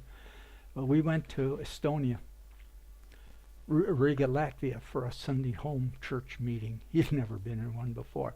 Here was one of the 2x2 home ministers there, and we stayed to a woman's apartment after a meeting for lunch, and here my friend George Nikolakopoulos asked the minister, 2x2 homeless minister, how many languages do you speak? And he said 12. He was an Australian, had been an engineer before he went in the service for the Lord. That is, give up all and go to 2x2. And he had, throughout, even under communism, he had been in Russia. He said it was easier to move around. You had one visa and you were inside the communist Russia. You didn't have to get one for every little country. But he spoke 12 languages. And then George asked him, how many do you speak fluently? Like a native. He said 9. And all the European languages and Slavic languages, he had spent enough time and he was good at it. And George asked him, how do you learn a language? He says, it's simple. 2 things. A good example, that means someone speaking it. And then repetition, repetition, repetition. And by neurophysiology I had been studying, I realized that's different parts of the brain being involved. When you think about it, that's one part of the brain. When you hear it, that's another part of the brain. When you go to say it, that's another part of the brain.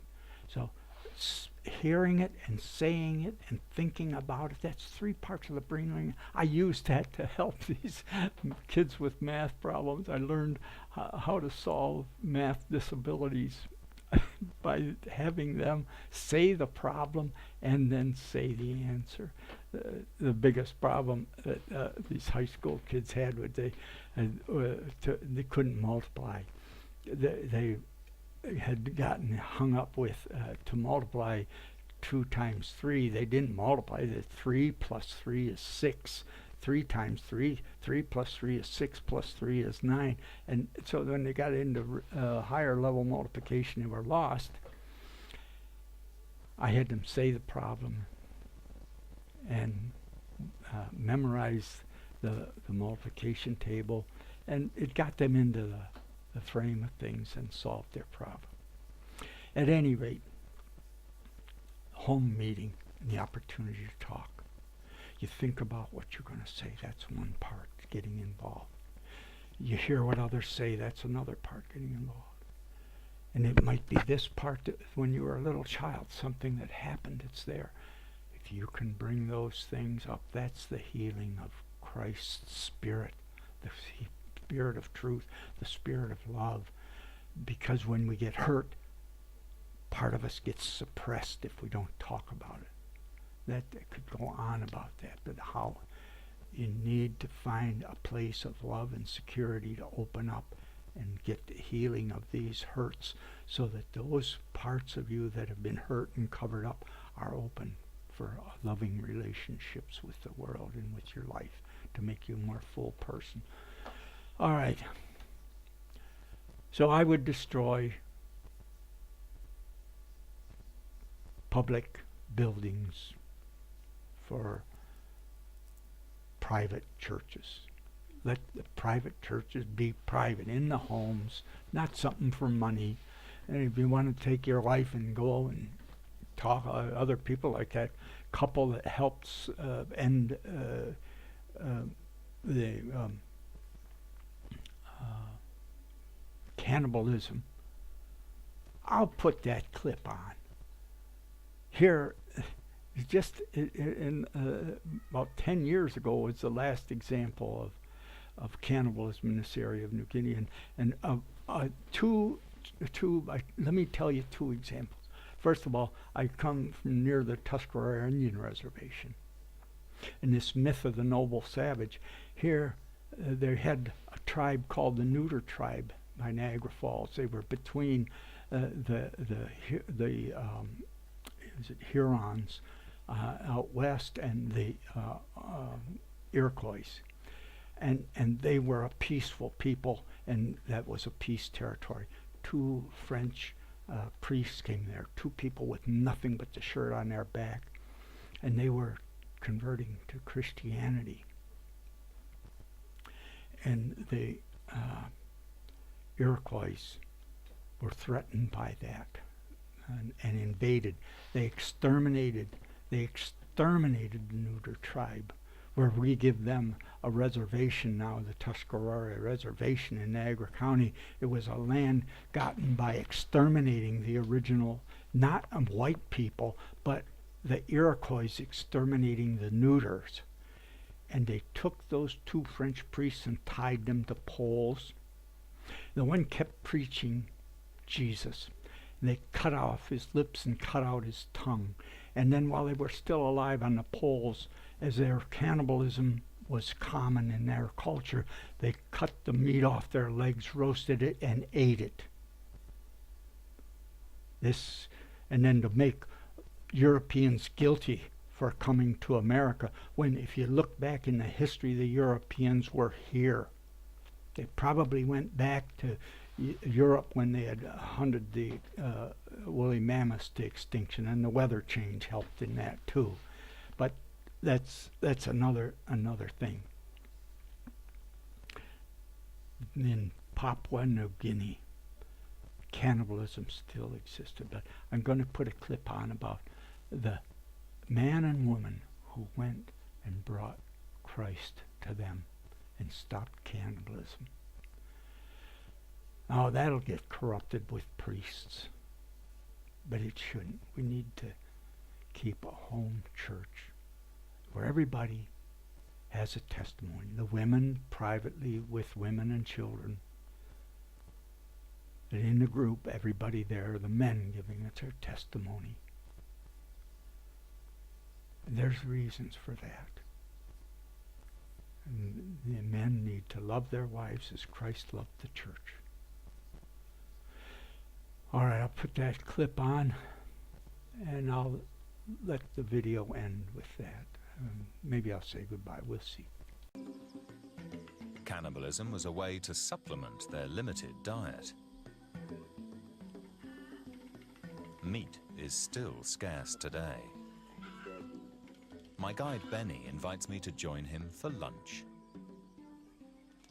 What we might consider barely enough food for one is carefully shared amongst his whole family. While waiting for the meal to cook, I ask about the Samo's belief in sorcery.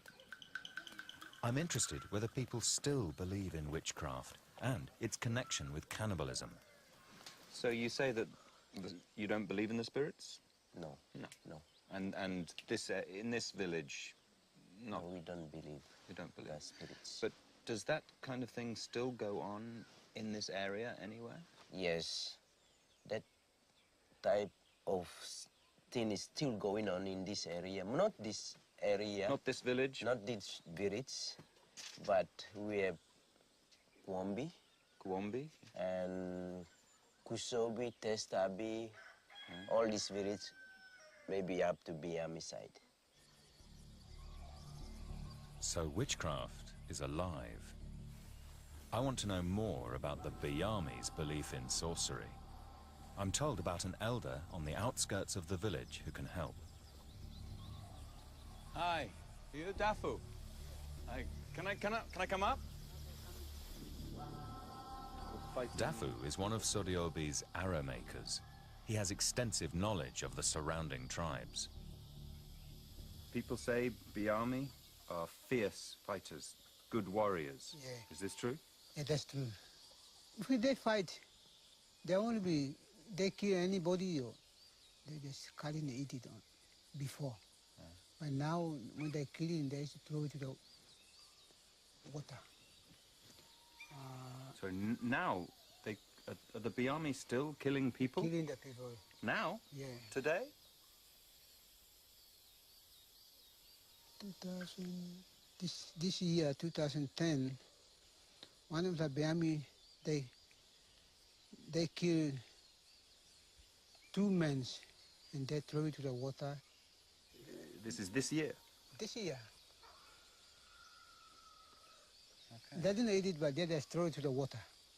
They didn't eat them. They've stopped eating, but they're still killing. It's chilling to learn that in the vast unpoliced jungles of Papua New Guinea, men and women are still killed for suspected witchcraft. And if people are still killing sorcerers today, I wonder if they're still practicing cannibalism as well. Despite serious reservations, I want to meet the infamous Biami and learn about their connection with cannibalism. There's a place called Mugulu, which I've been told is in the heart of Biami territory, and it apparently has an airstrip safe enough to land on. So that's where I'm headed.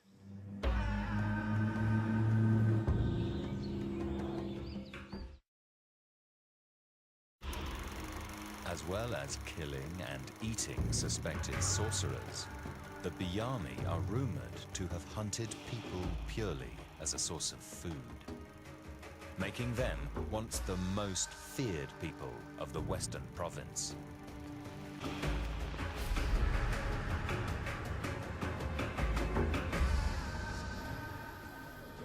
I arrive at an airstrip in the heart of Biami territory, the village of Mugulu.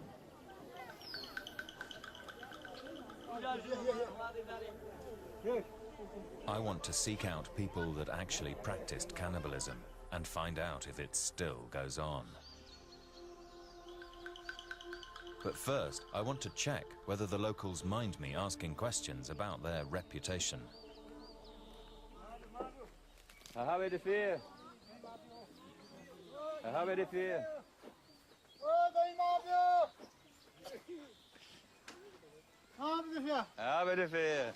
Is anyone here speak a little bit of English? This man? Hey, how'd you do? My name's Bobby. Bobby. I just wanted to ask some questions about this area and the people who live here. Yeah, you can. Yeah? Is that okay? This is Biami territory, all Biami people here? Yes. Yeah. I have heard there are stories that the Biami are fierce warriors, good fighters. Is this true? Yes. The Biami, they used to hunt people. Yes, we normally. Can you tell me a story? How did it work? How did it happen? We spear them and grab them and we bring it back to the home. And then we can cook it and then cut it up. Or cook it and cut it up, we can eat it. I feel encouraged by the openness of the locals.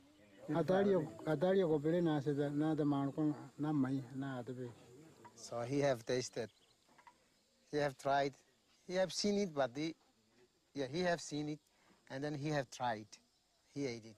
He tasted Yeah, human but meat? he didn't go and fight. Right.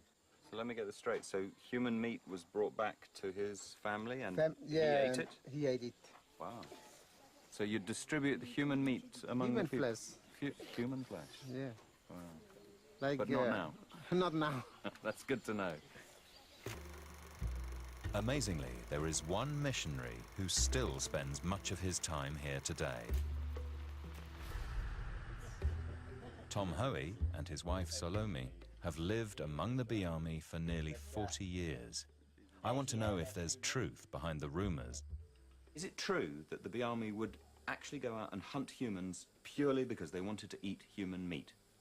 Right, yeah, that's exactly what it was, really. Really? How do you know But they'd hunt them, of course, at night, you know, when in the dead of night.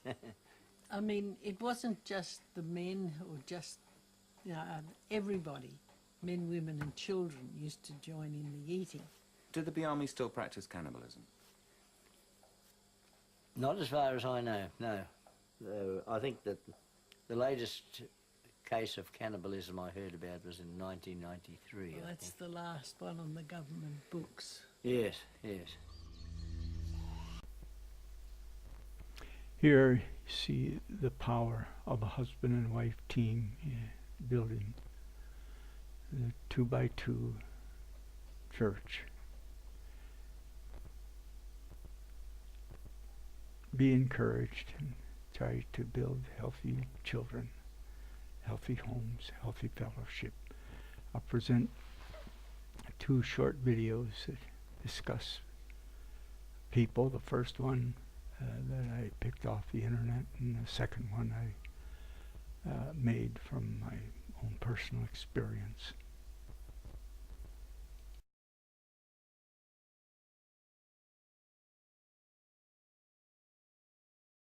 There's a huge shift that's going on in the church landscape of America. We're shifting from the day of the ordained to the day of the ordinary, where God indeed ordains the ordinary to do his work, and he gets more glory for it. I think that God is on the edge of breaking us free from a lot of traditions. Where he basically says, listen, come back to me, come back to the book, come back to the promised land, come back to original Christianity, come back and you guys will change the world. Well, I think in the West we've attempted with good intentions to glorify God, and what we've done is we've elevated how we do church to such a status that it takes a professional, and even in most cases a professional team, to pull it off. People were basically spectators. They were just sitting in the pew Sunday after Sunday, Wednesday night after Wednesday night. So much in legacy Christianity is basically a holy meeting in a holy day, in a holy building, at a holy hour, with holy people dressed in holy clothes listening to holy priests. People have been spectators in the life of the church for so many years, they don't even know they have a ministry. More and more people finding in American culture are just flat out disinterested in big room events that are related to church. I think part of what the world is rejecting right now in what they see in the church is facades. Because most people, when they think of the word church, they think of a building with a steeple on it, and that's not what church is. Church is God's people involved in doing God's business. So there's a number of believers that are essentially leaving the traditional church, still have an intimate relationship with Christ, and are finding another place to be nurtured and fellowship. Reggie McNeil said that people are leaving the traditional church in order to preserve their faith. People who are open to Jesus but not open to church. If we are going to really affect the nations of the world and multiply at the pace God wants us to multiply, it has to be done much simpler. Where rather than the plans and purposes of men going forward, it's really about the plans and purposes of God going forward. Believe that God can really do this in the body, not a body. If we're going to see many of the pockets of people in North America who are truly unreached people, people without church in their background, come to know Christ, it was going to happen through very different kinds of understandings of what it means to follow Jesus in terms of the relationships and the organization of that. God says, give me back my church so that I can give it back to the world. We want to lower the bar of how we do church and raise the bar of what it means to be a disciple. Church is moving from being the greatest indoor spectator sport in the world to being a great participation where every person finds a real home in a park. Move out of organized religion, back to the God who loves you out of your socks. Move out of your church buildings and be again there where you're supposed to be, which is where the pain is, where the hurt is, where the people are. They don't just do the ministry somewhere back at some church they go to on the weekend, but they're doing the ministry 24/7 during the week with the people amongst themselves, and they're being the church and can do the church there. Jesus is trying to get his church back. I think it's been under man's control. 500 years ago, as we know, God gave the Bible back to the ordinary people, into the hands of the ordinary people, and as someone has said recently, 500 years on in the second Reformation, in a sense, God's giving the church back to the ordinary people. What I've been seeing is I've been asking the question, how does the unchurched North American come to not only entrust their life to Christ, but really move on to maturity in Christ? What it takes to get from there to there involves a level of intimacy and relationship that isn't going to happen just in a big room. We can't be a come-to-us type church. We have to be a go-to, and it has to be contextualized in every area so that we can see it. Because people are hungry for what simple church has to offer. I think Americans in general are asking spiritual questions, meaning questions, and I think if we come to them on their turf, in their world, speak their language, many of them will join us in the kingdom. I know that for most of us, we've learned to grow things, but we haven't learned to reproduce, and reproduce at every level: leaders, small groups, churches. If you really sincerely have a core value of multiplication, the only way you're ever going to see a multiplication movement is with simple churches. It's very, very difficult to take a church of 1,000 or 5,000 and have it double in size in a year. But if you have a group of 12 people in a home, you can do that. And it's actually the people in the church as a collective body that are responsible for then starting churches. Yes, we can step out of our comfort zone and become the body of Christ that we were designed to be. They've got some hurdles to get over. One of them is years and years of indoctrination to sit down and shut up. The unique contribution of this simple church movement has to do with how many different groups of people have come together and are really listening to the Lord together, setting aside their own personal agendas in many cases in order to see the kingdom advance. It is absolutely essential that lay people start churches.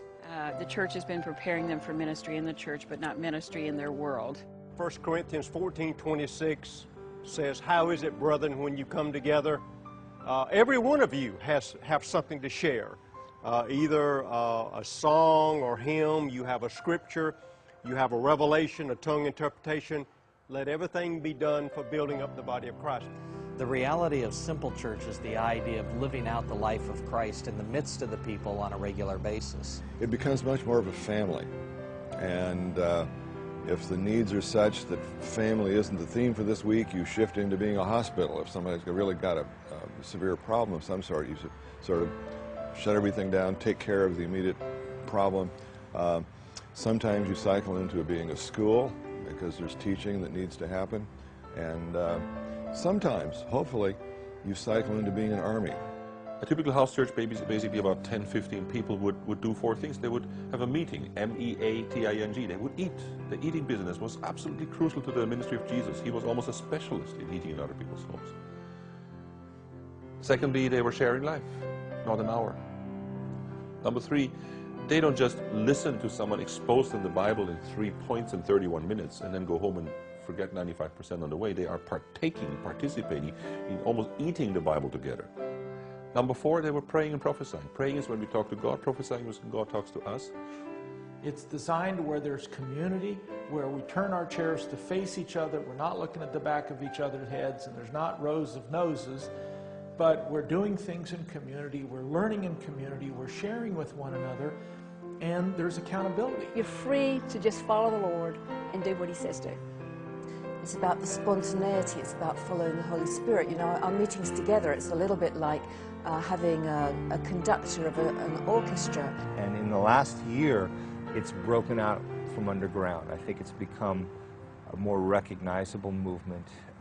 There have been many books that have come out this past year that are alerting the rest of the world that there's something happening. Almost every day I get a phone call from somebody or an email from somebody saying, you know, I love Jesus, I just can't keep doing church the way I've been doing it. I've heard about house churches, can you help me? There is a baby born already in America. There's a house church movement that goes all over the place. It's probably a church you never knew, but it's there. I've had the privilege with Dawn Ministries to travel around the country a good bit. And what we've seen are these either individual or networks of house churches beginning to spring up sovereignly, independent of one another. I believe that because it's been brewing under the surface for a long time, it's now to the point where you can't go back. It's unstoppable. This is the new coming church. It's what you will probably be in the future. This whole house churches, networks of house churches, will become mainline in America and will be a type of church that actually assembles around tables in homes where you eat and celebrate and cry and laugh, and stadiums. After all, why are these stadiums built? For sports? Are you kidding? So where every member of the body of Christ here know that they're living in their destiny and that not one person will go to their grave with their music still in them, but they'll sing their song and reach the purpose God's got them here not just go along the places on Sunday, throw a bit of money in the plate so someone else can reach their destiny, but they'll reach their destiny.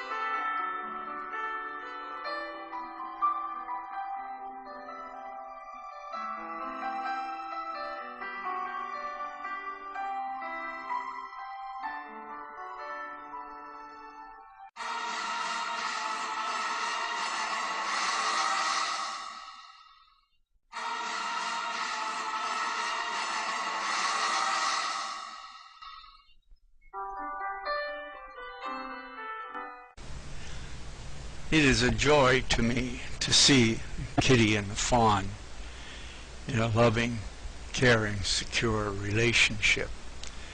It's not strange to me. I wasn't raised in an apartment. I was raised in nature, growing up in the country, involved in animal husbandry. It's clear that both this kitten and fawn had a loving, secure relationship with a mother that was capable of giving that love and security. How sad the same animals could have the contempt for one another if they were not given that love and security. And for human infants, it goes so far that the child at birth and later on recognizes the mother's voice. The heart rate gets lower in positive response. But when another woman says the same thing, the heart rate gets higher due to stress.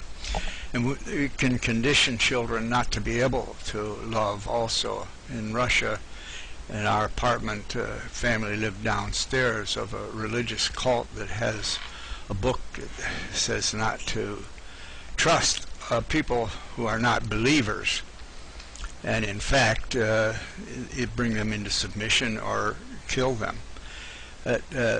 Also to deceive them. The children aren't developed enough to be deceptive. They just are very unpleasant in their coldness when I or my wife go out the door. We live in the same apartment building and they'd be playing outside.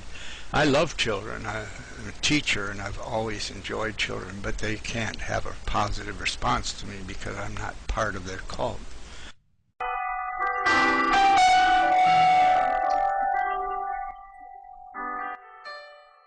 Many people associate the word church with a building or denomination. But actually, a church is really an association of people who believe and follow Bible truths. For where 2 or 3 are gathered in my name, there am I in the midst of them.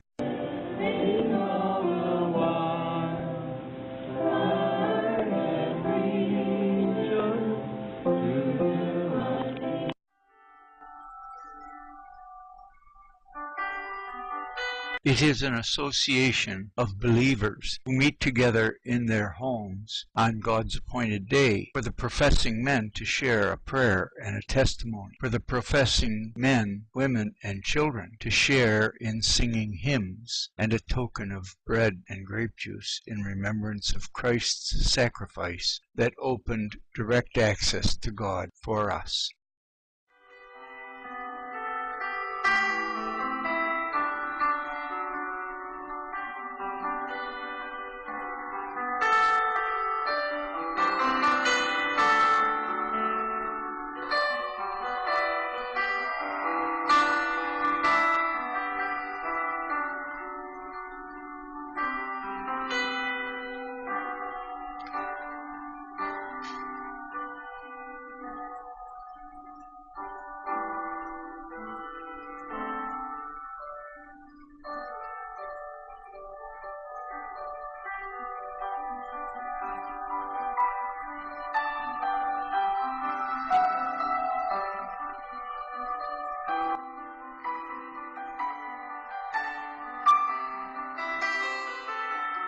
We need fellowship to share and receive the spiritual bread of love in prayer and testimony, in fellowship with other Christians. We need to share and grow in love of self, love of others like self, love of others not like self, love of children and home, love of community, love of country, love of mankind, love of God, in whom we live and move and have our being reconciled and born again into God's culture through Jesus Christ.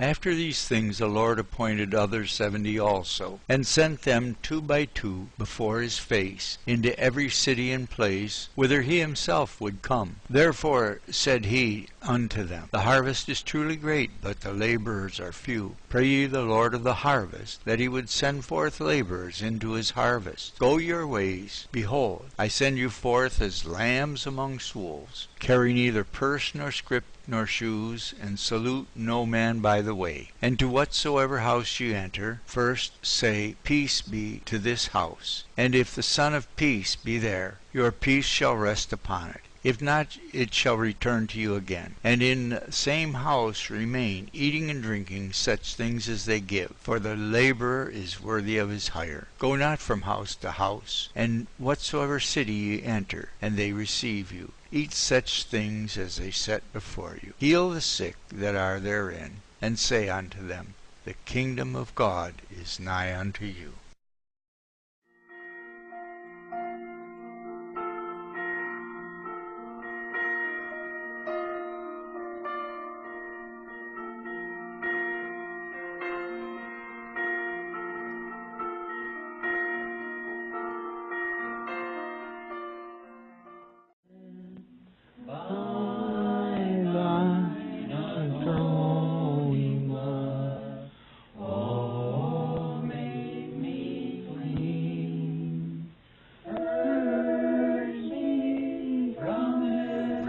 Children in a Christian home, and are a deacon or a bishop in your home church. You and a helpmate, wife, or trusted friend can answer the Lord's Prayer in Luke chapter 10 and go with nothing to stay with others, to canvass neighborhoods and build a home church, or found a new one. Or you could get a new home to have a place for 2 by 2 servants to start a home church in a new neighborhood or country.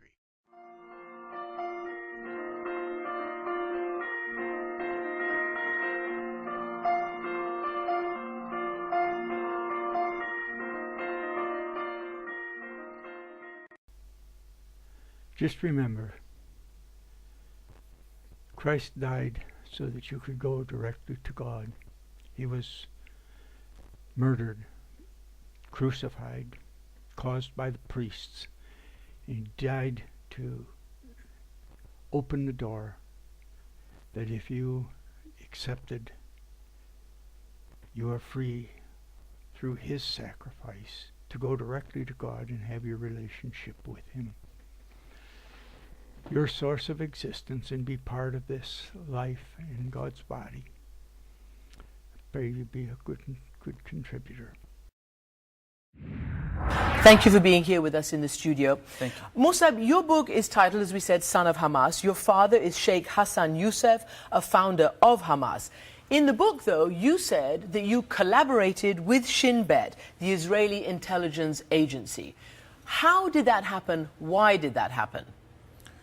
That happened when they offered me to work for them when I was arrested in 1996.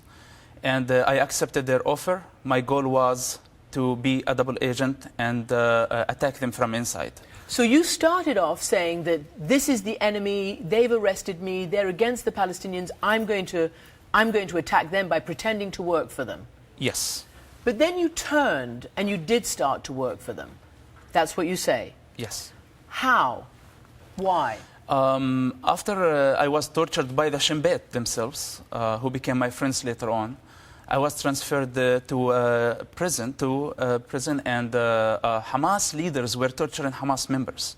So you're in jail, and you're seeing things in jail that turn you off Hamas, your people. Yes, so I became confused about that, about who's really my enemy, and everybody's torturing everybody. Now, when I was released from jail, I decided I don't want to work for Shin Bet, I don't want to work for Hamas either. But I wanted to finish my promise to the Shin Bet respectfully. So I accepted to meet them, and I was surprised with the first rules that they gave me. What did you promise them? I promised to work for them. They didn't know that I wanted to be a double agent. So I didn't want just to turn my back. I wanted to meet them at least for once or a couple of times and say, I'm sorry, I cannot work for you. And what did you want to do for them? I was asked to collect information about suicide bombers and terrorists. Were you doing this for money? My goal wasn't to do it for money. It was to do it for my people, to attack Shin Bet, my enemies, who tortured me, who arrested my father, who killed our people. So, of course, it wasn't for money. But the question is, you sound confused. You say that you wanted to be a double agent, you wanted to attack Shin Bet. That's why you were pretending to work for them, but then you decided really to work for them. That's what you say in your book. Yes. Why? What was your agenda? Later on, I became a Christian during that time, the first few months, and I was convinced by the principle of loving your enemies. And I saw that my enemy, who I thought that they were my enemies, they had moralities, they had responsibilities more than my own people.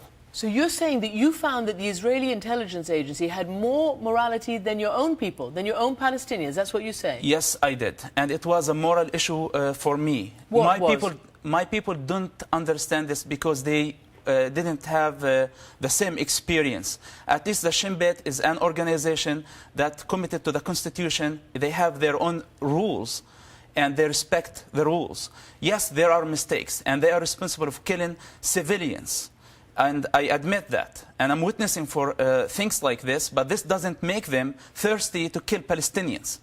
Now, what Hamas is having something absolutely different. Hamas targets civilians. It's their goal to target civilians. And there is a difference if you're targeting a terrorist and there is civilian casualties. Let's talk a little bit about you when you were a child in the West Bank growing up. The first Intifada happened in 1987. How old were you then? I was 9 years old. How did you take part in that? Were you one of the small children who threw rocks at Israeli soldiers? The model for every Palestinian child is a mujahid or a fida'i or a fighter. So of course I wanted to be one at that point of my life. It's not my only dream. It's every child dream in that territory. So what were you doing there during the first Intifada? We participated in throwing stones even when I was a child. I was arrested when I was 10 years old. I was beaten by settlers and kidnapped, in fact, for throwing stones on settlers. I've done what I can here now. It's actually taken me the best part of 3 days. I'm working pretty hard. Whether it serves good or not, just remember Christ is not the Jesus of the Quran. And the evil of cut off their fingers and cut off their heads. Christ was killed by priests. That you, to set an example, that you would be free to live in a relationship with God directly, not through buildings, not through imams, not through priests, not through ritual, but daily walking. In God we live and move and have our being. Thanks to Christ we have awareness. Thanks to Moses, stop child sacrifice. Thanks to Abraham, rather. Thanks to Moses, we have the law that everybody's responsible to, and thou shalt not murder. It is the death penalty for murdering. People are responsible for their actions. And if they're not able to be responsible in the sense that they could have freedom, they're still responsible for their actions, and maybe, like the murderers of children, they need to be executed. But we need to have loving homes and fellowships. When my first wife took my home, children, and money, I was so broken. I didn't find any healing till I met with others that had suffered also. And I wasn't alone. And you're not alone. Christ suffered for you. Find fellowship and get healed from all the times you've been punched, emotionally and physically. Thank you.